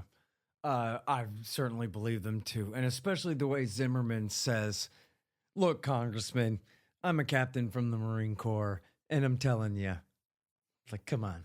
That's authoritative. That's all you need to know. It was certainly all he needed to know, and he's clearly being honest there. So before we get to the cover up here, we have an important clip, and this is in a sadly ironic way, some comic relief in a sense from your movie, Dan. This is a clip of Charles Schumer tangling with Bob Barr on the question of flashbang grenades being thrown into the building by ATF agents during the initial raid. Do you doubt that there were 48 illegal weapons and hand I've never grenades said there? I knew all the details of the trial. And I'm sorry, he's arguing with Dick DeGuerin. Dick DeGuerin, yeah. That's Koresh's lawyer.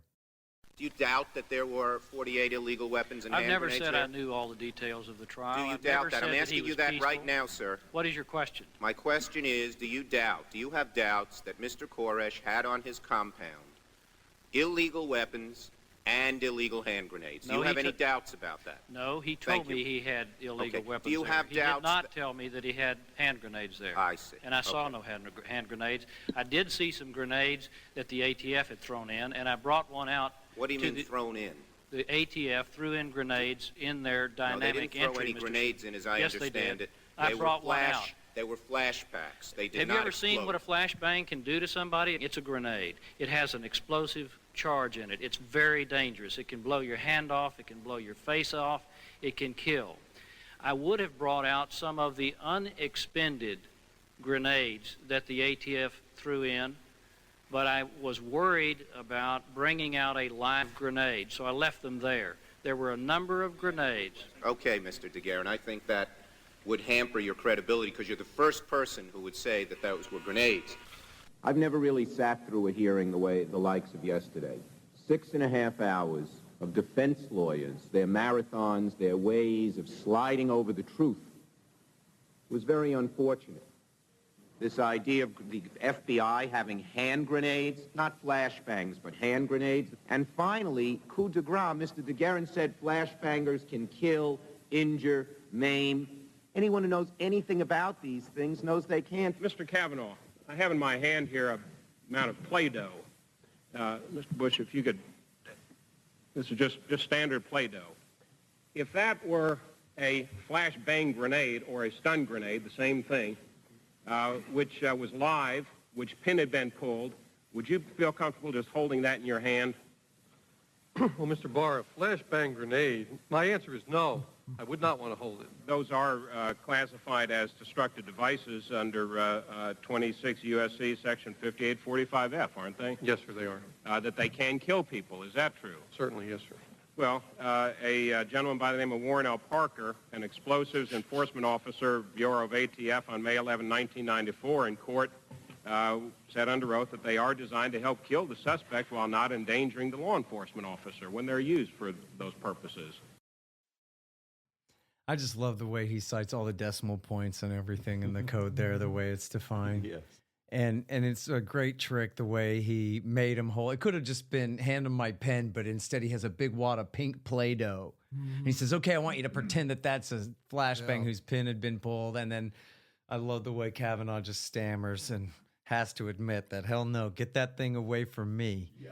You're familiar with M80 firecrackers, cherry bombs, that sort of thing? Sure. Yeah, they'll blow your hand off. Yeah. Now, just imagine one the size of a beverage can. Mm-hmm. That's a flashbang. Yeah. Yes, it will do a job on you. Okay, so before we get to the cover-up, there's one last bit I wanted to play from the actual raid of the 28th, which is just a clip of poor old Clive Doyle talking about, you know, the very human side of this. These people were so damned dehumanized that it seems like they ought to have a chance where people can hear them, you know? I went running down the hall and found Perry Jones laying in the hall, screaming that he'd been shot. Perry Jones was in his 60s. He was unarmed, as was David Koresh. When they went to the front door, both were shot in the area of the front door. David was shot in the wrist. Perry Jones was shot in the stomach. All right. So, anyway, there's Clive just talking about finding Perry Jones and, you know, a little bit of humanity for you there. Now, on the cover-up, I love this part. September 17th, 1993, Treasury Department confidential memo to Assistant Treasury Secretary Ronald Noble states that on March 1st, BATF initiated a shooting review and, quote, immediately determined that these stories of the agents involved did not add up. At this point, Justice Department Attorney Bill Johnston, quote, at this point advised ATF Supervisor Dan Hartnett to stop the ATF shooting review because ATF was creating exculpatory material that might undermine government prosecutions of Branch Davidians. So, and we quoted before, Ballesteros said, it was my partner was the guy who shot first. Which really, that's all you need to know, that you have even just one ATF agent admitting that it was his buddy that fired the first shot. Mm-hmm. So I guess whatever it was that they were all saying, they were having a hard time making it jive. So then the U.S. attorney said, stop writing stuff down because they're going to use it against us later. Yep. Now, that's got to violate some right somewhere. Probably not. If you have the exculpatory material that suggests the defendant is innocent, you have to turn it over. I don't know of any duty to prepare it if it doesn't already exist. Mm-hmm. Now, what is what was that word? Misprision. Worded in different ways, it amounts to having knowledge of a felony and failing to report it. Mm-hmm. And you, like I say, it's different ways. The one in Arizona is sort of funny because it says if you are asked by a magistrate, you must say whether a felony occurred. Now, we're talking about government agents, not that law doesn't apply to any citizen that they must report felonies. But you're saying government officers must report felonies that they know about. At the federal level, anyway, it applies to every citizen. And in Arizona, I mean, it's never enforced, okay? In Arizona, it only applies if a magistrate encounters you walking down the street and asks you, do you know of any felonies lately? Which, to my knowledge, has not happened in the history of the state. But yes, there is a statute out there which on various terms says you're supposed to disclose any felony known to you. Now, what would Johnston have been? How would what he did fit in this? Where he's, I guess he's the one that's stop producing information. So that's it seems like he's there aware, would be. He's aware of a felony and he's stopping it. Is that? Yeah, that might. Yeah, might just. Well, it seems like there's at least government guidelines and rules about making it mandatory for government agents, and not necessarily all government employees, but agents, meaning having the power of attorney to arrest people, and federal cops, FBI agents, DEA agents like that. Are they not bound by the rules of their governments to...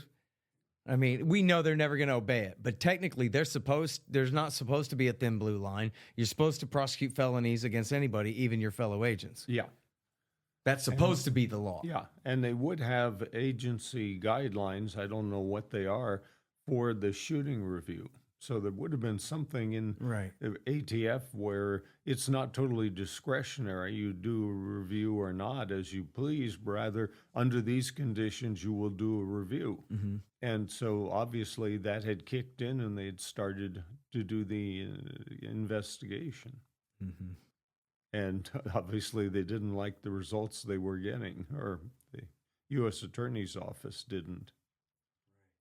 They sent a memo that Justice does not want Treasury to conduct any interviews or have discussions with any of the participants because of the fear of creating exculpatory material.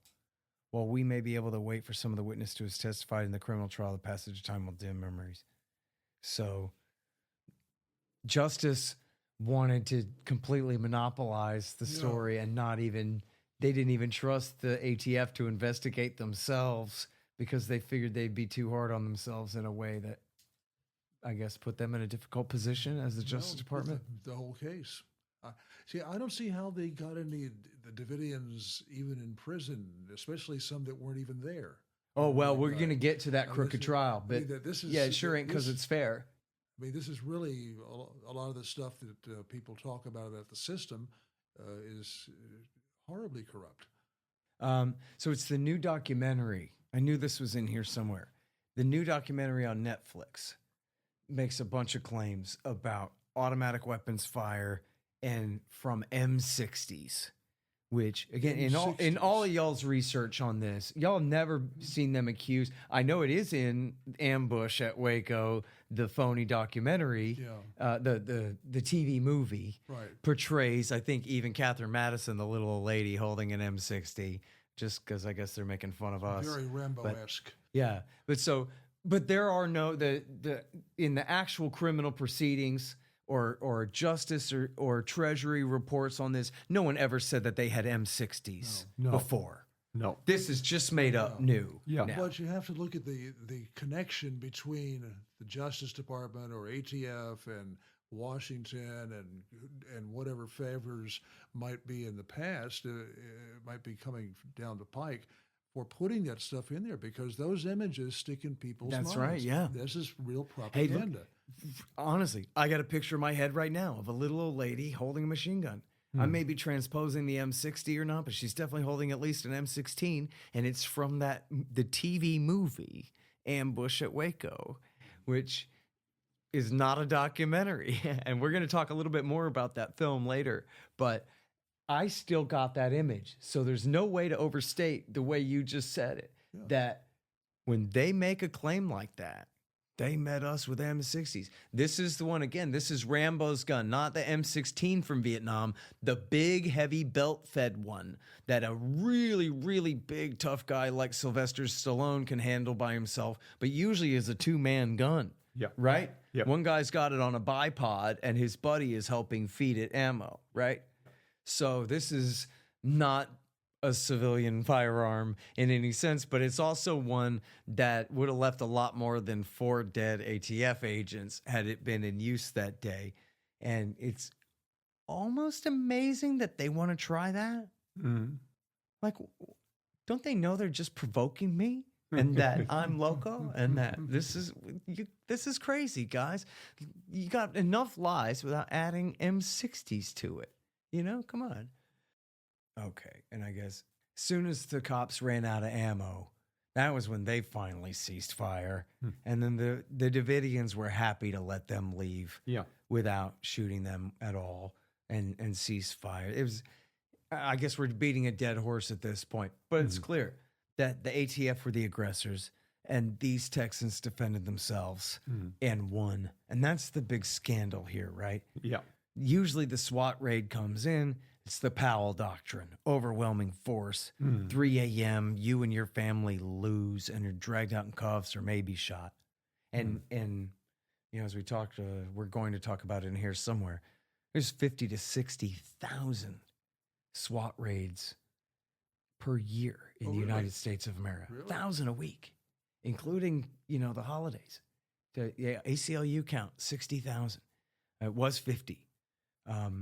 So this is the kind of thing that happens all the time. It's just, it usually doesn't happen like this, where it goes completely to hell. And then not only do the people on the defensive win, but then they have all these reasons why they got to stay in there and all of that, as we're going to discuss here, which is what, makes it such a unique thing. It's, the scale of it. But we have essentially 10-man, assault squads. In Afghanistan, in the war, they call it a night raid. The Navy SEALs or the Rangers go in, they climb out of helicopters in the middle of the night, Delta Force as well. And it's called a night raid. And a lot of times innocent people end up getting shot just like here.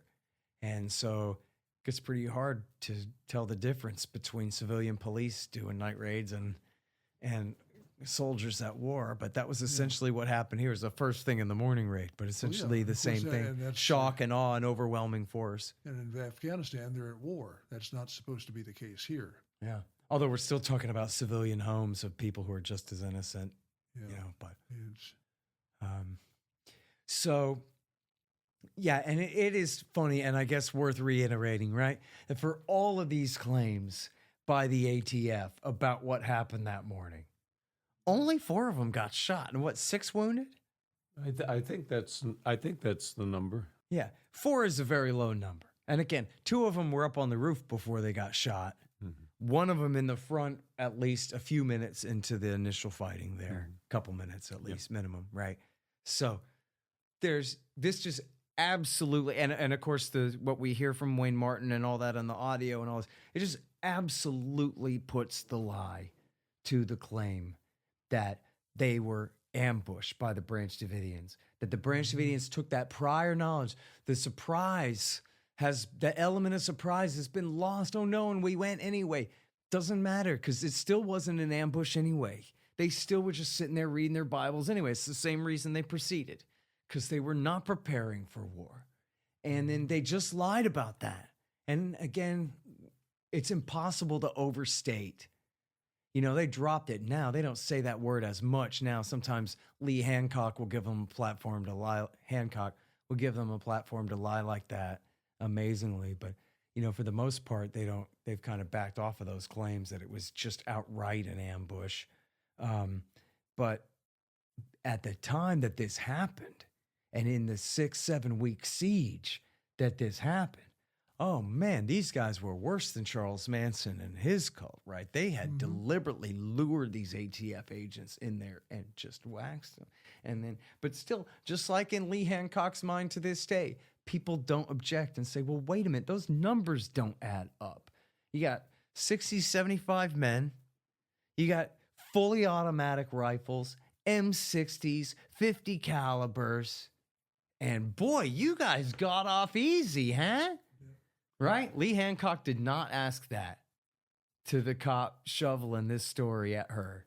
That was how it was. A cascade of bullets rained down, and after 40 minutes, 4 of us had been killed.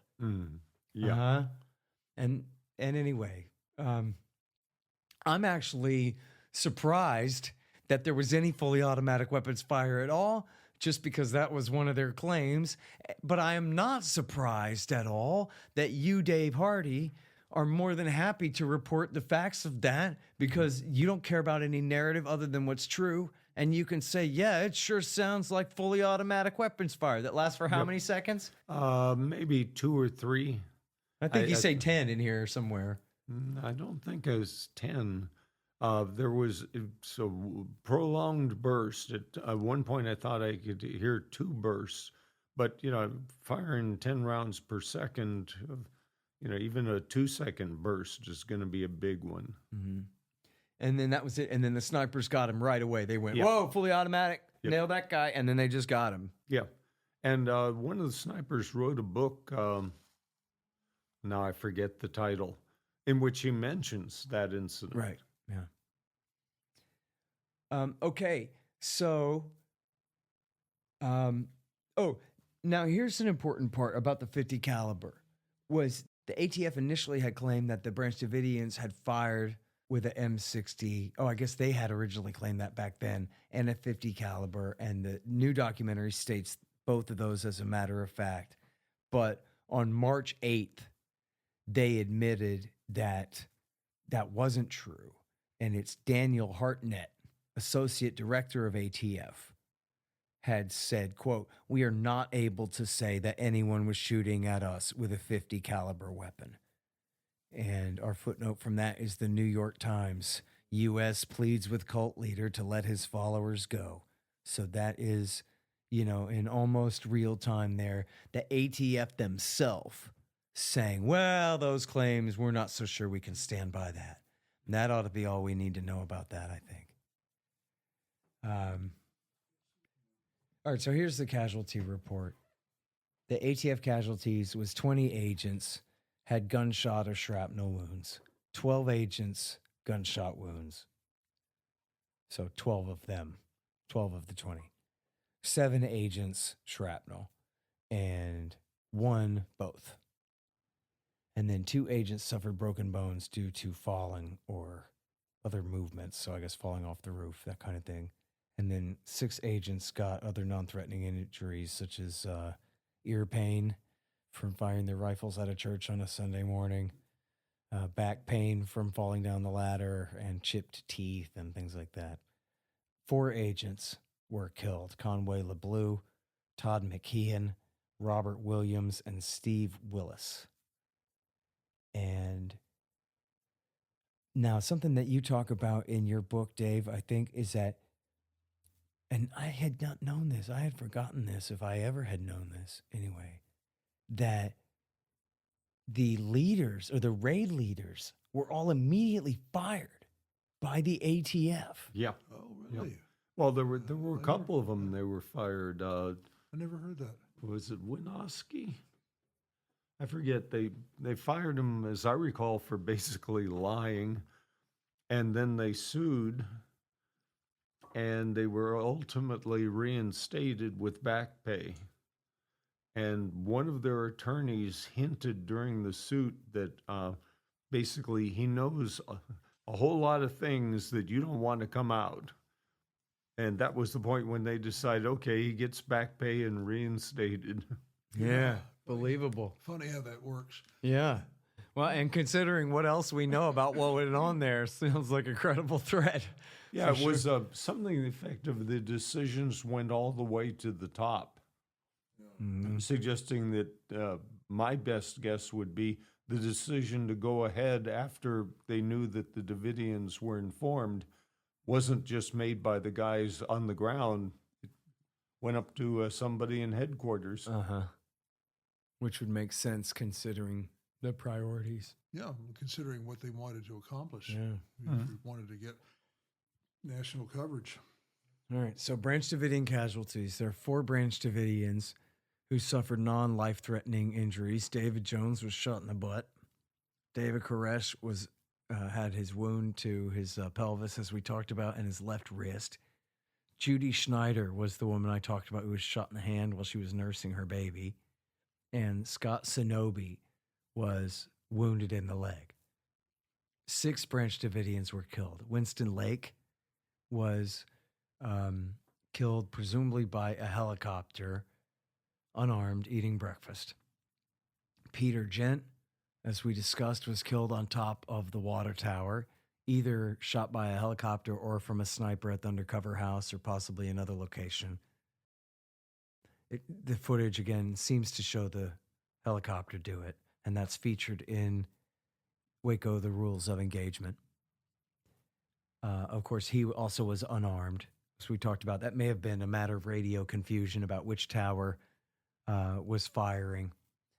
And again, they left him up there for days before the rest of the Davidians were allowed to go up there and get him without being threatened that they would be shot if they tried. Then there was Peter Hipsman. He was 28 years old, shot in David Koresh's room on the 4th floor, likely from a helicopter. Or maybe this is the guy with the fully automatic rifle that got hit by the sniper here. Could be.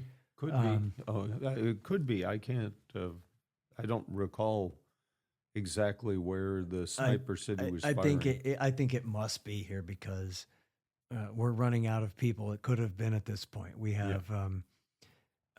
He was found by Steve Schneider after the ceasefire in immense pain, and then apparently they put him out of his misery. So this is the guy who was likely the guy firing the automatic weapon, because then that leaves Perry Jones, the father-in-law who was shot at the front door, and Michael Schroeder. This is out of order. J. Dean Wendell, a Hawaiian. She was breastfeeding her child. You know what? Were they both breastfeeding their children, or maybe the other one was shot just holding her child? I'm sorry. J. Dean Wendell, she was breastfeeding her child when the firing started, found dead with a gunshot wound to the head.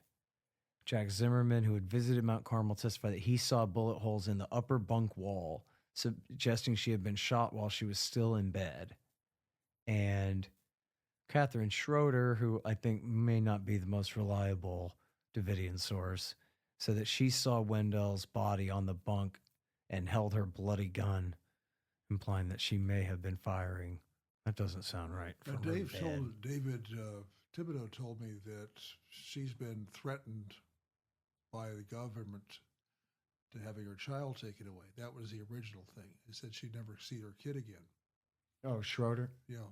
Well, I wouldn't doubt that. She was one of the first ones to come out. Yeah, and that's why she turned. So David said. Well, you know, she's actually quoted in the new documentary saying some pretty crazy things, and at the 30th, I guess, anniversary, I don't know what else to call it, yearly remembrance here on April 19th, she got up there and, you know, begged forgiveness and insisted that she had been misquoted, in other words. And I don't know the exact quotes. I didn't watch the documentary, the new one, but evidently she said something like she started talking about what the Bible says about the age of consent. And they sort of took that and made it sound like she was justifying whatever had been happening at Mount Carmel at the time, which she said was not true, and that she herself was a victim of childhood abuse, and that she would never justify such a thing, and that wasn't the question. But they made it look like that was the question she was answering, when she was just saying, well, what the Bible says about that. So in other words, you could accuse her of walking into a trap and not being extremely careful about what she's saying in front of this camera, right? But, you know, I don't know exactly what she said, but, you know, she's the one featured in Waco, A New Revelation, saying, it's just like in the book of Nabakabak and all of this stuff. Like, she's, you know, one of the more over the top, although she is one of the first ones to leave, which is interesting. I'd be interested in why that is. But you just know that Uncle Sam leaned on these people to turn or make up a different that could story. Be. Yeah, I wasn't aware of that. I may be able to get in contact with her and ask her about that. I did get to meet her briefly this last April there. And then the last one is Michael Schroeder. And he's an interesting case because he wasn't there. He was trying to return to Mount Carmel. This is Kathy Schroeder's husband. And he was with another two guys, Bob Kendrick, spelled a little funny, but I probably just Kendrick, and Norm Allison. And one of them was arrested. One of them got away somehow, I guess was arrested later. And Michael was shot. And they left him out there for 5 days, I think, again. And in A New Revelation, they talk about how his beanie cap went missing, but that he still had 3 bullet wounds to the head that evidently came from very close range. In other words, he was shot from far away, and then someone came and gave him the coup de grace and shot him in the head, essentially execute him. And that would have been ATF agents. That was before FBI had gotten there. So, and then they left him out there, and I guess it rained too, and made sure to wash away all the evidence of what was going on there. Yeah. So that one always gets kind of buried. They bring that up in A New Revelation, but otherwise you hardly ever hear about that one. Well, it was in Rules of Engagement too. Oh, is that in Rules of Engagement? Yeah, I'm sorry. Because she gives a whole spiel about how he was just coming home to his family and he didn't kill anybody. And okay, I thought that was in the second film. I'm sorry about that. And whether he had a gun or not, but the ATF had a sniper group out in the back. Yeah.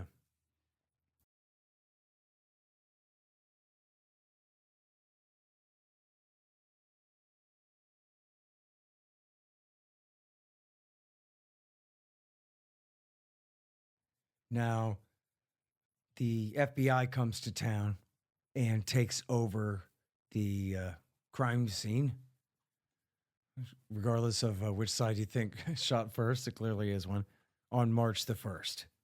So that's the next morning. And San Antonio special agent in charge, Jeff Chamar, is put in charge at Waco. He's reporting to Larry Potts, who's the assistant FBI director for criminal investigations. And Potts was also involved at Ruby Ridge, and we're going to find more Ruby Ridge characters later in this as well. But importantly, again, this is the very beginning of the Bill Clinton administration, and there's an outgoing FBI director, William Sessions. And Sessions was attempting to get involved and negotiate an end to this thing, but was not allowed to. Now, here's a short clip from your film, Dan.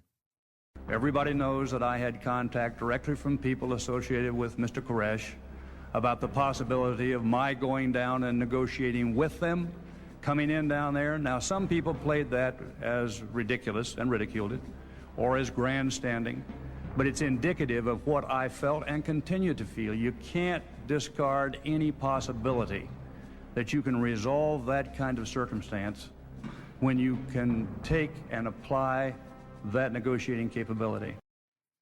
And do I remember it right that they stopped him at the airport? He was trying to get on a plane to come to Texas, and Bill Clinton sent White House officials to prevent him? Oh, I don't remember that, but Dave, do you remember that? I don't recall that. I recall that he didn't go, but I don't remember any details.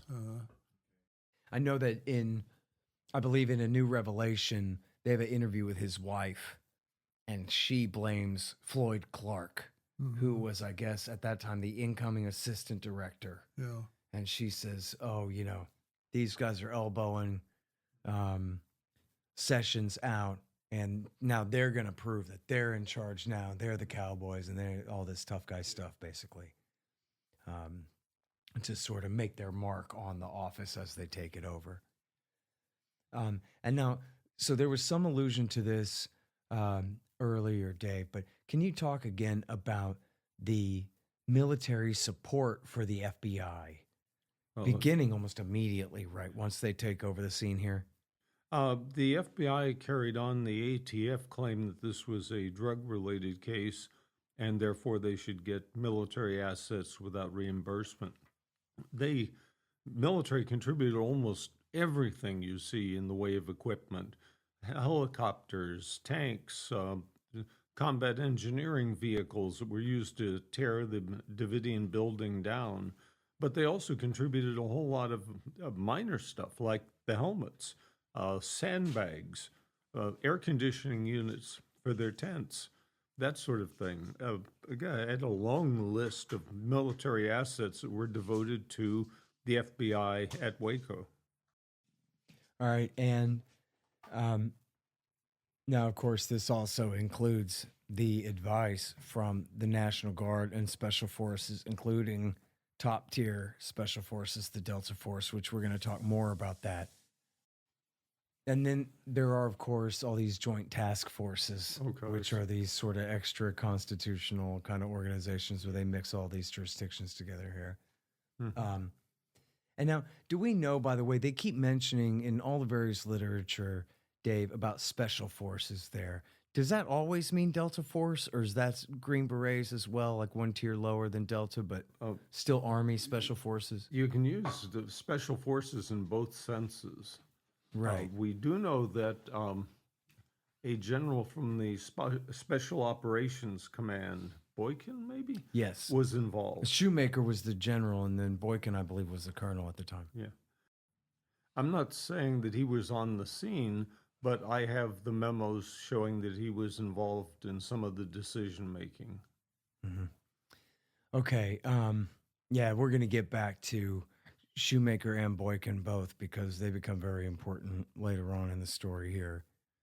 Now, so we have, and this is from your book, page 246, from This Is Not an Assault. Military provided the FBI with 4 helicopters, 3 buses, 2 heavy tanks, 10 armored Bradley fighting vehicles, 100 sets of body armor, 2,000 sandbags, 896 man days of National Guard time, up to 23 active duty regular troops. And the FBI surrounded the property with floodlights and ringed them with barbed wire and with military closed caption TV cameras.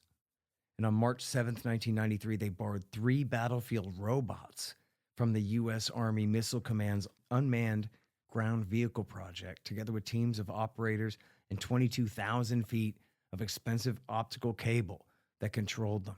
It went to the Air Force to secure a satellite reception jamming system with 13 operators, which was used to disrupt the Davidians' reception of TV news channels for a week mid-siege.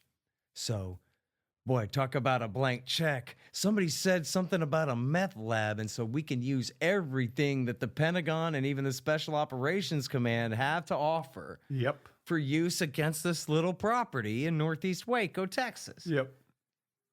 It's really incredible. It was sort of interesting. The battlefield robots didn't prove practical in the end because the FBI kept running their armored vehicles over the optical cable. Mm-hmm. And then they'd have to figure out a way to retrieve it from right up against the building. One of the memos on the robot said they were deliberately sending it up right against the building and right against the windows in hopes that the Davidians could be induced to shoot at it. Right. Trying to bait them. Yeah. Mm-hmm. Okay, now, so here we got to talk about the media a little bit and the demonization here.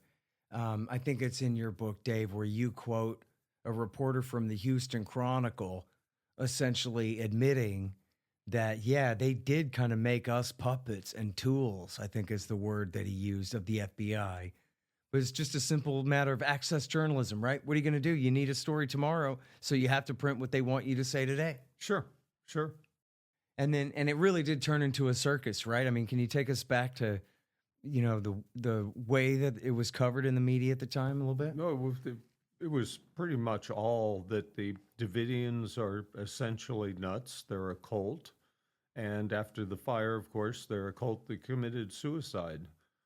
And there was, other than Soldier of Fortune magazine, I can't think of a single dissenter from that view. So the thing about all the media circus, of course, is that it worked. And people were more than happy to believe it. And I could testify as a grocery store bagman at the time that all of the upper middle class white women of Northwest Austin, Texas wanted those people dead yesterday, hated them and wanted them killed. And they would all say, just go in there and end it. I say, just go in there and end it. And the real crime, and it sounds stupid, but sounds like maybe I'm not serious, but I really do believe it. The real crime was the Davidians were taking up all their soap opera time and game shows. The Price is Right, Press Your Luck, all that stuff was on hold while we talk about Branch Davidians all day. But meanwhile, all you can see is the shot of the house from far away, just sitting there. And so they just hated it. And,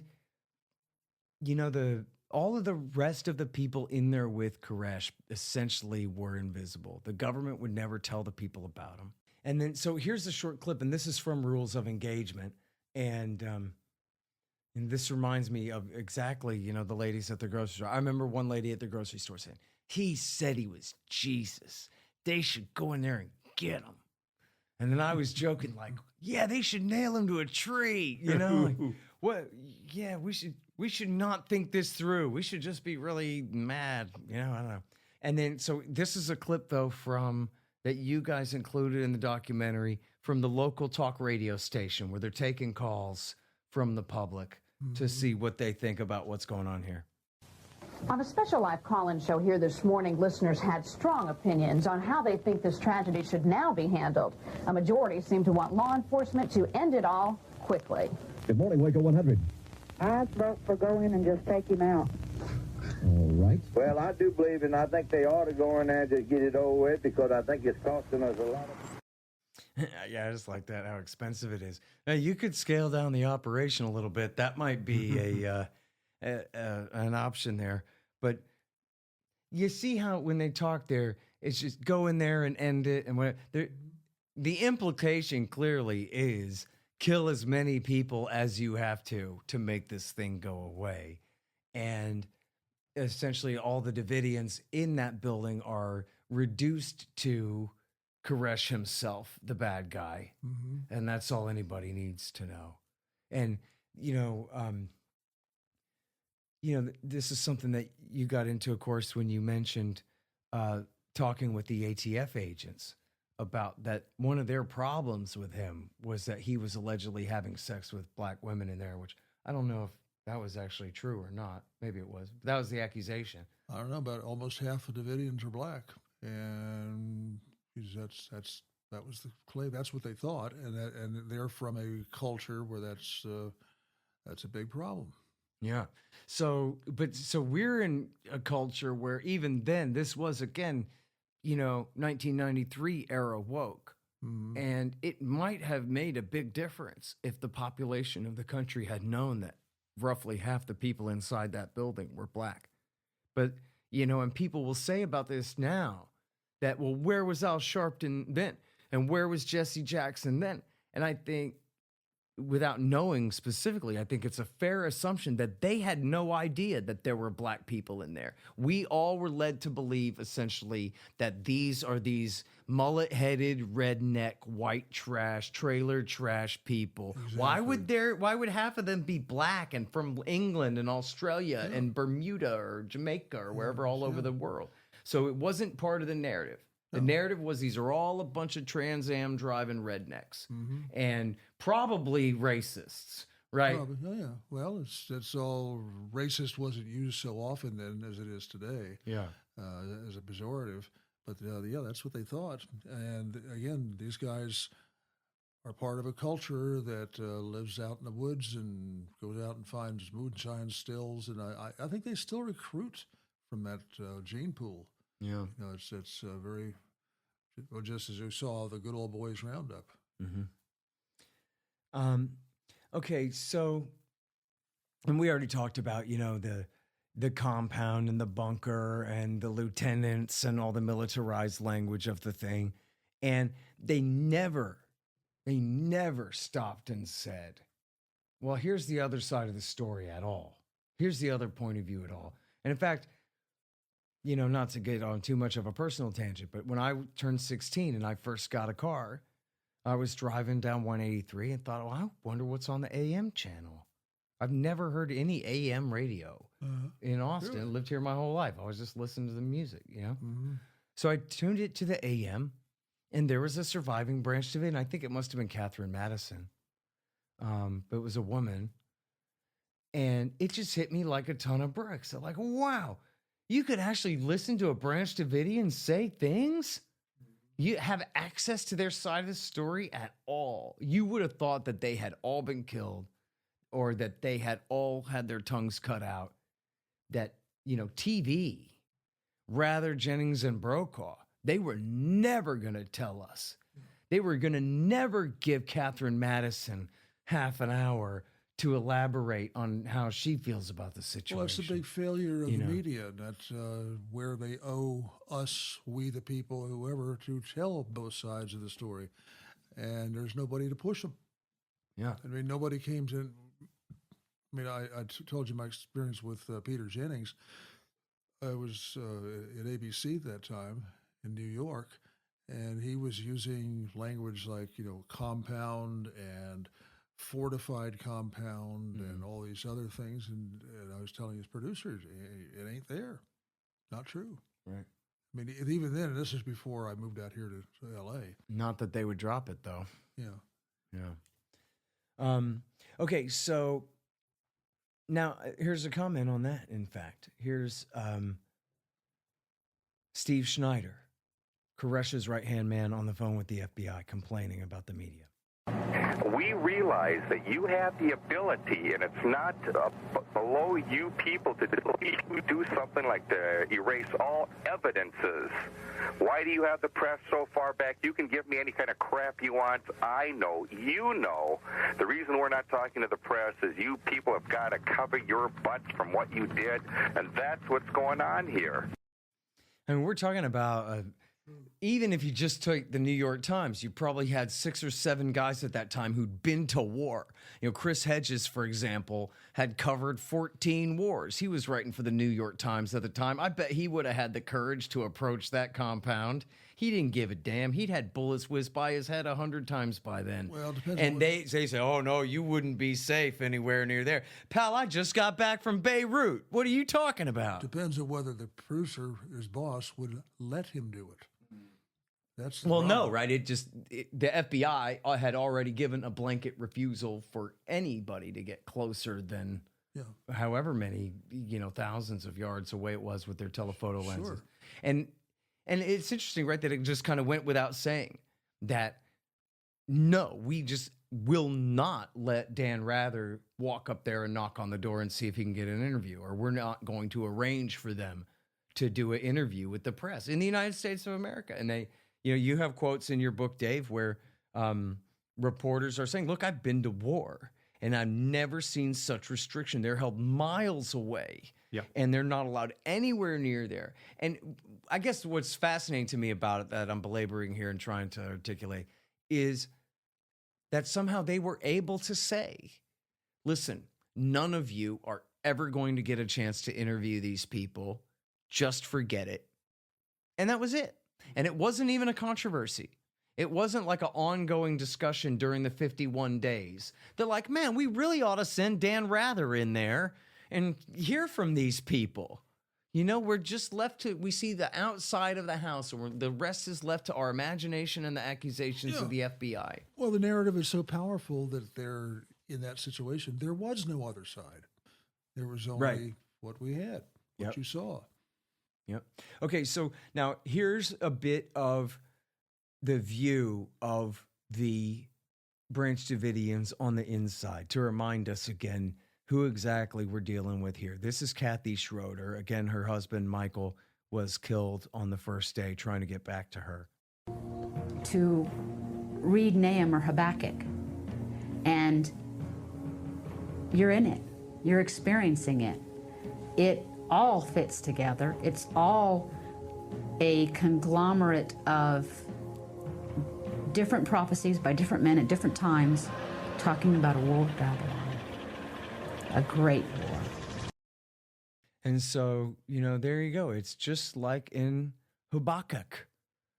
Just like, you can't deny it, dude. It says it right there. And this is the view that they're looking through. They're, in their mind's eye, everything that they see is a page from the Bible, and not just a page from the Bible, but prophecy and prophecy of the end times. And so if they have to pick and choose from Daniel here and Habakkuk there and these different things, the book of Nahum, and then just like an MSNBC kook during Russiagate, it all fits together if you fit it all together. But this is just absolutely the mindset in which they're perceiving everything that's going on around them. And now here also is a clip of Steve Schneider talking to his sister. We're talking about the Bible and all the prophecies. But I know. Look at, when you get off the phone, you look at the book of Nahum. Yeah. The chariots with flaming torches are tanks. That's what Nahum saw in the final days. They're surrounded us. It's the first time in the history of the United States that the government has used tanks against its own people, Sue. It's stupid, I know it. So you see, even there with his own sister doesn't quite understand, right? So she's like essentially responding to the civil liberties point. Mm-hmm. They're like, my God, they're using tanks against civilians. But he seems to be saying that they wouldn't do that unless it was the Bible coming true. This is America. We don't use tanks against people. How could this be happening unless it was the prophecy coming true? And she doesn't even quite grok what he's trying to explain there. But that's the only way that they can understand what's happening to them. And yet, of course, outside, the cops don't see it that way at all. They look at this as just essentially make-believe, right? Again, this is, oh yeah, Charlie Manson has this very serious theology that we're supposed to pay close attention to. They couldn't possibly take it seriously in any way. And especially 4 cops were dead. And so from their point of view, like that was all that they needed to know here, that these people are as guilty criminals could possibly be for what we know now. And as the jury decided, as we'll discuss later, was self-defense. But that certainly was not even a possibility point of view from what the FBI was looking at when they were there. So, but yeah, and so back on the racial thing, or just the videos of the people in there, mm-hmm. The lesson of really how normal these people were, aside from their particular interest in end times prophecy. And these are basically all very normal people. And so it wasn't just that they covered up the home videotapes that would have portrayed them in their own environment to the American people, but it was the success that they had in portraying them in exactly the opposite way, right? So like, in other words, this is almost, I mean, obviously there are circumstances here, but, you know, considering many of the Branch Davidians and who they were, you talk about Clive Doyle here, this kind of thing, like you might as well just go and frame up somebody's mama and say that she is this dangerous murderer, this insane cultist. You know, it's the furthest thing from a plausible story, right? But they made it stick anyway. They made people believe that even the little old ladies there essentially were cold-blooded murderers. The ability of government and TV to gang up on American citizens and just, for example, erase the fact that half of them are black, so that Jesse Jackson doesn't have a word to say about it. You know, erase the fact that, you know, so many of them are women and children, or so many of them had been there for so many years before Koresh even arrived on the scene, or, you know, any of these things that would help people understand who they are at all. And it worked. And that's the thing that the point I'm belaboring is, like, they really could have just framed up anybody's mama from the street you grew up on and treated her the same way, and succeeded at demonizing, you know, your grandma or your auntie or whoever. And that's crazy. You know, demonizing Saddam Hussein. I mean, the guy is a dictator after all. You know, demonizing David Koresh. Yeah, he is wielding a lot of authority over people in a way that's pretty distasteful to most of us, but completely dehumanizing and demonizing the rest of the people there should have been impossible, right? But it was a cinch. It was as easy as just trying it, and it worked. You know, and again, including the ladies at the grocery store, the shoppers at the grocery store where I worked. they didn't give a damn if every single person in there was killed. They only wanted it to happen today, not tomorrow. Oh, yeah. You know? A friend of mine, Attorney Bill Daley, did a Freedom of Information Act request on communications with the FBI by the outside world. And he got a number of letters, like a foot stack of paper, that was just absolutely appalling. I mean, like you say, it was go in there and destroy them. I don't care what it takes. And several of them specifically said you ought to burn them out. I mean, set fire to the building and they'll have to come out. Yeah. You know, once you've accepted their false premises, then I guess these are the conclusions we're left to make, as Carlin would say, right? We need to talk about the fact that Koresh did say that he would come out at first. And they did send out, you know, a couple of dozen people, I guess, left in the first few days there. And so there's a couple of things about that. And this is something that we heard in a clip from Tabor earlier that he alluded to, was that Koresh had promised to come out, but then he said that God told him to wait. Yeah. And the FBI went, oh, yeah, right. Oh, God told you. Koresh, to whatever degree we can't know, took that seriously. Certainly his followers took that seriously. As you can't question that. God is talking to his prophet, telling him not to come out. Maybe Koresh really believed he had that insight. You know, I guess that part's unknowable. And there's always the possibility God really did talk. Hey, there you go. I shouldn't completely discount it. What do I know? I mean, just slip the Gretchenflagge in here, you know? It's an infinite universe out there, pal. I know that much. But now, so this is something that you talk about very specifically in your book, Dave, which is the split between the negotiators and the hostage rescue team here, where you had some negotiators not just trying, but really succeeding in making some progress with the Davidians. And then the hostage rescue team would deliberately intervene to reverse that. So I guess, first of all, what's the hostage rescue team? And you feel free to jump in here whenever you want as far as explaining that part of the story. And then talk to us a little bit about the split between the negotiators and the tactical guys and how they behaved out there. Well, the FBI has its own SWAT teams, but it also has the hostage rescue team, which isn't necessarily concerned with hostage rescue. That just makes a nice title. And they're basically the hyper SWAT team, the guys who are constantly training at the highest level of paramilitary pursuits. And so the hostage rescue team, the HRT, was brought in to maintain the perimeter at Waco. And they mostly consisted of a very action-oriented type fellows. You know, too much testosterone and, you know, that manner of thing. One of the interesting things is one of their snipers, as opposed to ATF sniper, wrote a book on the subject, Cold Shot or something like that. It's interesting to read because this is plainly the type of guy who was, you know, the hyper jock type. We ought to go in there and kick their butts, and why are the negotiators wasting their time with this, et cetera, et cetera, et cetera. But yeah, the action guys wanted action, and the negotiators wanted to negotiate, and the two were inconsistent. Yeah. So the action guys were doing things like hanging women's panties on the cars of the hostage negotiators, implying what they thought of their femininity, you know, actually talking with these guys. And so basically the action guys seem to be out to sabotage any successful breakthroughs that the negotiators could make. At one point, they had some negotiators had a very favorable result. I forget what it was. It's getting people to come out, right? Yeah. And the action guys turned, as I recall, turned off the electricity to Mount Carmel.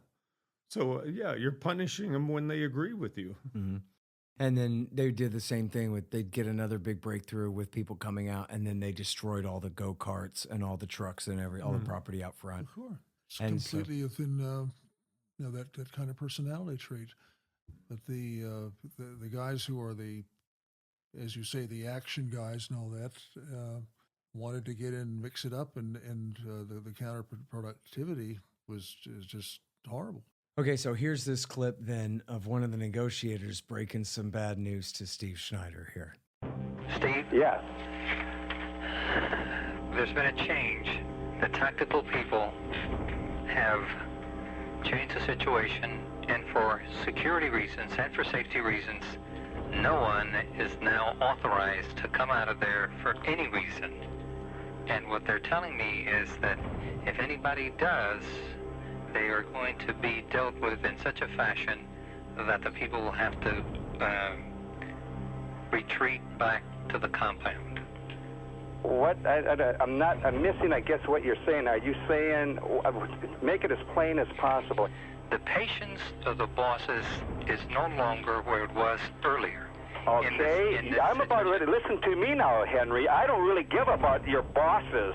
When you tell me one thing or you tell us that is okay, and this Bradley comes up and says something contrary to what you are, you tell your bosses to get their butts together. Do you hear me? So this is an ongoing thing for 6-7 weeks here, right? Yep. Is it?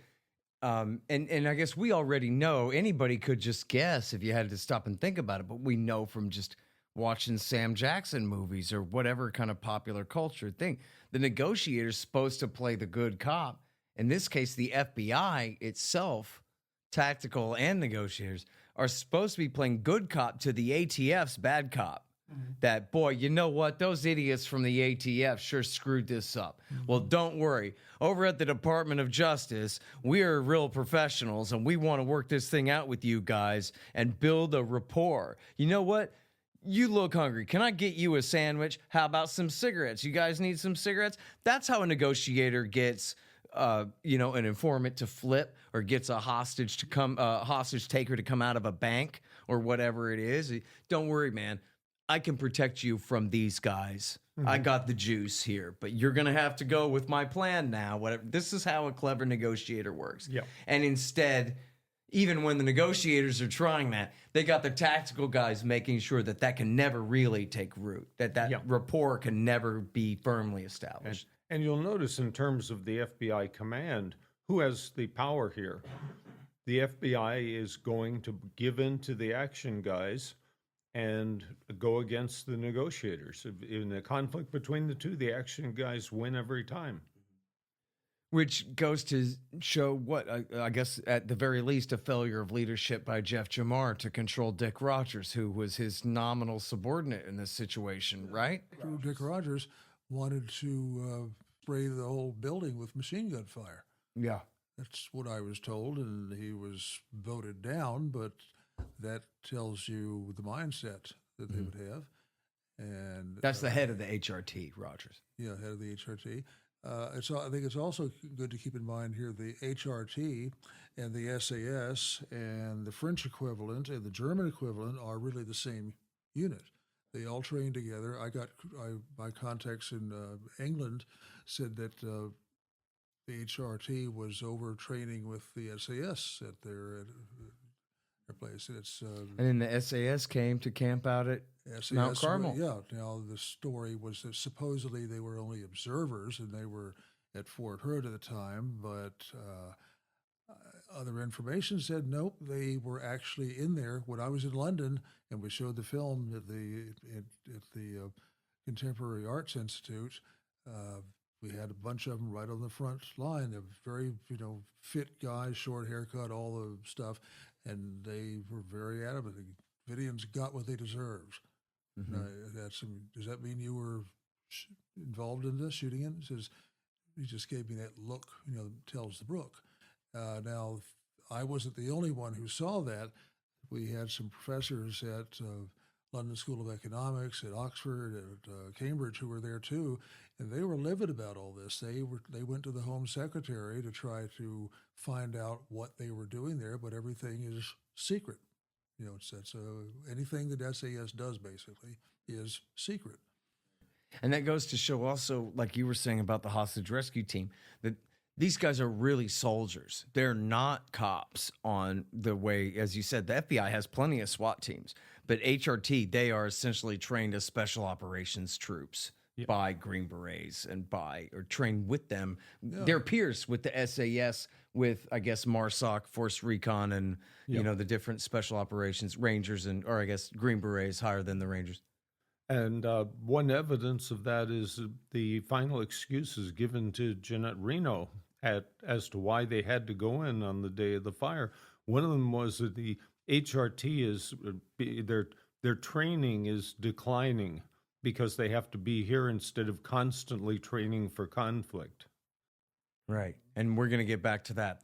That definitely comes up, but it does go to show, again, their identity. So we know who we're talking about when we're talking about the HRT. Yep. There's no wonder they don't want to negotiate. These guys are warriors, essentially. Yeah. They're not police officers. Mhm. They are soldiers. Now,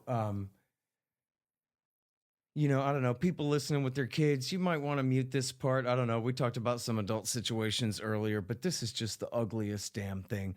This is audio of I believe the sound is of horses and rabbits being slaughtered that they played on full volume all night long for weeks to psychological warfare against the women and children inside of this house.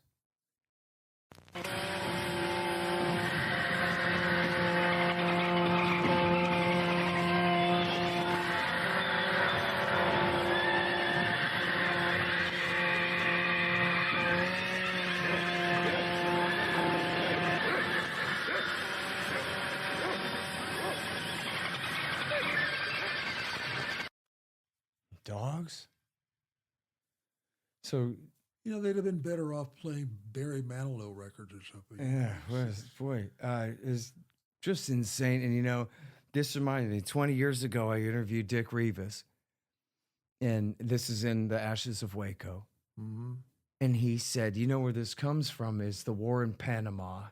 You might remember H.W. Bush completely illegally and unconstitutionally launched an aggressive war against Panama because his former CIA lackey fell out of line and needed regime change. So he killed a few thousand people in this aggressive war. But anyway, Noriega escaped to sanctuary in a church. And one thing was, while they were negotiating with Noriega, there were reporters nearby with shotgun microphones. People can picture those microphones that have like a little saucer shape and a little, you know, thing. So they were trying to listen in on the negotiations. So the cops, or the soldiers, I guess the Pentagon, turned on a bunch of music. And I think it was like really annoying John Denver music or something like that, in order to drown out the negotiations. Mm-hmm. But when they were asked about it, they said that it was psychological warfare to drive Noriega out of there. And then the next day or something, he came out. Yeah. So from there, it became folklore that this is how you get someone to come out, is you play horrible music that they can't stand. So that was where this started with the Davidians, is they would play Nancy Sinatra, These Boots Are Made for Walking. Those would be jack boots in this case, which I don't think that's what that song is about, is government jack boots stomping civilians into the ground. But that's certainly what it was meant by the FBI when they played it. And they played the worst song probably of the 1990s at least, which was Billy Ray Cyrus, Achy Breaky Heart. And they would play it over and over and over again. These are a bunch of guys who like that music. You're talking about these bubbas who, they like that. Yeah. Well, that would tire anyone's patience out. I'll tell you what. It sounds like, and they use that same sort of torture on people at Guantanamo Bay. But psychological warfare, the PSYOPs, is very big. I mean, this is something people don't know. The Army has a PSYOPs guys at CNN in Atlanta, and they've had them there ever since that I'm aware of 1990, when we had the first Iraq War.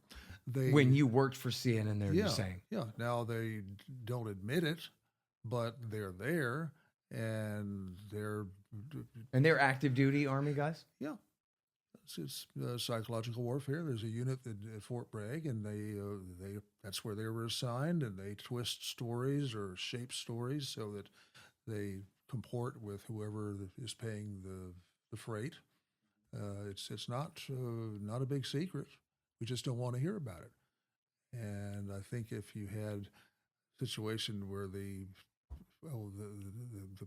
rabbits being killed and all that was, I don't think people really grasp it. What's going on there?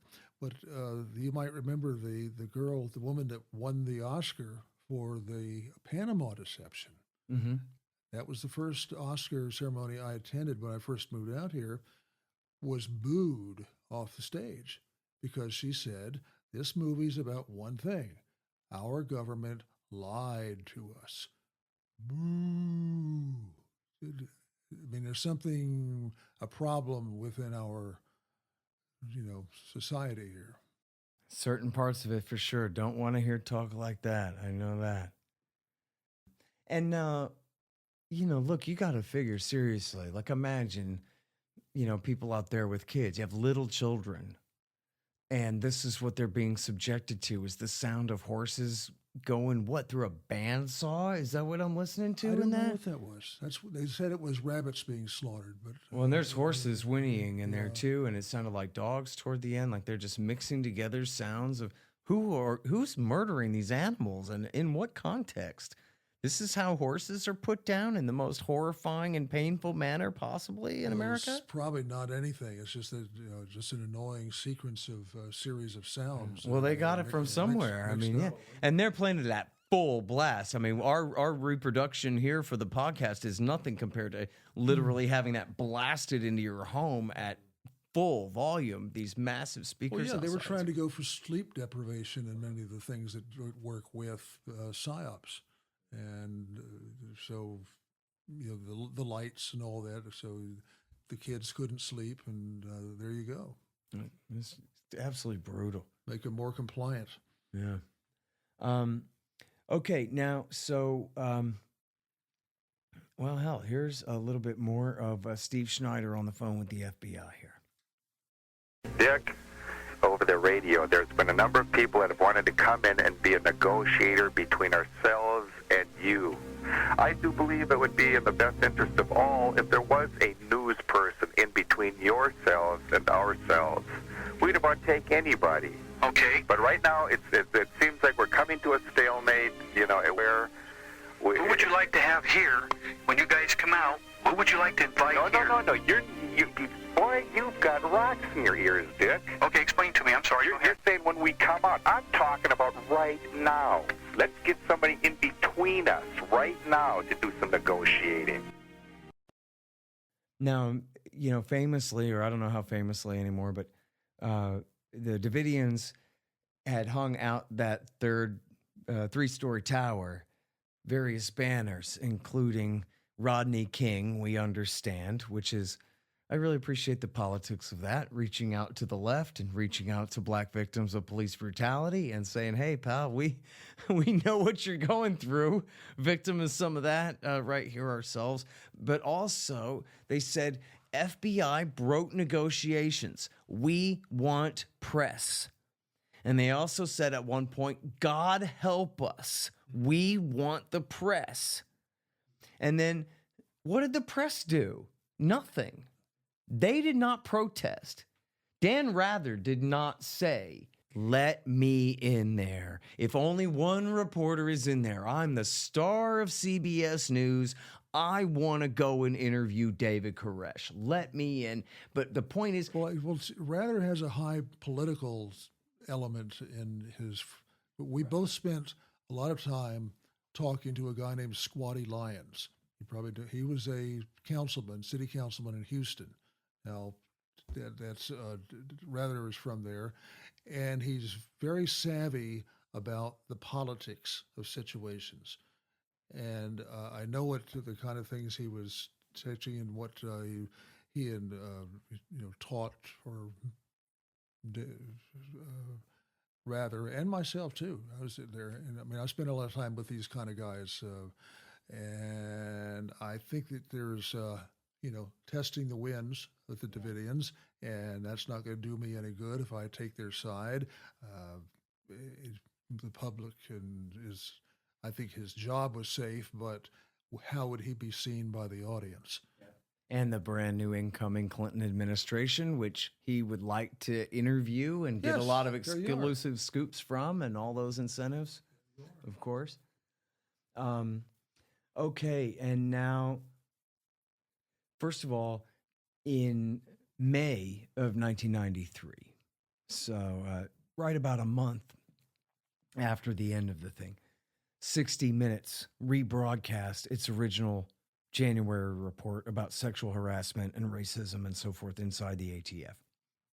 And after the rebroadcast, Mike Wallace added an editorial note that said almost all of the ATF agents that he talked to said that they believed the initial raid on the Branch Davidians in Waco, quote, was a publicity stunt, the main goal of which was to improve the ATF's tarnished image. So that's, again, the ATF agents themselves talking to 60 Minutes. Again, CBS News, you know? In fact, this should have been a turf war between Wallace and Rather for who gets to go in there, but no. And then, importantly, we've alluded to this a couple of times. And this is really amazing that they were able to do this, right? They built up a set and they wrote up a script and trained up and rehearsed up a cast, and they shot a TV movie of the week called Ambush at Waco. Yep. That came out during the siege. Just 4 weeks into the siege of the 7-week siege, right? You think there might have been some coordination there? Boy, oh boy, it's something else. And now I believe you had the quote of the guy, and this is really important because the show itself was important. Again, I still have the image in my head from the TV show of what it was like inside the house as they were ambushing and firing out. And I know it's alive, but it's still in my brain because I've seen it with my eyes. And so that worked on so many people. It was so effective, including little old ladies they had with machine guns and everything. Yeah. And then, but the thing about the guy who did the dirty work here, his name was Phil Pennington. Phil Pennegroff. Oh, Pennegroff, I'm sorry. And tell us about him. Well, he's the person who wrote the script. And he was hired to write the script. He just, and of course, they told him what to write or what the situation was and how terrible the Davidians were and all the things we're talking about. And so he wrote a script that reflected that. And then he started looking at it and learning more about what really happened. And this is what he wrote. Within days of the BATF raid, the Davidians, and especially Koresh, were demonized as the Jews were in Germany before World War II. And as we all know, the government and the media painted a portrait of Koresh and the Davidians that I know now was insidious, malevolent, and ultimately destructive. To my everlasting shame, I added to that distorted view. Mm-hmm. And of course, it made it easier to get away with mass murder. Yeah, that's exactly what. And he didn't just release that statement. I mean, he went to the Branch Davidians remembrance ceremonies and begged their forgiveness in person to their face, which is, the honorable thing to do. And he should be commended for that, as bad as what happened. And because just like anybody who's not already somehow radicalized, the idea is these are the cops. These are the good guys. They wouldn't lie to me. They wouldn't have me write a script demonizing good people as evil. Mm-hmm. They're good guys themselves. And so the guy obviously wrote the script in good faith. Yeah. And it's only in retrospect that he's completely kicking himself. Well, that again, oh my God, I can't believe. Well, again, why would I believe them? But hey. Well, again, we have a situation like Janet Reno. We're talking about now. Janet Reno only knew what she was told about what was going in there. She'd only been in office, 1 day, 2 days. And so when the FBI comes in and says, well, they're beating babies, we have to act now. Yeah. Well, you're ahead of the story now. But the point is she believed them. Yeah, and that's all these people have to do is you've got a government official who's telling them, this is what happened, these are the facts, write something that encompasses that, and that's what he did. Mm-hmm. He didn't know any more than that. But when he found out, then he apologized for it. Right. And good for him for that, because there's a lot of people involved with this who certainly never did. That should happen more often, too. Right. Yeah, and they sure don't. Okay, so intimidation factor here. The place is completely surrounded by FBI. They have 3 sniper positions, Sierra 1, 2, and 3. They have clear views of all areas of the property. And I want to say amazingly, guys, but I guess we would all disagree with that. Lon Horiuchi, the guy that took the kill shot on Vicky Weaver, the unarmed wife holding her baby daughter in her arms, he shot her in the throat.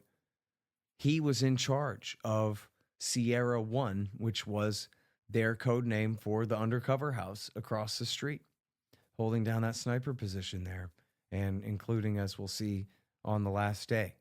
And Sierra 2 was hidden from public view in the very back. And then Sierra 3, I believe, was on the south end of the property and covering any exit, which would have been the chapel side, the gymnasium side of the building.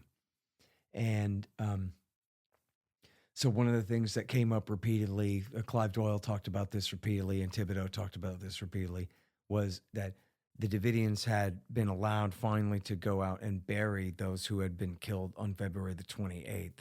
But then the FBI agents went and drove their tanks repeatedly back and forth over their graves to disturb their graves. And one of the men, Peter Gent, who was armed with a trowel or a rust, some implement for scraping rust there, who they killed on the water tower. They ran over his grave multiple times, and deliberately so. And they would moon the women and children and write, "We see you, David," on the windows, I guess backwards. I don't know, to intimidate them. But this is something that Clive Doyle talked a lot about. Was the idea was, well, geez, at least send your children out. It was like, send my children out to this guy who's showing his bare bottom to my old mother here? That wasn't all he was ever showing. Yeah. I mean, they dropped trowel and were flamming around too. That tells you a lot about the kind of guys you got in there. And these are people who are genuinely pious in there. We're like, some grown-ups might say, yeah, that's gross, but we've all seen parts before, whatever. But these are people where, like, absolutely not. These are people who would never say damn. Mm-hmm. These are people who are very serious about it. So the idea of even a bare bottom would just be so far over the line, way more than probably other people would consider that. Other people consider that to be very rude. But to them, this is just absolutely forces of darkness. But you still wouldn't send your kids out there to, I can't imagine doing that. Yeah. But if you're in that situation where the guns are pointed at you, and you don't know what people like that are liable to do. Yeah. The other consideration is FBI was, of course, portraying them as fanatics, and it had to use tanks because they'd otherwise kill them, et cetera, et cetera. Wait a minute. If you're mooning somebody who has a rifle, you're not worried about him shooting at you. Right. Mm-hmm. Yep, that's an important point. Their arguments don't hold up on their own merits, obviously. And now, so it's important to note that the Davidians were attempting to collect rainwater because the ATF and FBI both had destroyed their water tanks. But it's worth noting here that they were running out of water. Yep. And the government knew that because the infrared footage showed that whatever they had in their tanks was at such a low level, et cetera. Yeah. So that's another reason, at least in the back of their mind, to know that the Davidians' time is short in there, that eventually they're going to, and probably sooner rather than later, they're going to have to come out. And FLIR footage taken on the night before, April 19th, on the night of the 18th, showed their water levels essentially at 0. And so, but by that time it was too late because the plan was already in motion and they weren't going to turn it off. So, and at one point, a Davidian, Julie Martinez, told an FBI negotiator that they were afraid that, quote, "You guys will just run your tanks through the building and, hurt us all." And the FBI negotiator countered and said, "I don't think anybody said anything about tanks going through the building. If they did, they are not telling the truth. No, because nobody's going to run tanks through buildings that contain people," he assured her. That's laughable. Yep, absolutely. So important to the good cop, bad cop thing that we talked about with the hostage negotiation, that during the Waco siege, the FBI had another hostage situation at a prison. And this was Southern Ohio Correctional Facility. Prison riot erupted. Well, HRT was unavailable. They were busy persecuting the Branch Davidians. And so what happened instead was the negotiators handled it without tactical support, and they settled the matter bloodlessly in 10 days. And Stuart Wright, who was the other religious scholar who had teamed up with James Tabor on this story, he went and found their guidelines for crisis negotiation and found where they had violated 16 of their own rules. Save lives, exercise patience. Negotiators should build trust with the hostage taker. Negotiators should avoid escalating stress. Exercise genuineness in communication. Meet legitimate interests of both parties. Establish reliable communication. Take into account personality factors of the hostage taker. Provide assurance of safety and security of person in crisis. Conduct negotiations without challenging hostage taker's sense of control. Negotiators should not set deadlines for incidents resolutions. Avoid making decisions based on fatigue. Resist pressure from tactical team to resolve the conflict with assault. That's actually, they had to write that in the rules somewhere. Communication between components of the crisis response team is imperative.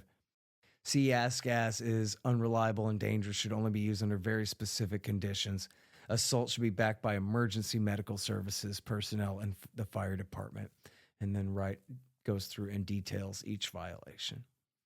And so it really does seem, although this is an inference, right, Dave, but you write in the book that the HRT in practice certainly sabotaged everything the negotiators were doing. And it seems like, fair to say, probably that was intentional because they wanted a final battle. They did not want to see people walk out of there peacefully. They wanted to show them who's boss. These are a bunch of cop killers, and we're going to show them who's boss. And these stupid negotiators are standing in the way, wimping out, trying to talk to them and get them to come out when they ought to get out of our way and let us do the job.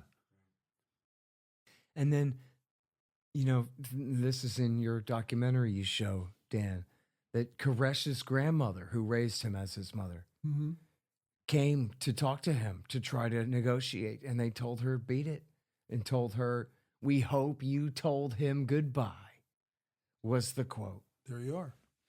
I mean, just think about that. Like, again, because it's such a famous story and it has so many aspects, and including just the visual of the giant, strangely shaped house and all of just everything that comes with it. But just think of that in a vacuum by itself, that you have a crisis situation, you have something like a hostage situation with all these innocent people pent up with the guy who's said to be the bad guy. And the bad guy's mother, his grandmother who raised him, comes. And they don't immediately say, great. Here's the deal, lady. You tell him this, this, and this, but don't you say that. Now, here's the phone. They don't do that. Yeah. Instead, they tell her, get the hell out of here. Mm-hmm. And what can you say about that? See, what I find interesting about the HRT situation and all this is that whoever was in control of everything didn't just tell the negotiators to stop talking and send the HRT in. That would be much more in character with what I would think they would do. And possibly, is that because they were having such a conflict over the attorney general and who's going to be the new attorney general at that time? I think that the leavening factor would be the politics of it, especially if when you start, big mass thing, death. But that's what these guys are about, and I think whoever's at the top of the chain, whoever was the director at the time, I think he's probably the assistant director. He's probably cut from the same cloth. Yeah, right. He's from Ruby Ridge too. He approved the rules of Dick Rogers' rules of engagement for Ruby Ridge that said kill on sight. Yeah, my father was a career 30-year combat Army guy, and he was in before World War II in Korea and 3 tours in Vietnam and all the rest of that. That's his attitude, but that would be his. And most of the people I met and he served with, they're. Yeah. I mean, I guess it would be fair to say, right, that you got to presume that in fact, probably the negotiators and presumably the bosses at the FBI weren't planning on killing them all. That like somebody like Jamar or Potts is probably trying to appease Dick Rogers and the HRT, and he's also got to deal with the griping from the negotiators. But that essentially the HRT, which started out with no patience whatsoever, they're constantly grinding on the patience of the bosses too, and trying to get the bosses to agree with them that this is taking too long finally. So by the time of April 19th, we're talking about essentially they're just out of patience. And in fact, I guess I forget the exact date, but it's weeks before, 2 or 3 weeks before, that they ordered up the gassing plan and started preparing the engineering vehicles and all of that. So they had run out of patience and decided that they were going to do something about it, a bit previous, even 2 or 3 weeks previous to the actual assault coming down. But I guess it makes sense that there is a good cop and a bad cop going on among the lower ranking guys. And then Jeff Jamar, their boss, is a bad cop. And Larry Potts, the boss, is a bad cop. Maybe not quite as bad as Dick Rogers, but they're leaning more and more towards his point of view the whole time. And then the negotiators are saying, wait, slow down. But they're just, tugging on Lex Luthor's cape here, I guess. Yeah. It was always suggested, well, why didn't they just fence the place off and just wait them out? Right, But that's not within character of a guy who's in HRT. Right. And although that was, officially the policy. What are we doing? We're waiting them out. The violence is over. Now we're going to wait them out until they surrender. That was, what Bob Ricks claimed that they were doing, what Jeff Jamar claimed. Except the guys in the tanks kept riding around and going over graves and everything else, right, and provoking reaction. Yeah. Okay, so now here's where this gets a little bit more interesting with Tabor and Arnold getting involved. The religious scholar that we heard earlier describing the history has a guest appearance in our saga here. Philip Arnold and I have known each other for years. We both have doctorates in Christian origins. And Philip, he got his PhD from Rice University probably 5 or 6 years after I did. And we both ended up, I got mine from Chicago in the 1980s. He's a little later than that. We even had some of the same, like I wrote on Paul, he wrote on Paul, the Apostle Paul. So we have very similar interests. And we knew each other in terms of studying apocalypticism as, scholarly colleagues and so forth. Like we'd meet at conferences and over the years. Mm-hmm. So he's became one of my personal friends. Well, then when Waco broke out for us, February 28th, when the raid happened, my wife calls me to the television. I run down and start watching. She said something like, James, come here quick. There's this crazy guy in Texas. I'm from Texas, so kind of like one of your people. There's been a gunfight and he's on the radio and he's quoting the Bible, because David immediately called into some stations, and right away, even though he's wounded, he's like, well, in Isaiah 40, there's a, like that. And so that's what she was hearing over CNN, I think. And so I ran down. Well, I call Philip immediately, like probably after the shooting stopped, because I wanted to follow it. And I said, Phil, I assume you know this. You're in Texas. What the hell was going on? Do you know this guy or whatever? And he goes, no, I don't. But I listen. It sounds like he is some kind of guy into Bible prophecy. Well, see, that's what we work on. Mostly ancient, but we do it through the ages. Like I handle apocalyptic groups all through history down to our time. I didn't know he was connected to Ellen G. White and the Adventists. And I didn't know anything about Hadif and the Davidians and then the Branch Davidians. But I did know the Adventists really well and the Millerites that we've talked about. So he said, well, I'm going to jump in the car and go up there. And I said, well, good luck. I think he did it maybe the second day. The FBI had been called in. So he starts going to the press conferences. And he quickly realized from, I would say basically it was those daily briefings from, was it Rob Ricks? Was that his name? Yes. Yeah, and he was very negative. Oh, yeah, two-bit charlatan who interprets the Bible from a barrel of a gun. And that's when, and then we got the March 2nd tape right away. And he sent me the transcript of it. That's when Koresh went on one of the Christian radio stations and did a 1-hour rambling thing. So he FedExed me that. I think we could have used faxes, but he had a printed copy and he just FedExed it. I remember getting the FedEx. And I read it and then I called him. And this is all within, like, by March 3rd, we got a plan. And he said, well, I'm going to start going up there. I'm going to, try to talk to the FBI. And he said, would you come down? And I said, well, yeah, I'm teaching, but if you need me, I could come down and help. But why don't you just see how it's going? Talk to the FBI guys, see if they, find somebody at the press conferences. So I think he did. He was visible from the first or second day at those daily conferences. I think he got a room at the Hilton where everybody was staying, all the correspondents. And he then just began to attend, and he did talk to a few people. And if you talk to him, he could tell you in detail, but he basically felt rebuffed, like John Henry and everybody and his uncle are calling in saying, oh, I know all about the Bible and let me interpret. And he felt like maybe he was being put in that category. And the idea, I think, of the negotiators was, we don't really need, like, we will find our experts. Like, they end up going to people at Baylor, which is fine. It's right there in Waco. But I don't think any of those people at Baylor, and they would agree, I think, were experts in, say, the book of Revelation, which we were. So time went on, and Phil then decided to go kind of independently. So he would go on Ron Engelman's show, which is a local radio station that the Davidians were listening to.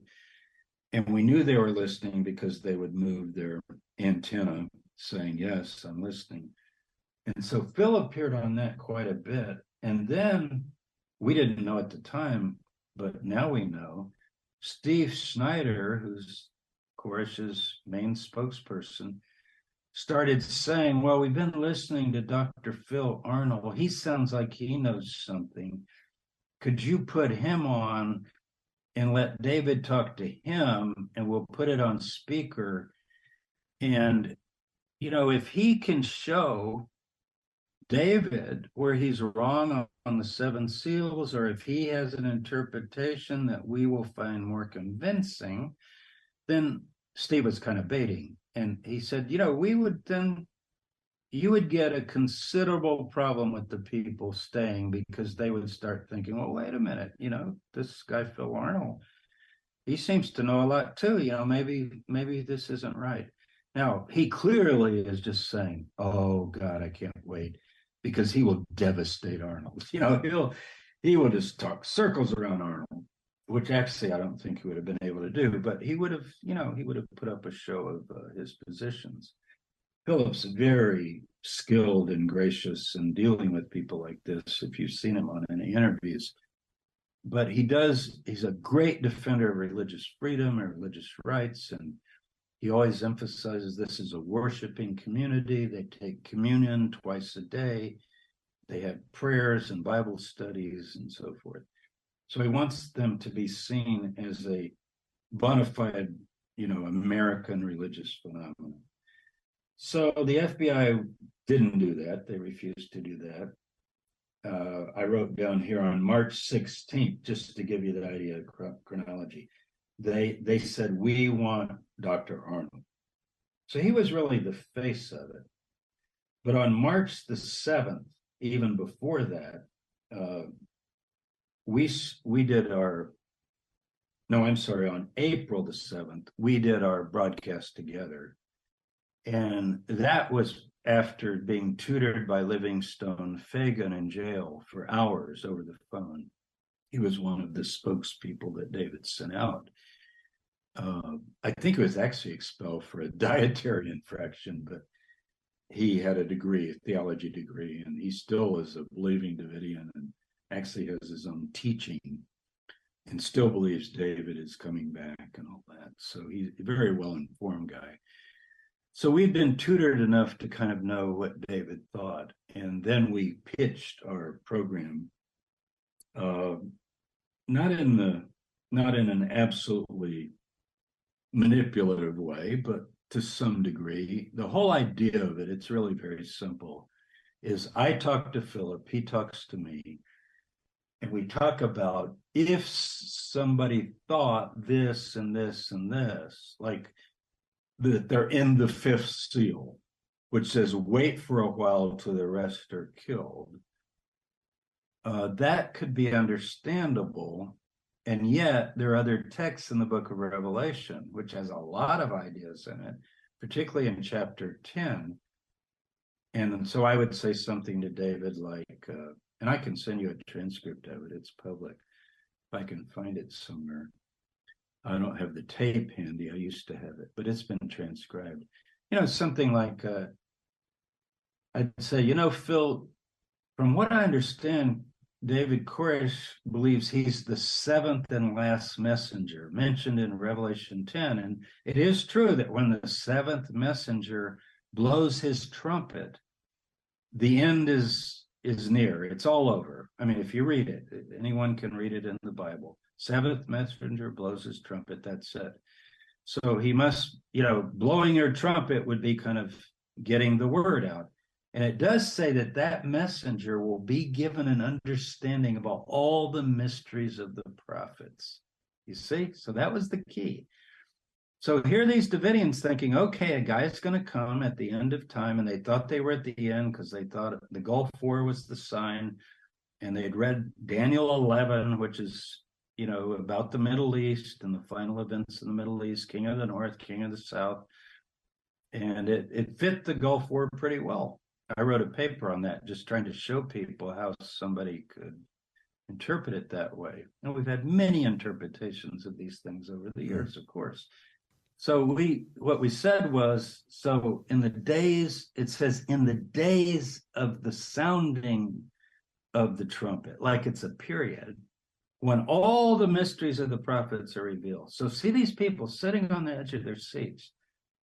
FBI had no idea. And they're thinking, oh my God, it's happening. We're hearing all the mysteries of the prophets. This is the seventh messenger. So fortunately, the text is always infinitely flexible. And we found that in the text, that chapter, Revelation 10, that was the key. We used the Bible. That messenger eats a little book. And when you eat a book in the Bible, this goes back to Ezekiel, it means you totally absorb a message, like you eat it. And so he would say that he's eaten the book of Revelation. He's totally absorbed it into his body. And then it says, the last verse, you must prophesy again to many nations, kings, and peoples.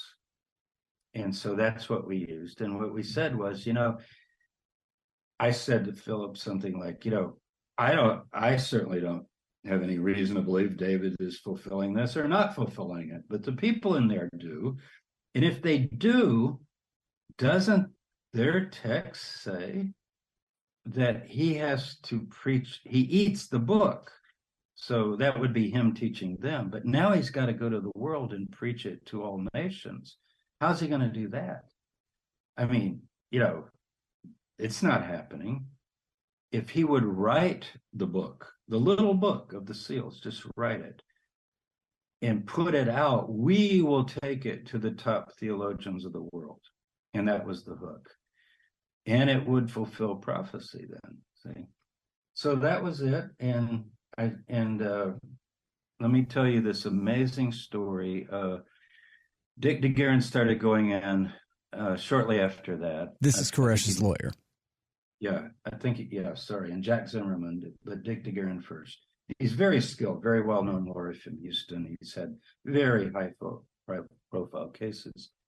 And he got rather attached to the Davidians and met all the children. And, you know, he was convinced that the BATF had really mishandled that initial raid and that there was a good chance of a self-defense kind of defense of any kind of charges, or a case rather. So he went in for that. So when that started happening, we had hope in that. We'd already done our program, but we thought, well, who heard it?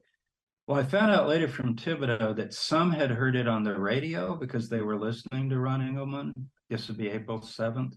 But Koresh hadn't heard it. He didn't hear us. He was busy doing something else. And I don't think Steve had heard it either.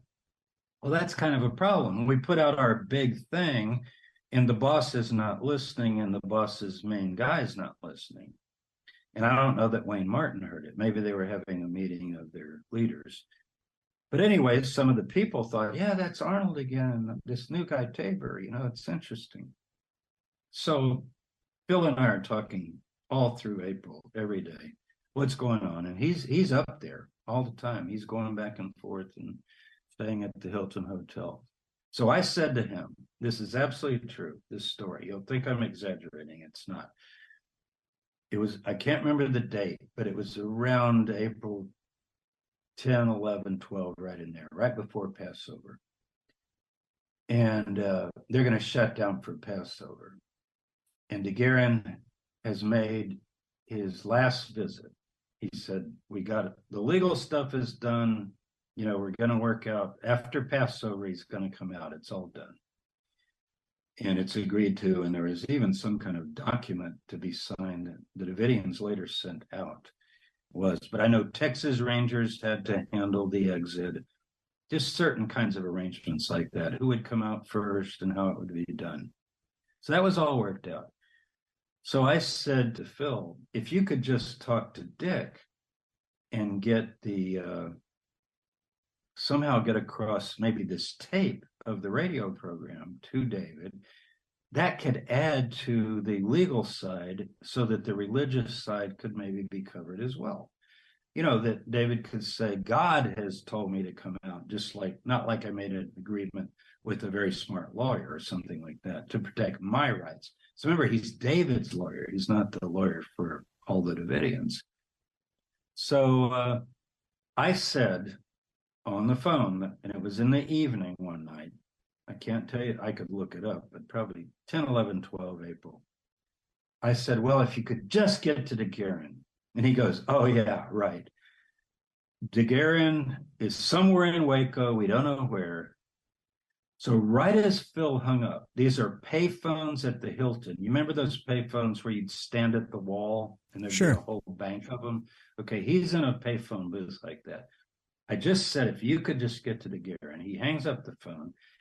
And there's this woman next to him, and she drops her wallet or whatever with all these cards, you know, credit cards or driver's license, and it goes all over.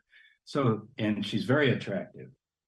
And Phil, he said, you know, hey, you got to help this beautiful woman.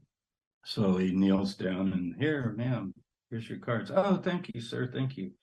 And then just to be friendly, she said, well, I guess you're a reporter and you're here for the same reason everybody else is. And he goes, no, actually, I'm a Bible scholar. What are you here for? He said, I'm interested in the message, the religious side of it.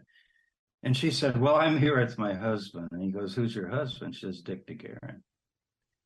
Nice. And he says, really?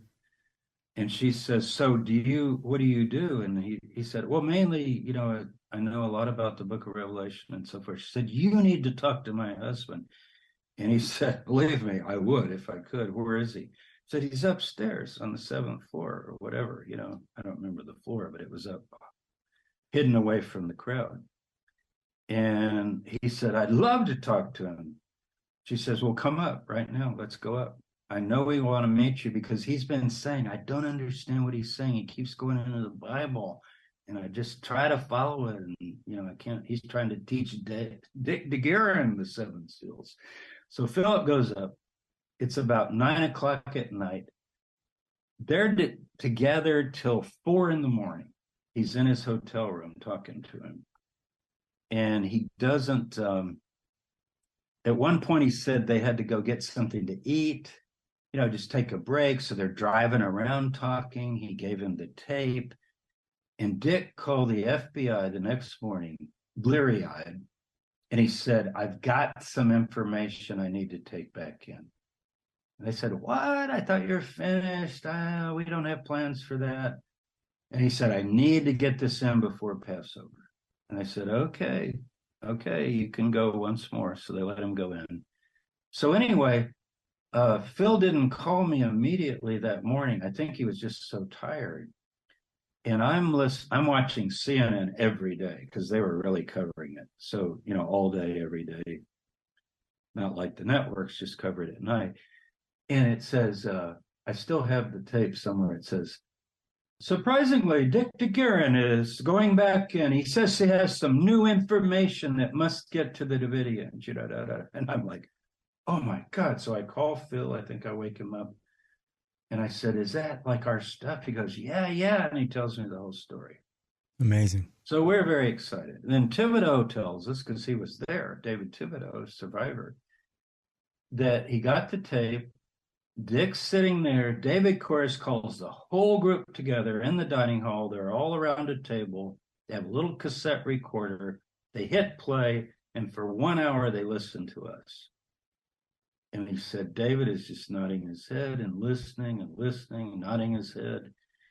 And at the end of it, he says, you know, this is what I've been praying for. These 2 guys, I think, are the ones that I should be dealing with.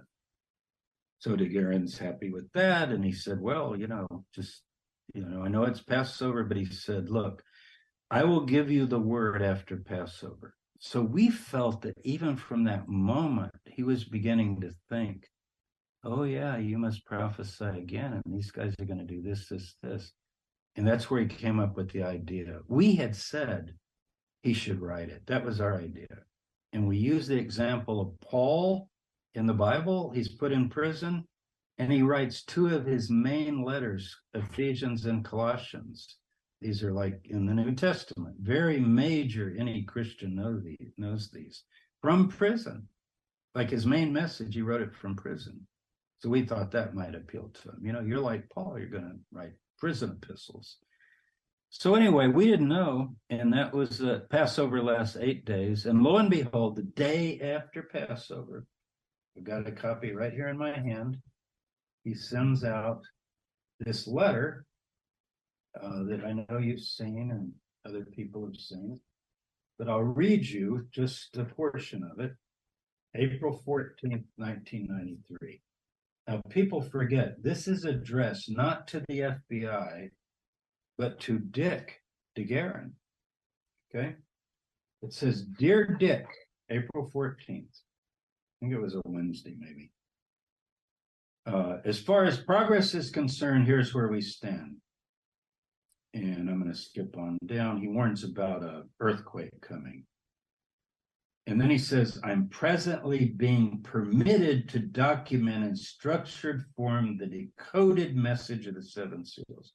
Every word of that sentence is important. Permitted means he thinks God is letting him do it. Structured, meaning he's not going to ramble all over the place. He's going to actually go seal 1, seal 2. Decoded, he's going to tell you what it means. Upon the completion of this task, I will be freed of my waiting period. Notice how he phrases it. Not, I will end my waiting. I'll be freed of it, meaning God told me to wait, and I've now been told that that will be lifted by God. I hope to finish this as soon as possible and to stand before man and answer any and all questions. And then he says, I've been praying so long for this opportunity to put the seals in written form. I was shown that as soon as I'm given over into the hands of men, I will just be made a spectacle of, and people will not be concerned about the truth of God, but the bizarrety of me in the flesh. Very similar to what he says on a tape around that time, like, I'm going to come out and you can do your thing with this beast, poke me, says feed me bananas or whatever, in a cage. So then he gets to the details. I will demand the first manuscript of the seals is given to you. Many scholars and religious leaders will wish to have copies. I will keep a copy. But once I see that people like Jim Tabor and Phil Arnold have a copy, I will come out. Oh yeah, that's in this, and you can do your thing with this beast. So we were so ecstatic. Oh, we were so happy. And then, we got the tapes the next few days. He's writing, and some of the FBI people are saying, well, we don't know. It's another delay tactic. We don't know if he's writing. Jamar kept saying that right up to the end. He's still living, but somebody said that he's not doing interviews anymore. Maybe just not up to it right now in terms of memory and so forth. But I talked to him at the congressional hearings in '95. I walked up to Jeff Jamar and I said, why did you not believe he was writing? He said, well, I'm still not sure. And I said, have you read the first seal that survived on the disc? Because they typed it the night before. And I said, I have the disc, and I can see the date and everything. And also he refers in the first seal that he completed to the siege and to coming out. So it's absolute. He said, well, he could have written that anytime. I said, no, because there wasn't any, he absolutely wrote it. We've got good evidence that he wrote it and he was going to write the others. So at that point, the negotiating team was following that trail, and the tactical team had already decided what they were going to do. And they've been planning that actually very early on to maybe use the CS gas as one technique of getting them out and ending it. And didn't you say in your book, James, that Jeff Jamar admitted or possibly boasted that they didn't bother telling anyone in Washington, D.C., in other words, at FBI headquarters or at the Justice Department? Yeah, in my log, you'll see I sent you a log of detailed chronology, 14th, 15th, 16th, 17th, and 18th. And of course, the 19th. Very important to follow. Who met in D.C. with Janet Reno, how many meetings there were.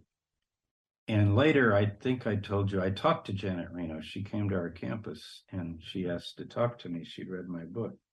And I met her. She gave us, a talk here, a speech on whatever, and did mention Waco and said that it had grieved her terribly, and she'd never be over it. And the buck stops here and all that stuff. So we talked, and she said, I'm telling you, I did not know of this plan. This letter. I wasn't shown the letter. And she said, she has said in testimony, sworn testimony, I asked them repeatedly, is there any other way? Is there any other possibility than the raid, the raid you're proposing? This is not an attack effort, as they put it. And she was told, no, and he's probably abusing children.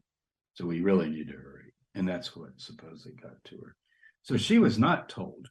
She got a briefing book. Kathy can fill you in on this, Kathy Wessinger, if you get a chance to talk to her, because I think she even maybe has seen the briefing book, but I'm almost certain that the letters were not in there. He'd sent out several letters, but this letter was not there. She didn't call Dick DeGuerin and say what was worked out. So on the day of the 19th, the tapes with Steve are very instructive because he says on the tapes, this is on the record, What are you doing? We finished the first seal. We agreed. Remember, there was this agreement to, will you send out one? And David goes, no, it has to be the whole thing. It's a message. I don't send it out piecemeal. But then the negotiators said, no, you got to do it as a test of good faith. If you'll do one, then I think I can hold off any further action. The bosses are getting restless. They always call them the bosses. And so David said, okay, I've got the first one done. We'll type it up tonight and I'll send it out tomorrow. And tomorrow is Monday the 19th. So this is just so tragic. And so Snyder's saying, we got it typed. We stayed up all night. I think, I believe, Ruth Riddle was involved somehow, but I think Judy Snyder also might have been involved in typing it. And they said, we can send it out. And then, as you know, the phone line was cut by the tank. And Kathy Wessinger has done a lot of research on the request to reconnect it. And she's convinced that the FBI refused. Like, it wasn't like, oh, we can't do it. What they say now is there was so much shooting, we couldn't risk the lives of anybody. They're in Bradley tanks. You could get behind a tank or do something. But anyway, that was the tragedy. And I'm telling you, Scott, on Friday, Saturday, Sunday, Wednesday was the letter. Friday, Saturday, Sunday, Monday, until Monday morning, we just thought, this is it. He's going to write the seals. It's over. We did it. Thank God. They're going to be okay. Yep. And he doesn't even have to write it. It's an important kind of a minor data point here that he's just doing his typical sermon, and she has a dictaphone belt and I don't know exactly how that works, but she's just transcribing it. So it's not like this guy has to figure out how to write well now or something like that. This is what he's always talking about. We do know from Snyder on the tapes that he has yellow pads, but he's making notes. He's scratching out probably sloppy things like, I'll do this. Mm-hmm. Now, the other thing, and this is new, I think I told Jeff Gwynn this and he put it in his book, but I'll tell you, this is new. Big discovery of mine. With the letters on the computer disk, I found dated April 19th, 1993, same type font as the letter of the 14th. Contents of computer disk and an outline of it. So they had actually typed an outline, not of the contents, but of scriptures that they didn't have time to put in. Isn't that something? So what it says is, poem Eden to Eden, introduction, John 18, 1 Peter 1, Matthew, Mark, Luke, and so forth. Chapter 1, Revelation 6. Because they were in such a hurry, he would just say, put in here Psalm 45, 1 through 11. Put in here Isaiah 33, 17. Uh-huh. I'm reading off the page. That also was typed the day of the letter. And I don't know how this survives, but I found it online with the letter. So that means the FBI got this with the letter. This is big. This is smoking gun stuff.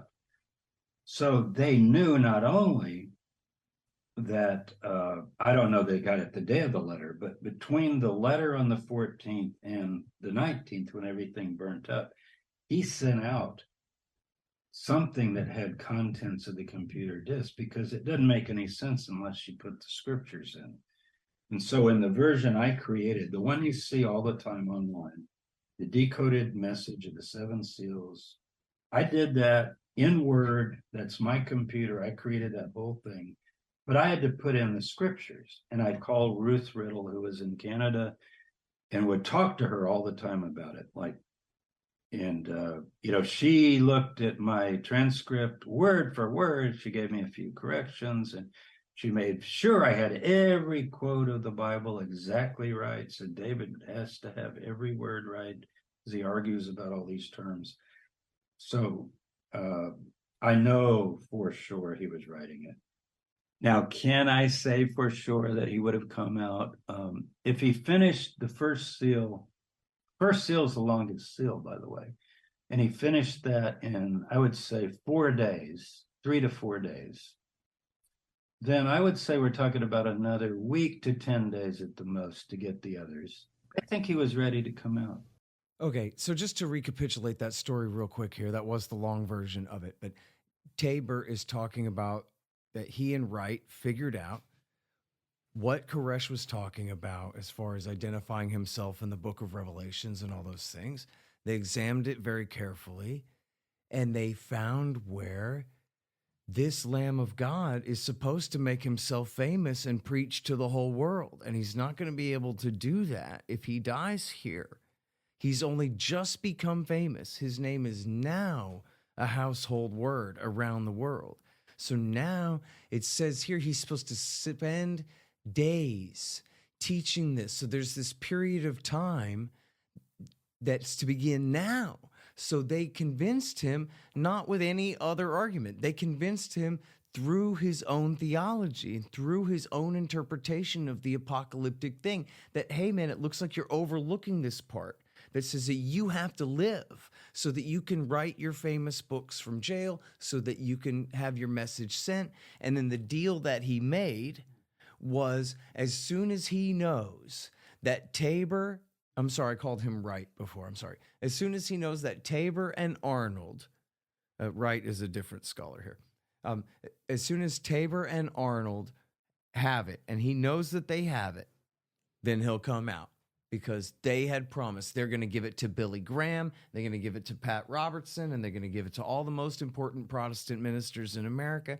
But they identified in the text where, hey, man, according to your story, you still have some work to do, and you're going to have to leave the compound in order to do it.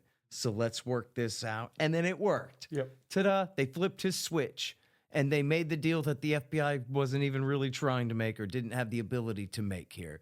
And they really deserve a lot of credit. And I feel bad for the guy. You hear him talk about how for that whole weekend, they were just ecstatic. Mhm. And then now he has to live with the fact that his solution, which was in effect and working, was pulled out from under him. And they went ahead literally the next day, they started the attack. And so before we end this section of the siege, there's just one more clip.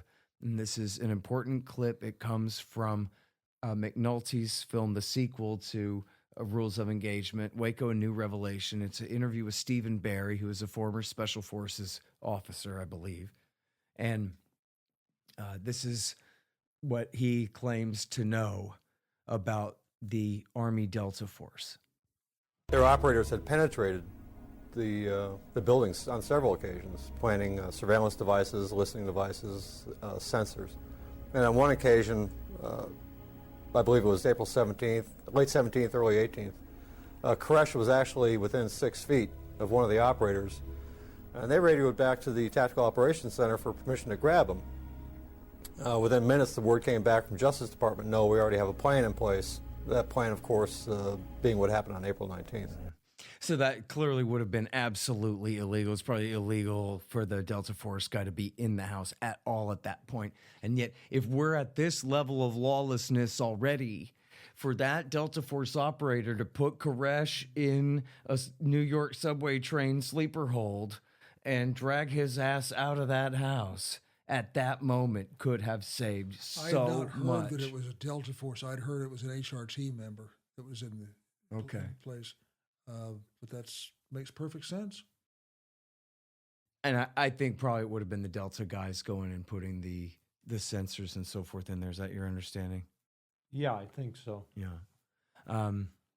And so it would have been a crime, but then again, it was already a crime for him to be there, and it would have been a crime that could have absolutely diffused the situation from that moment on. And then they told him, nope, we already have a better idea.